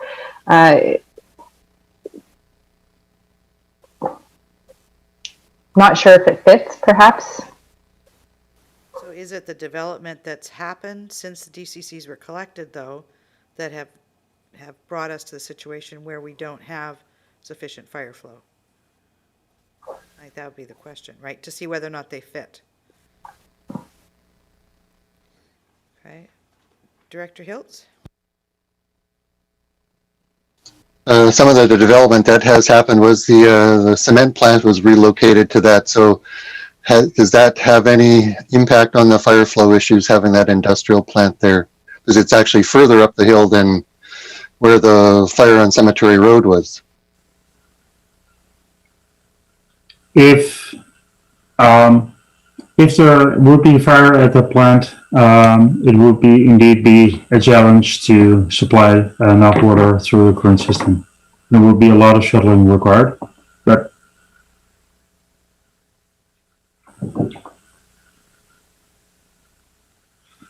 So it sounds like we would like to look at line 201 and investigate whether DCCs could be used to fund this project,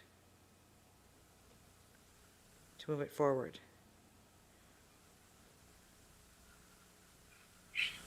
Director Hiltz, Director Toth?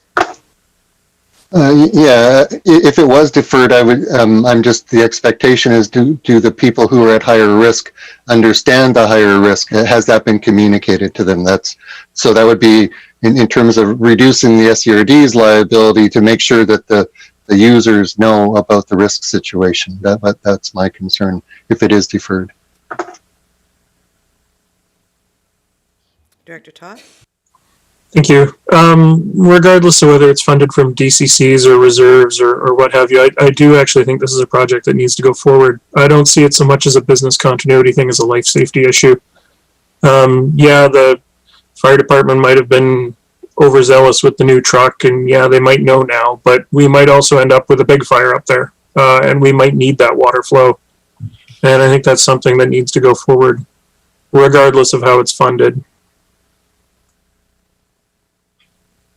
Director McMahon? Maybe we could ask Chief Michaels what he thinks.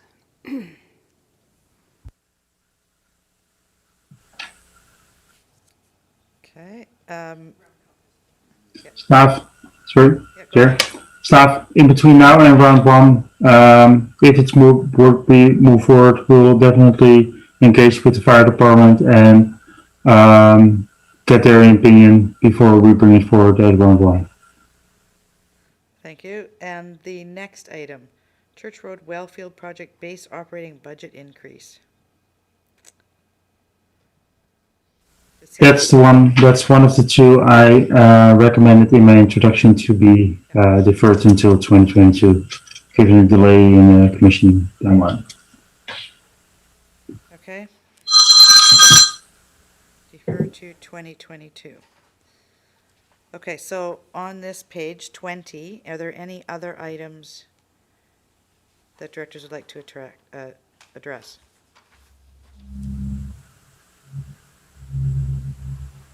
So we have two items, line 201, which is the Reed Road Pump Station Zone 4 improvements.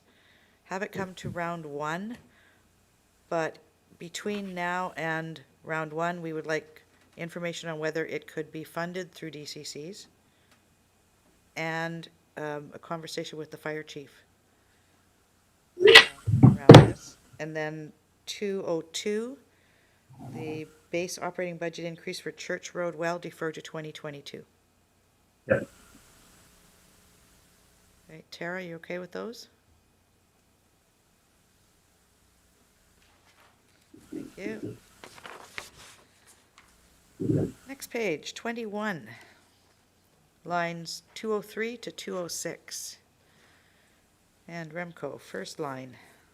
So the first item is the second the second one I recommended to defer because it would be a minor staffing increase associated with the commissioning of the Church Road Well project.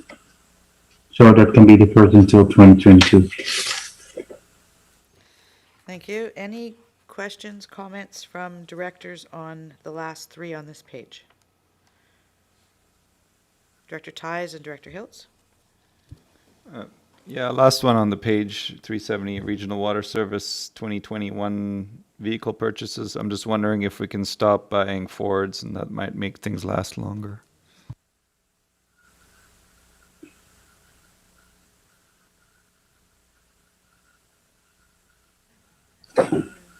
I think the formal answer to that is based on our procurement policies and guidelines, we have to procurement process will determine what kind of trucks we buy. Tesla should be available shortly. Yeah, right. Director Hiltz, Director McMahon. Yeah, a point of information on the 370 communication system upgrade. The video monitoring. This has been kind of a community ask for years to have a reservoir cam to let people see what's going on at the lake. Is this going to allow this? Like to have a public webcam of the reservoir to like make people actually feel that their consumption actually affects the lake? That's been on a wish list for like 10 years. So is that going to actually be possible now? Remco? That's a question I have to confirm if it will have that kind of quality but I will definitely make a note of it. Director Ties, Director McMahon. Director McMahon? I'm getting a little punchy here. It's just modifiers, so I'm being grammatical. So the regional water minor capital base budget increase, it is minor capital, but it's not a minor budget increase because it's like 60%. But if you need it, you need it. It's just, yeah, trying to read these things late at night, you start getting a little nuts. Maybe I can clarify that.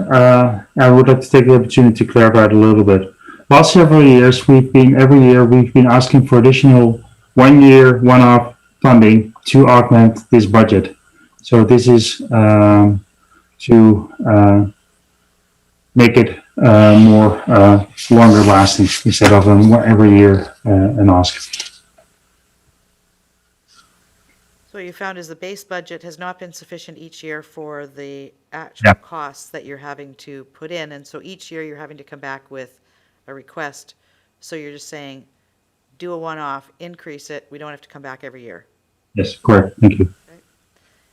Any other questions or comments on this page?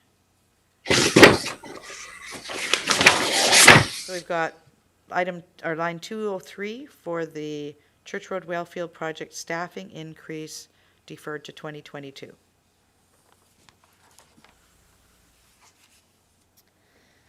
Next page, 22 of 24. Look at that, we're getting there. 2 items on here. Remco, over to you. Thank you very much. This is the 2 items related to the development of water supply plan for the regional water system. As you all know, the regional water system water service actually consists of several water systems. And I think what we're suggesting here is to recommendation would at least be to start with Eastbourne and Chapman systems because those are the highest need. But Langdale could definitely be included in that as well because it's very integrated. In Cove Cay and Egmont can be done later, but they will also be not a lot of work because they're pretty minor. So in theory, we could initiate them all, and the cost savings of splitting them up would be marginal. All right, I don't see hands up, so I'm going to weigh in here because I notice on the next page is where we start talking about meters and installation, phase 3, etc. But I don't necessarily see any funding for a communication strategy or public participation plan around that piece. Would that be included in here, or am I missing it somewhere? I mean, we got a few pages here. That's the first yellow item on this page. Is public participation, $20,000. Right, but it's talking about water supply plan. Is that referring to water meters as well? Oh, no, sorry. Water meters is not included in here. Sorry. Right. So on the next page, we've got the water supply plan. Sorry, now 370. What meters installation phase 3 District of Seashelt and Seashelt Indian Government District. But I don't see anything, like I don't see an item in here, a budget item for the communication and the consultation and the work that needs to be done around the AAP and the, education of the community around the water meter project. That's part of the carry forward budget of 7 million. So that's part of the AAP itself? Okay. And I have to, I realized, apology, I realized yesterday evening that I did not fulfill a board direction. And I'm going to correct it as 1-1. And you already jumped to metering there, so I'm going to explain to you now. There was a board direction that at this meeting I would provide an updated estimate of the 7 million. For in case it will be the installation would start at the end of 2021, and I will provide that update as round 1 because might have gone up. I would have to confirm that. Okay, so this regional water service, so back to page 22, what you're saying is this is around water supply plan, public participation, and that could be deferred until 2022. If this is deferred, the update to the comprehensive water plan would be deferred. Okay. These are this one and on the next one, there is water distribution model update and technical analysis. That one is also that's the other building block. We have 2 building blocks here. One is the public participation, and the other one is the modeling analysis. Those 2 are directly associated with the update to the water supply, creation of the water supply plan for the regional water system. All right, Director Lee, Director Toth.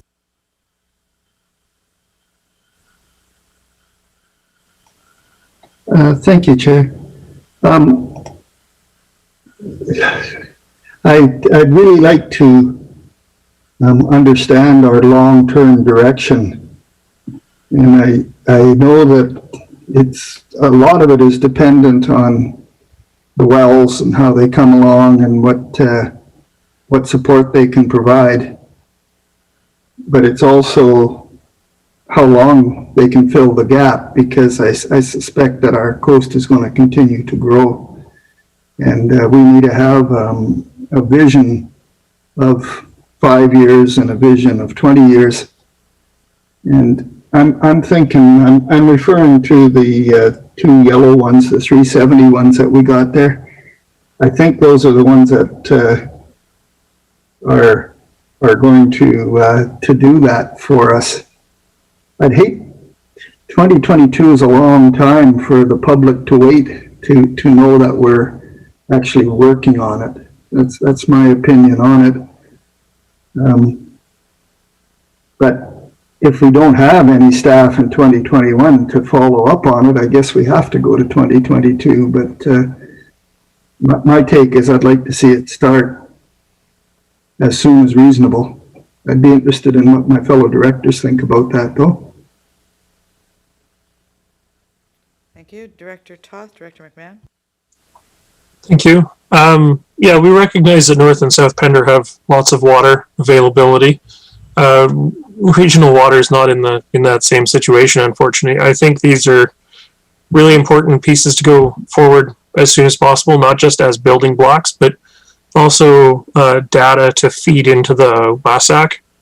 I think that this will give them a lot of stuff to chew on. They can help formulate some of this as it comes through.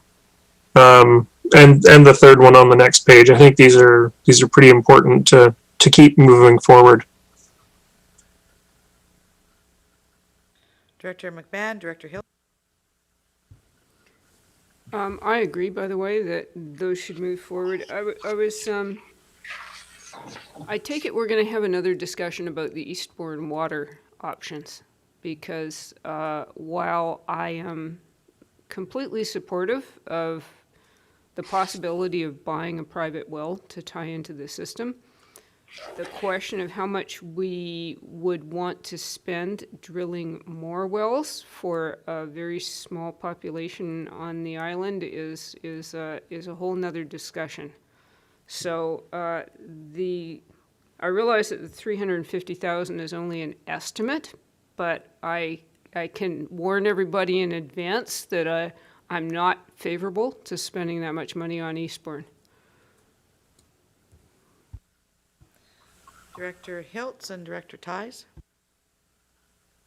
Thank you. On the yellow ones, it's the staff resources in 21 to be able to conduct this. So what are the aspects of the staff resources to be able to pull this off in 2021?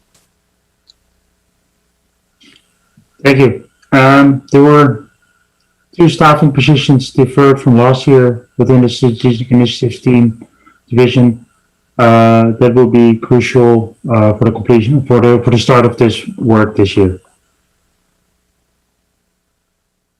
And making significant progress on it. And the earlier we would have those staff, the earlier we can actually start working on this, because we realize that if the board wants to move this forward, this is this would be one of the priority projects for that team. So the follow-up is staff is there, or you're gonna have to go a little bit step by step. So last year, sorry, I will help you along. Last year, 2 positions were deferred to this year. A senior planner or a strategic planning coordinator and a strategic planning technician. Those 2 staff members would be essential for the division to move ahead on this project. Right, so if you look at page 190, once we're through these pages, we're going to be going back to 190. And the projects that we have going forward will inform what we're going to make decisions on here.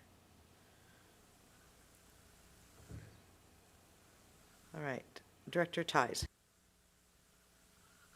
Thank you, Chair. Yeah, regarding those 2 yellow items, I personally feel that there's enough on staff's plate for 2021,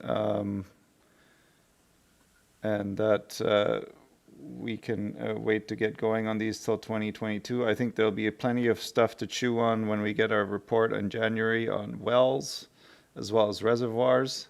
And I think the long-term surface water supply sources are probably 5 to 10 years out. So I'm thinking that deferral to 2022 is reasonable to me. Just my thoughts. Anybody else want to weigh in here? So we've got people on both sides. Understand both sides here. Director Hiltz, Director McMahon. Yeah, I gotta say I am leaning to the deferral because yeah, I am leaning that way. I'm a bit on the fence, but the communications part is really important, because people still think we're not doing anything about water. And we need to resource that public communications part.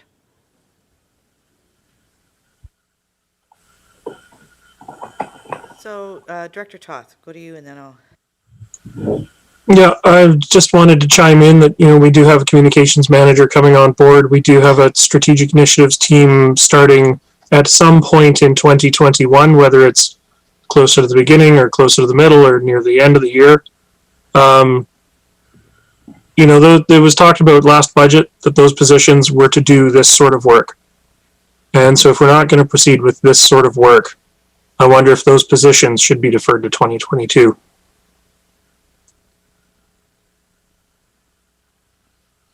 Okay, I'm going to weigh in and see where you guys go with this.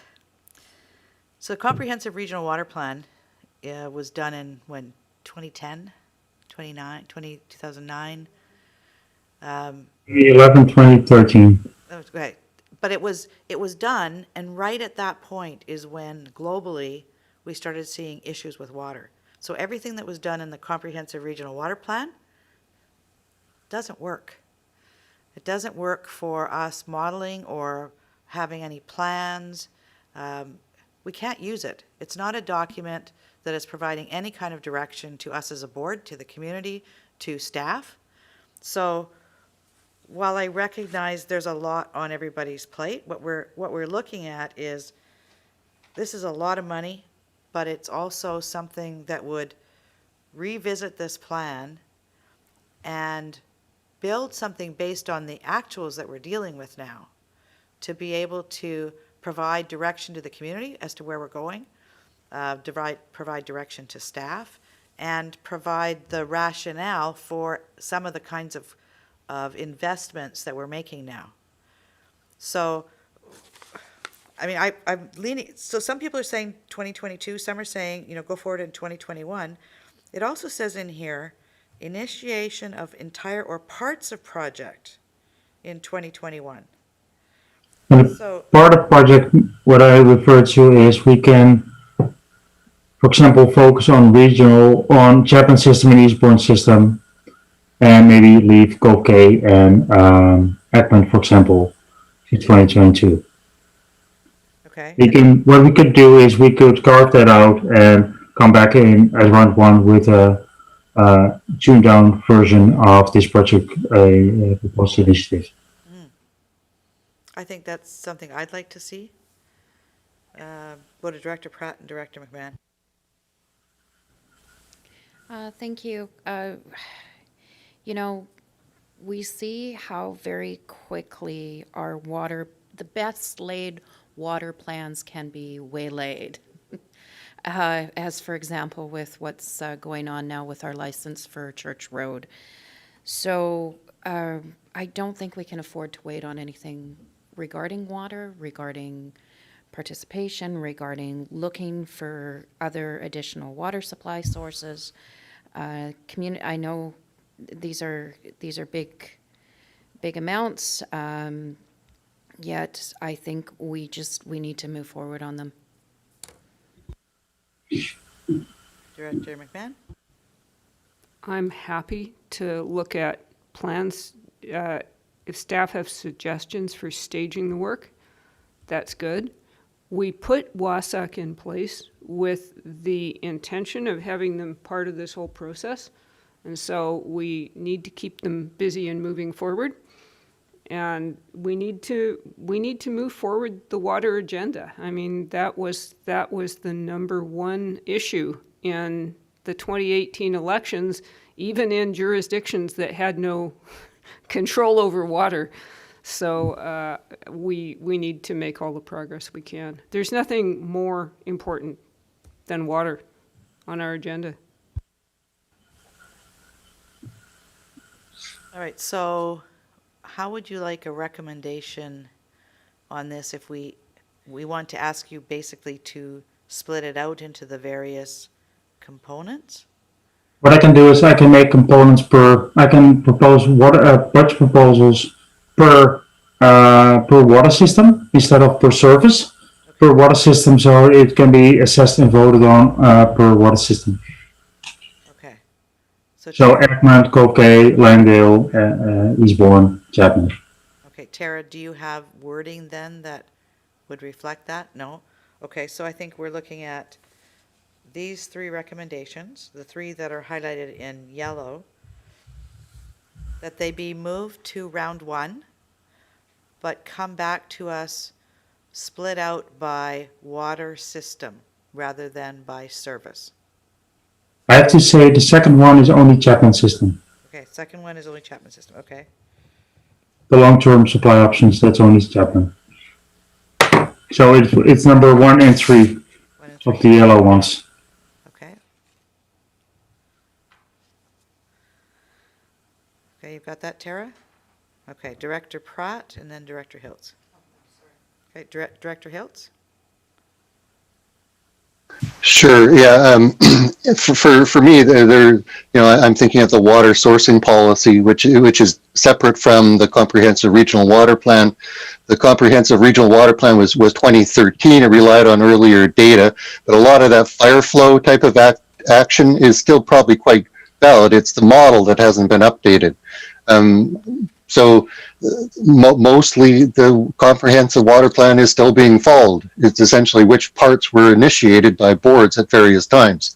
The supply increase of Chapman versus groundwater. So it's the change of priorities. The core is still there. The past data is kind of missing the drought periods that we've had from 2015. So there's these other pieces that are there to help move the public's understanding of what is going on and through WASAC. So that's where I'm going. You don't necessarily need the whole big package done, the CRWP, but portions are already moving in place. So I guess that's what I'm trying to understand is what is the capacity, what pieces are already going without going for the whole 9 yards. That's kind of what I'm looking at. So I also want to know the other bits. So the CRWP doesn't do everything. There's these other documents, particularly the sourcing policy is the one that is probably, it's a critical piece. Okay, Director Lee?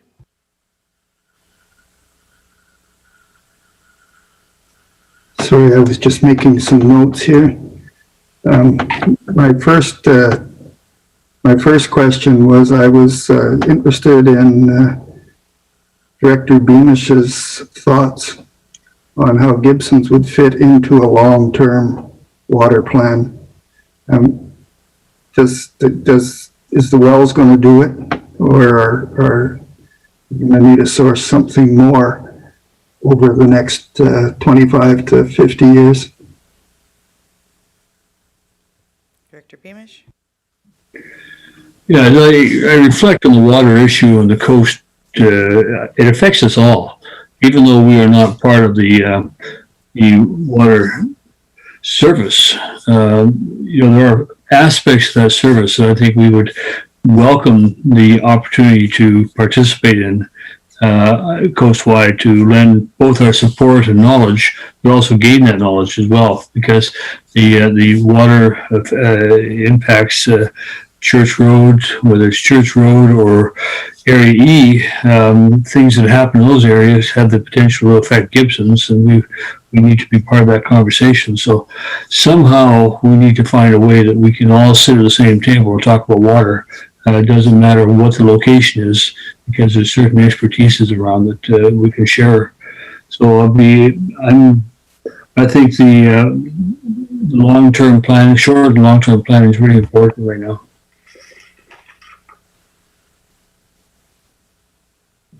All right, I'm going to refer you back to page 22. There are 3 other items on that page. Any questions on those?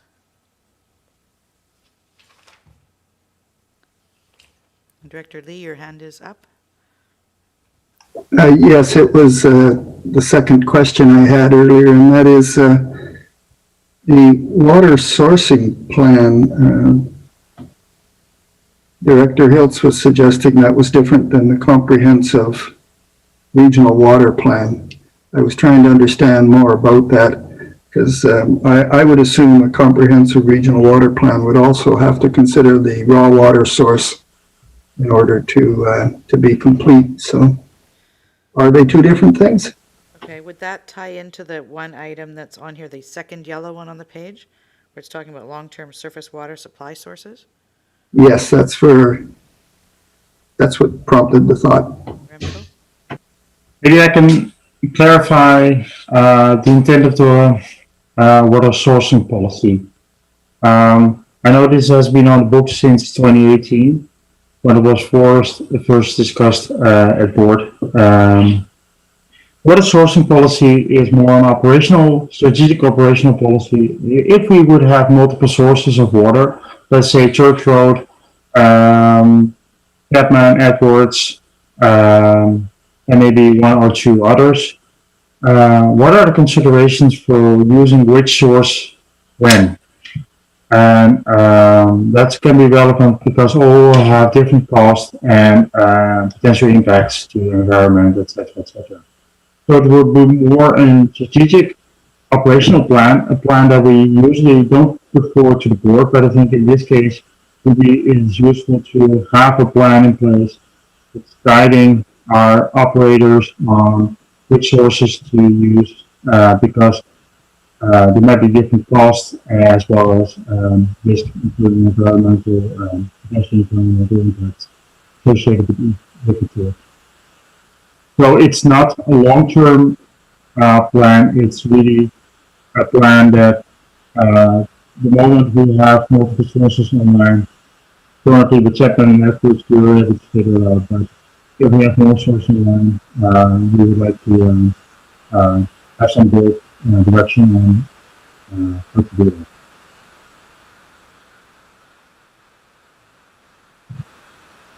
I think we understood probably about 2/3 of what you said. There's every once in a while you get this muffling. Maybe it's the distance to your microphone. I'm not sure. I sometimes get a lot of feedback as well. I'm not sure what happened. I never had it before. So is it good right now? I don't know. Director Lee, Director Hiltz? Yeah, is it good right now? Okay. So it is really an operational plan, a strategic operational plan to guide our operators on when to use which sources that are currently available. It's not a policy that is driving anything related to our long-term water supplies, etc. It's really the support sources we have available, when to use them, how to use them, and because they will have different impacts if we would use them. Perfect. Director McMahon and then Director Beamish. I feel that we're kind of spinning our wheels right now, and we can return to this after we have the infrastructure meeting with the report on water, and we've seen all the places, all the pieces, at one time. So I would kind of like to suggest that we keep moving. Thank you. Director Beamish. Yeah, just quickly, as one thing that I think that I'm missing seeing here in this whole context is regional growth strategy. And I think that is all part of the water issue as well. And it'd be nice to see a line in there saying that establish a regional growth strategy committee, which kind of can bring all this stuff together as well. And that's certainly where Gibson's is very prepared to participate and contribute to. I think that's one of the other items that's already come through in the planning section. Yeah, and when Jim Hall did his presentation this morning, he was referring to several initiatives within the strategic initiative division that would support the growth management strategy. He was referring to the solid waste ones and this one. Director McMahon, did you have another question? Director Beamish? Thank you. Okay, so on page 22, sorry, Remco, go ahead. Sorry, I got a question. And I need to make a correction on line item 204. I'm not sure when to best do that.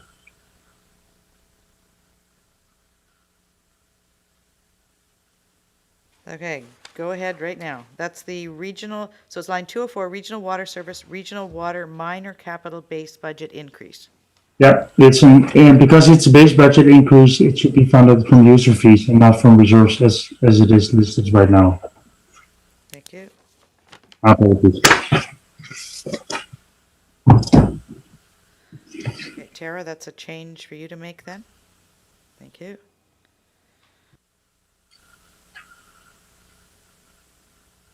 Back to page 22.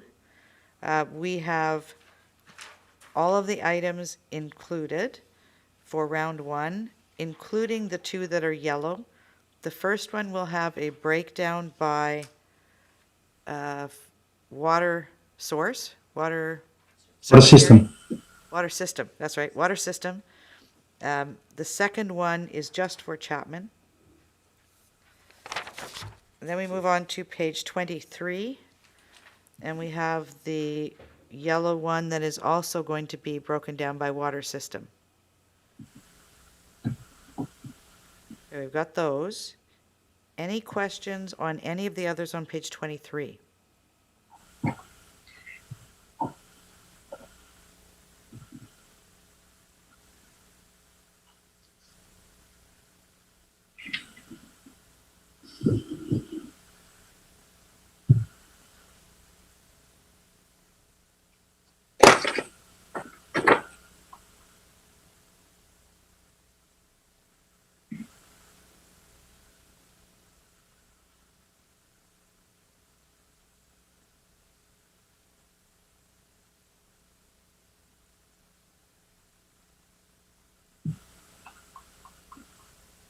Director Toth?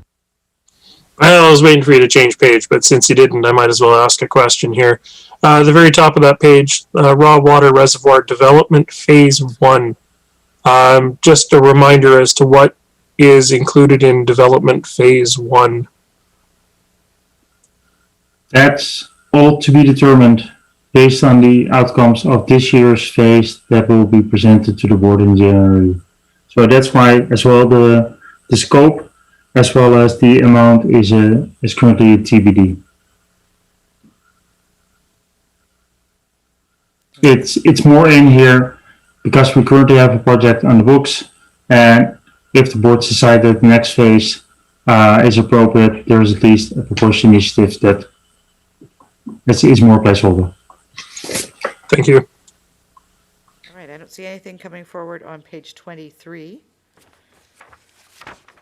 Moving to page 24.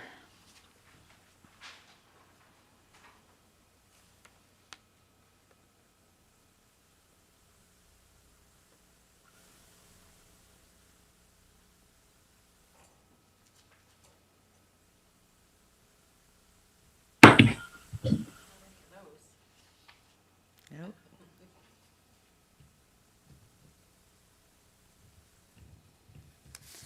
All right, I don't see any on there. Okay, so I'm going to have you move back in your agenda package to Annex E. Yep. No, yes, okay, yes, we should do that. Tara, we're going to come to you for recommendations, which will then have us go to Annex E and Annex F and finish off the others. All right. Thank you, Chair. Are you ready? Not yet, just 1 second. That for 2021 round 1 budget, staff present budget proposals for the following infrastructure services projects: service coordinator strategic initiatives, watershed management action plan, COVID-19 expenses, materials and supplies, increased funding for free transit ticket program, annual training, safety and customer service, building improvements, increased safety, remove contaminants, polish and paint fuel tanks, HVAC maintenance safety system, transition to LED lights, generator replacement for Pender Harbor's transfer station, Seashell landfill stage H closure, Seashell landfill monitoring well installation, Seashell landfill surveying, rediversion of waste from Seashell landfill, next steps future solid waste disposal options study, forklift for Seashell landfill, waste composition study, solid waste management plan update, recycling depot funding, Pender Harbor site assessments, road maintenance budget increase for Pender Harbor transfer station, site attendant for regional solid waste, traffic control lights for Pender Harbor transfer station, water metering program leak correlator, water metering program Neptune 360 annual fees, water metering program development of customer relationship management tool, capital infrastructure project technician, Dogwood Reservoir feasibility study and Dogwood Reservoir construction, McNeil Lake Dam upgrades, upgrades for 366 phase 2, 366 to 2021 vehicle purchases, dam inspections and emergency response, Chapman and Edwards Dam improvements, Chapman Creek waste treatment plant, or water treatment plant, chlorine upgrades, Regional water minor capital base budget increase amended to user fees. Chapman and Edwards Lake Communication System upgrade. 2021 vehicle purchases for regional water. SCADA technician staffing increase. Groundwater investigation round 2 phase 3. Eastbourne groundwater investigation. Raw water reservoir development phase 1. Meters installation phase 3, district to Sechelt and Sechelt Indian Government District, additional funding. Wastewater treatment facilities pumping expenses base budget increase. Wood Creek Park wastewater treatment plant, sand filter construction. Outstanding rights of way, Jolly Roger Secret Cove wastewater treatment plant, headworks improvements, Curran water wastewater treatment plant, outfall anchor replacement, phase 2, and that the following projects be deferred to 2022. Water supply plan, public participation, North Pender Harbor Water Service. Okay, Tara, can you just slow it down a little bit, because now we're going to have to flip through some pages as you're going through this. Yeah. Thanks. So the 2 water supply plans, there's public participation and technical analysis, will be deferred to 2022.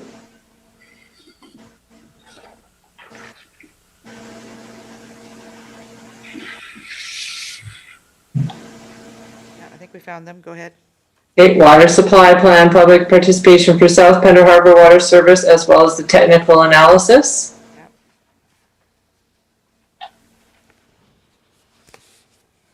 Okay. Church Road Well Field Project base operating budget increase and Church Road Well Field Project staffing increase. Right. And that the following 2020 carry forward project be amended in the 2020-2024 financial plan. Vehicle purchases, Strategic Infrastructure Division purchase 1 of 2 vehicles only through short-term debt. And that the following projects be moved to the 2021 round 1 budget with further information to be provided to a committee or at round 1. Wild Safe BC and book recycling at Pender Harbor Transfer Station and Sechelt Landfill. And that the following project be moved to 2021 round budget with further information to be provided to a committee or at round 1 regarding funding options available through developmental cost charges, and also consultation with Gibson's and District Volunteer Fire Department as to potential events requiring Reed Road Pump Station and equipment capacity. That's Reed Road Pump Station Zone 4 improvements. And finally, that the following projects be moved to 2021 round 1 budget with a budget proposal for each of the water systems involved. Water supply plan, public participation regional water system water distribution model update and technical analysis, and water supply plan feasibility long-term surface water supply sources. Okay. Sorry, I think Remco indicated that on page 22, the second item, feasibility study, long-term surface water supply sources, that's only for Chapman, I think. Is that correct? All right, so that one doesn't have a breakdown by water service. The other 2 that you had do. I put budget proposal for each of the water systems involved, so it would be a budget proposal for that one. Perfect. All right, any other items in here that you've seen that we may have recorded incorrectly? All right, so we have those all on the floor. They have all been seconded. All those in favor? Thank you. Thank you for keeping me straight. All right, back to Annex E. Put your hand up if they're, okay. So Annex E, there were some recommendations. So I have to ask Tara, we're talking in here about recommended carry forward projects and associated funding be included in the 2021-2025 financial plan and further that staff be authorized to proceed with carry-forward projects prior to adoption of the 2021-2025 financial plan. We still need to make that recommendation or a modified version of that? Tara? I modified the second clause to add carry forward projects with amendments and associated funding to be included in the amendments for the collective agreement negotiation support from 20,000 to 10,000 and the one purchase vehicle for the strategic initiatives. I just added them specifically. Okay. Any questions about what we're doing here now? All right, would someone like to make the recommendations as presented? Moved? Seconded? All those in favor? Thank you. We'll move to Annex F. So in Annex F, there are a number of items. And I think the third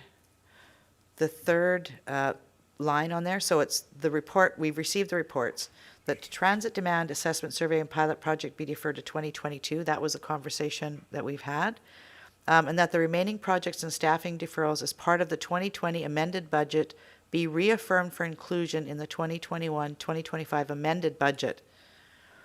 And also, the next one will be fine. But if we go down to page 190, we have in our review of all of the items actually said we are not moving forward with a few of these positions, but off the top of my head, I have no idea which ones.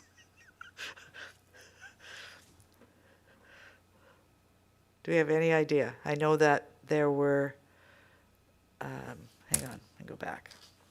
So this would be in the recommendations where we said some of these staffing positions aren't going to be filled this year.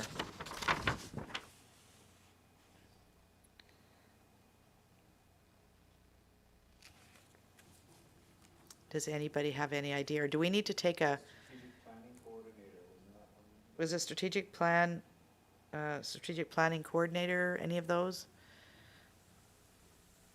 That was that 1-year temp position? Yeah, the 1-year temp position.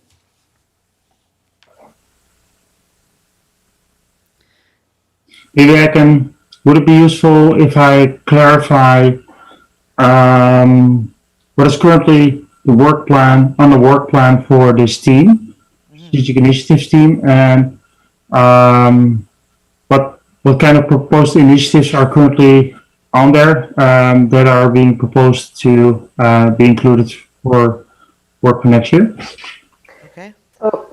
Chair, if I could, though, I think just for point of clarification, the two positions on page 190 are separate from the additional request for that is on the proposed initiative for the water governance, right? Yeah, so that's the water governance is in addition to. I don't know if that helps to clarify. It's. I don't believe we've deferred any of the positions that are listed on page 190. Okay, Director Ties? I do have a question around the transit service person. I'm wondering with the 80% COVID volume, whether that is still necessary at this point in time, the 0.38 FTE for the transit service, considering that there, we've got reduced hours and reduced demand. Thank you for the question, Director. It's actually included, and CFO, correct me if I'm wrong, as a full. The 0.38 was based on a late hire in last year, and I think that it is included as a 0.5 FTE because that's the actual ask in this year's budget. Is it correct, Tina? Can you correct? Can you? Are you talking the transit service person? Yeah, or more in general, those numbers. I think those are the partial for 2020, but I think somewhere in your report, I think it stated that they're included as for the full amount in this Full year's amount. budget, correct? Correct, yes. Okay.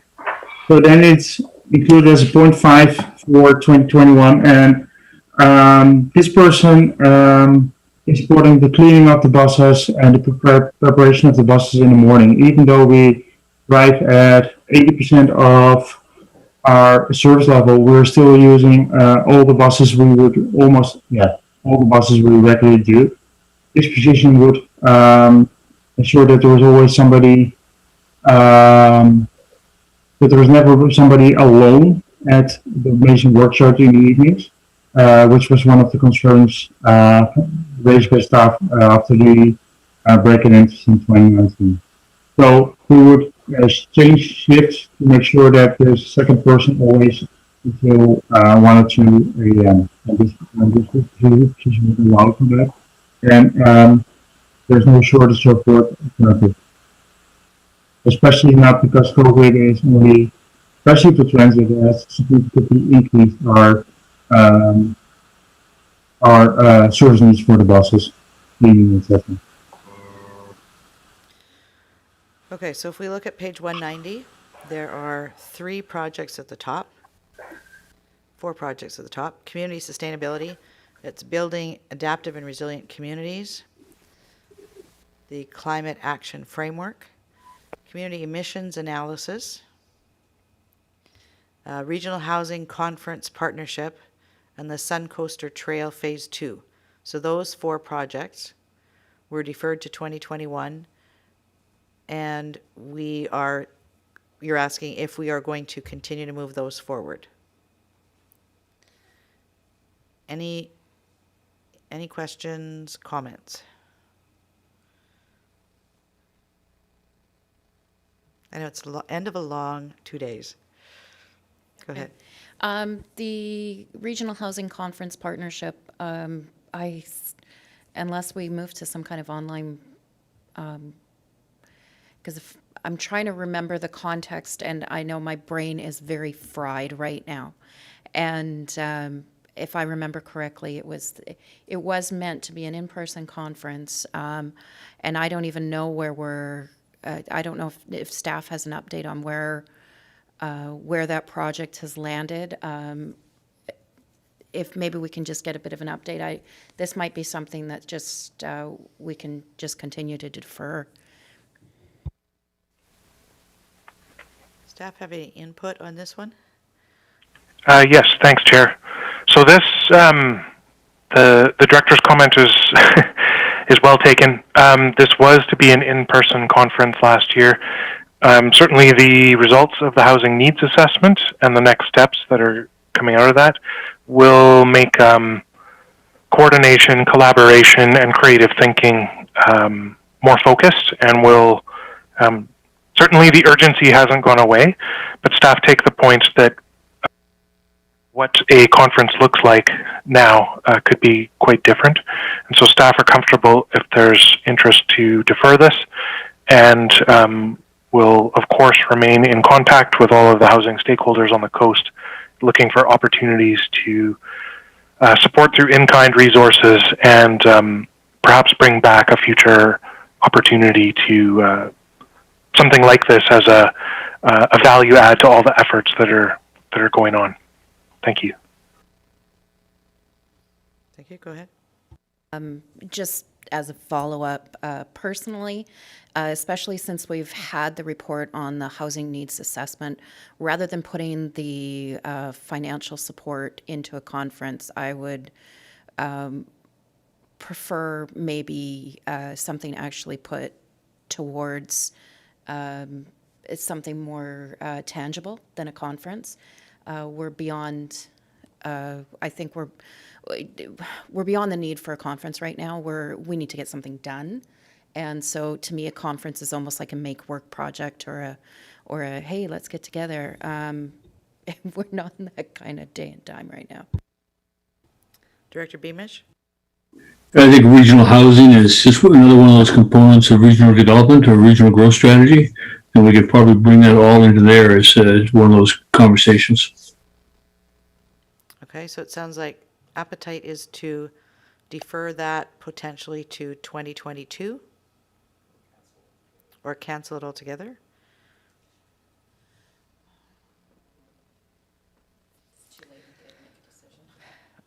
Okay, so I think we want it still on our radar, because I think the next year, there are a number of projects going forward in Gibson's, some going forward in Seashelt.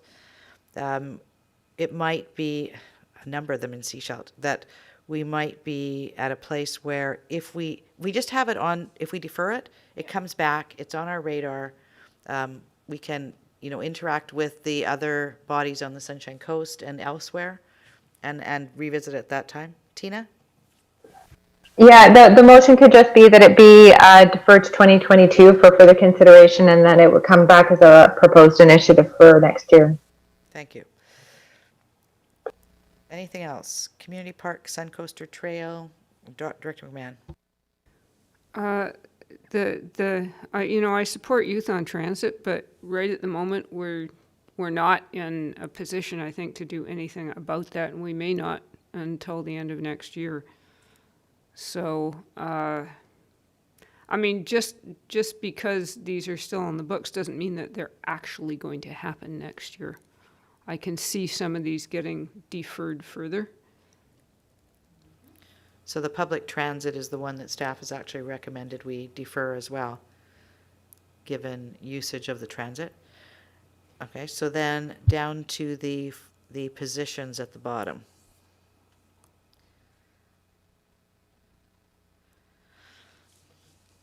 Given we haven't really cut any projects, do we cut some of the staff that would have to do the projects? Director Beamish, Director McMahon?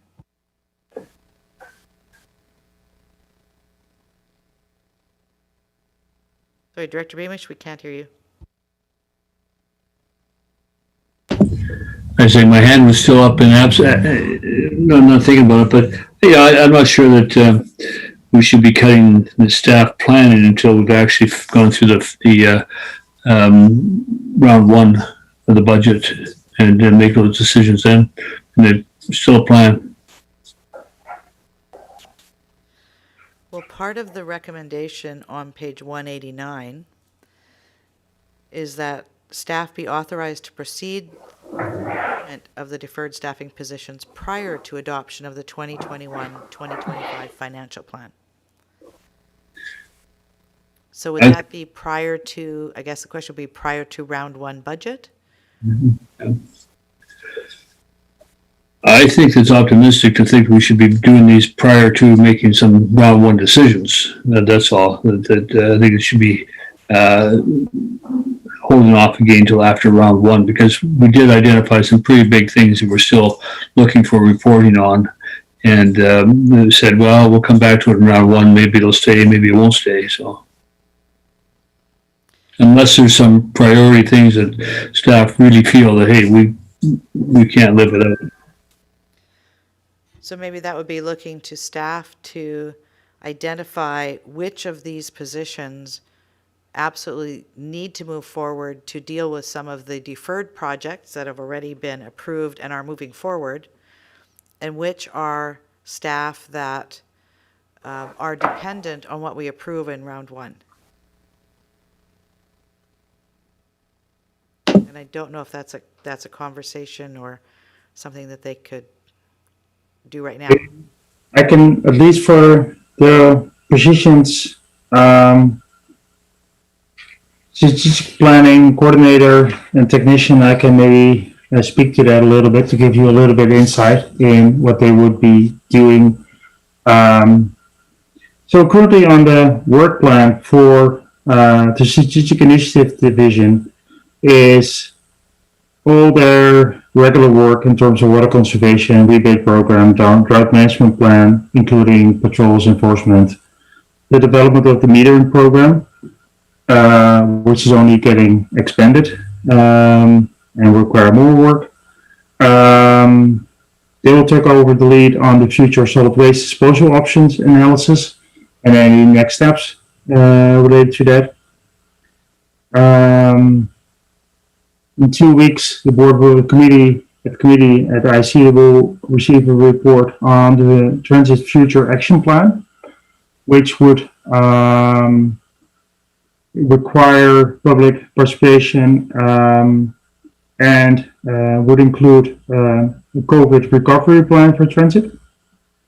So they would support the public participation component there. There is the idea to next year develop a water summit, virtual, water sourcing policy, AEP, referendum, metering program, public participation around that. We have to review and update for bylaw 422. And this is all already on the books.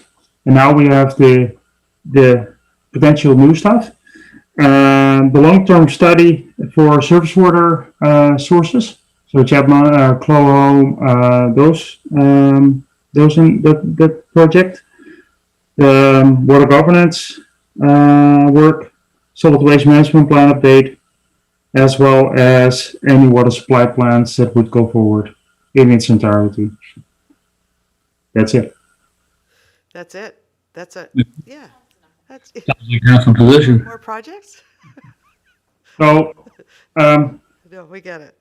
There's lots. There's lots. So what we're saying is we have a lot of projects already that we have carried forward from last year. We didn't do the projects last year, but we also didn't put the staff in place to do those projects. We are now saying we want those projects to continue to move forward, so we need to ensure that we have the staff to be able to carry them out.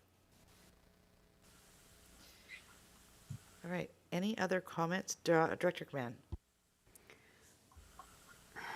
Has anything in this report changed after all of the decisions we made on that 600-page spreadsheet that we just finished?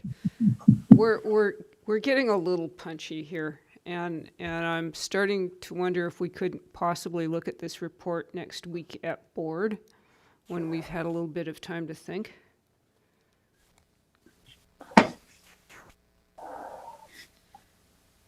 My suggestion, Chair, would be that I'm not sure because the board agenda is going out, so these minutes won't be on that agenda.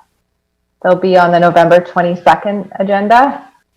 So we could always forward this report. Is that what you're suggesting to a committee coming forward? Because what I would suggest, and maybe for, you know, some of the other directors, I know that GM Rosenboom just outlined the work plan, and these were, you know, last year's business cases for this. So if there's a desire to revisit that, then I think a more comprehensive report, or to provide directors with the reports that backed all this up from the prior year budget, and then we can always revisit this. But essentially, if you've just approved the carry forwards, the work plan, you're going to need bodies to do the work, or else it's kind of like chicken and egg. So Okay,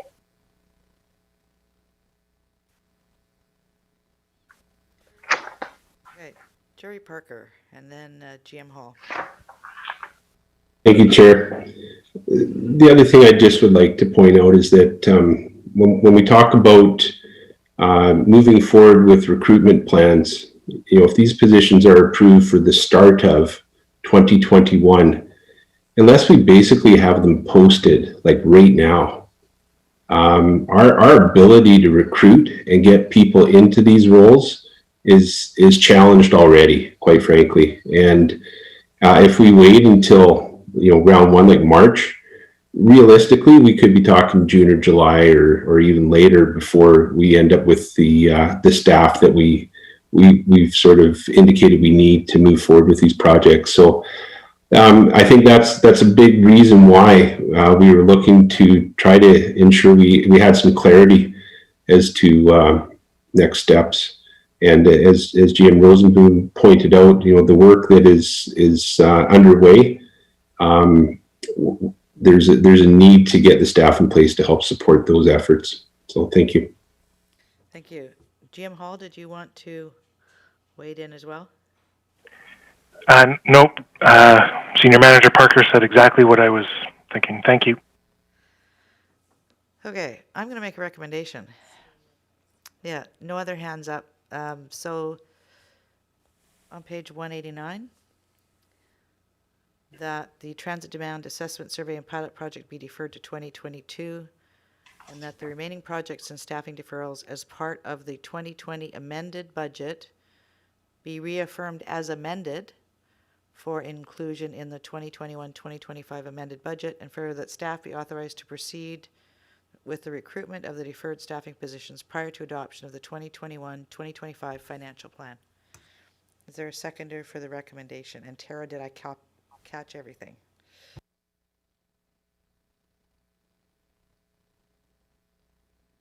Would someone like to second? Tina. Nobody wants to second it. Okay. Tina? Well, I just made I'm sorry, I made a boo-boo in that recommendation. It should be in the second, and that, the remaining projects and staffing deferrals. It should be the 2021-2025 financial plan, not amended budget. Okay. So Tara might have already gotten that, but my apologies. 2020 to 2025 financial plan. Okay. Thank you. All right. So as a recommendation I made, it's been seconded. Discussion. Director Hiltz. Thank you. Yeah. I guess I'm just trying to understand what I've got myself into, right? That's kind of essentially why I'm kind of hesitating, right? This seems like a small chunk of a big picture, and we've been looking at big picture, and now we're kind of going small. So I'm going. It seems to make sense, but as CFO said, a lot of this was a year ago. That the business cases when we went through all this, and now we're going. A year has passed. Well, 3 COVID years, as we're calling it, and we're going. Does it still make sense? And the business plan is there, the work plan is there, and ultimately I'm going. What does it cost? Right. This is the oversight. What is this all costing, and how does it factor into that? What was the residential sheet? The preliminary sheet, right? That was the first point, and now we've done this, and so that's kind of I'm going. A lot has happened, and I'm going. What have I got myself into? And yeah. Sorry. Yeah. So these particular items are built into the budget already. So that 8% we gave you, and some of the user rates based on the base budget for 2021 before you add any more additional items from your fondly called 300-page spreadsheet. They're included in those base numbers, so they're already incorporated.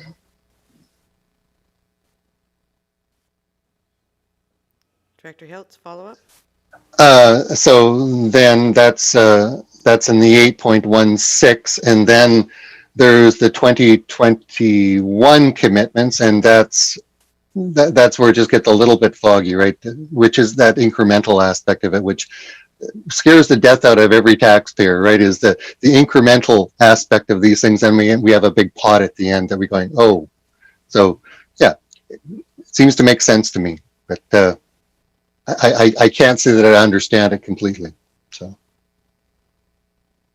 I think at round one, what's going to happen is Tina will come forward with where we are at that point before we start the deliberation on all of the other things that we've actually moved to round one. Okay. Director Toth?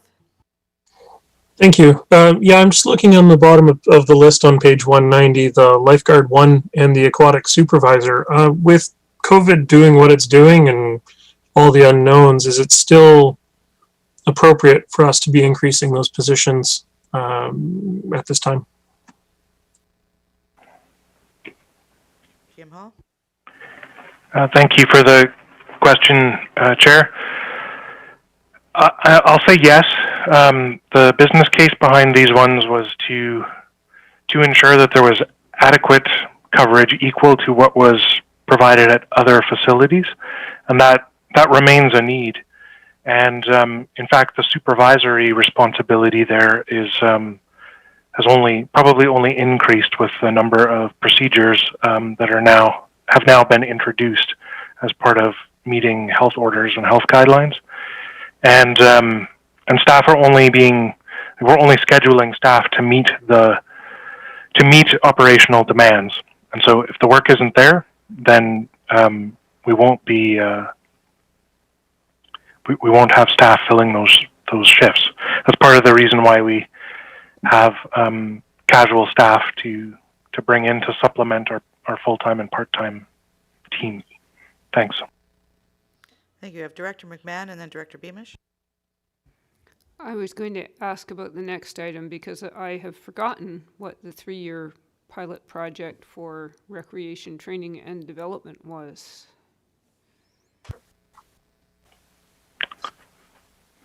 Go ahead.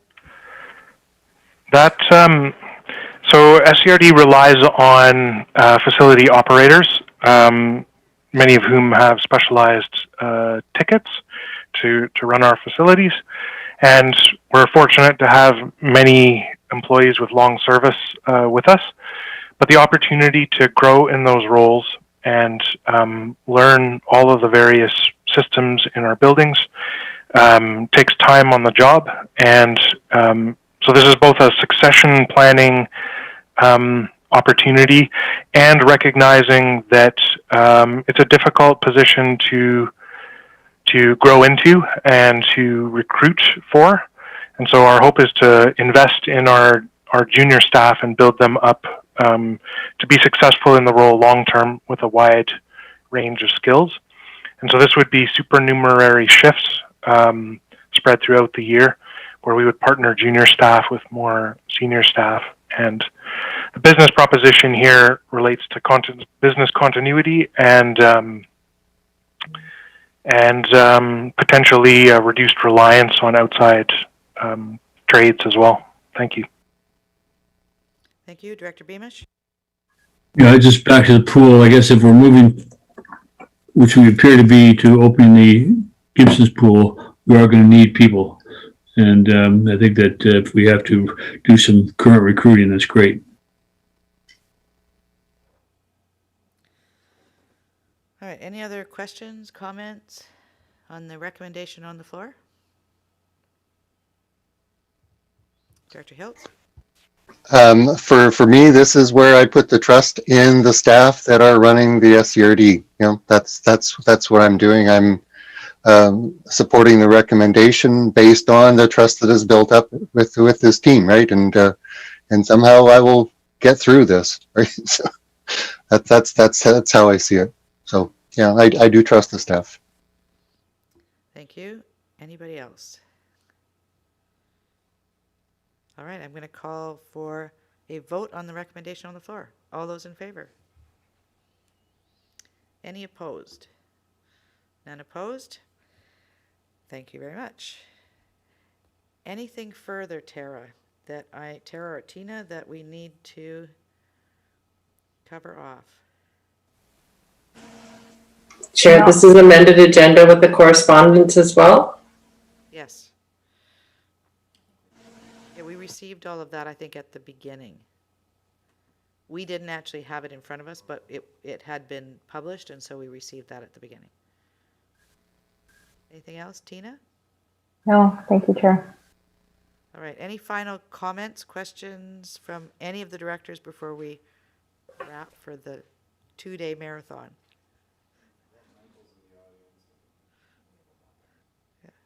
No, I was just going to make a motion to adjourn.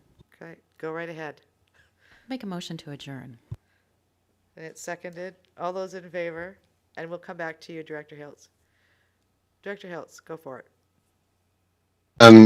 Thanks, Chair Seegers for leading us through this. And I guess, I go back to CIO McKinley, and we're the 130, those percentages. And this was not easier than last year. It was more informed, I think, but it was not easier.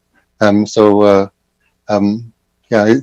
is part of COVID. So thanks, staff, for my questions and stuff like that. I really appreciate the support. I was going to say thank you to all the staff for all the work that you've put in. We know that this has been, I mean, we've dealt with it in 2 days. You guys have been dealing with this for a long time. You've put a lot of thought and effort into this. Thank you for what you're putting forward for us and for the community. We appreciate it. And good night.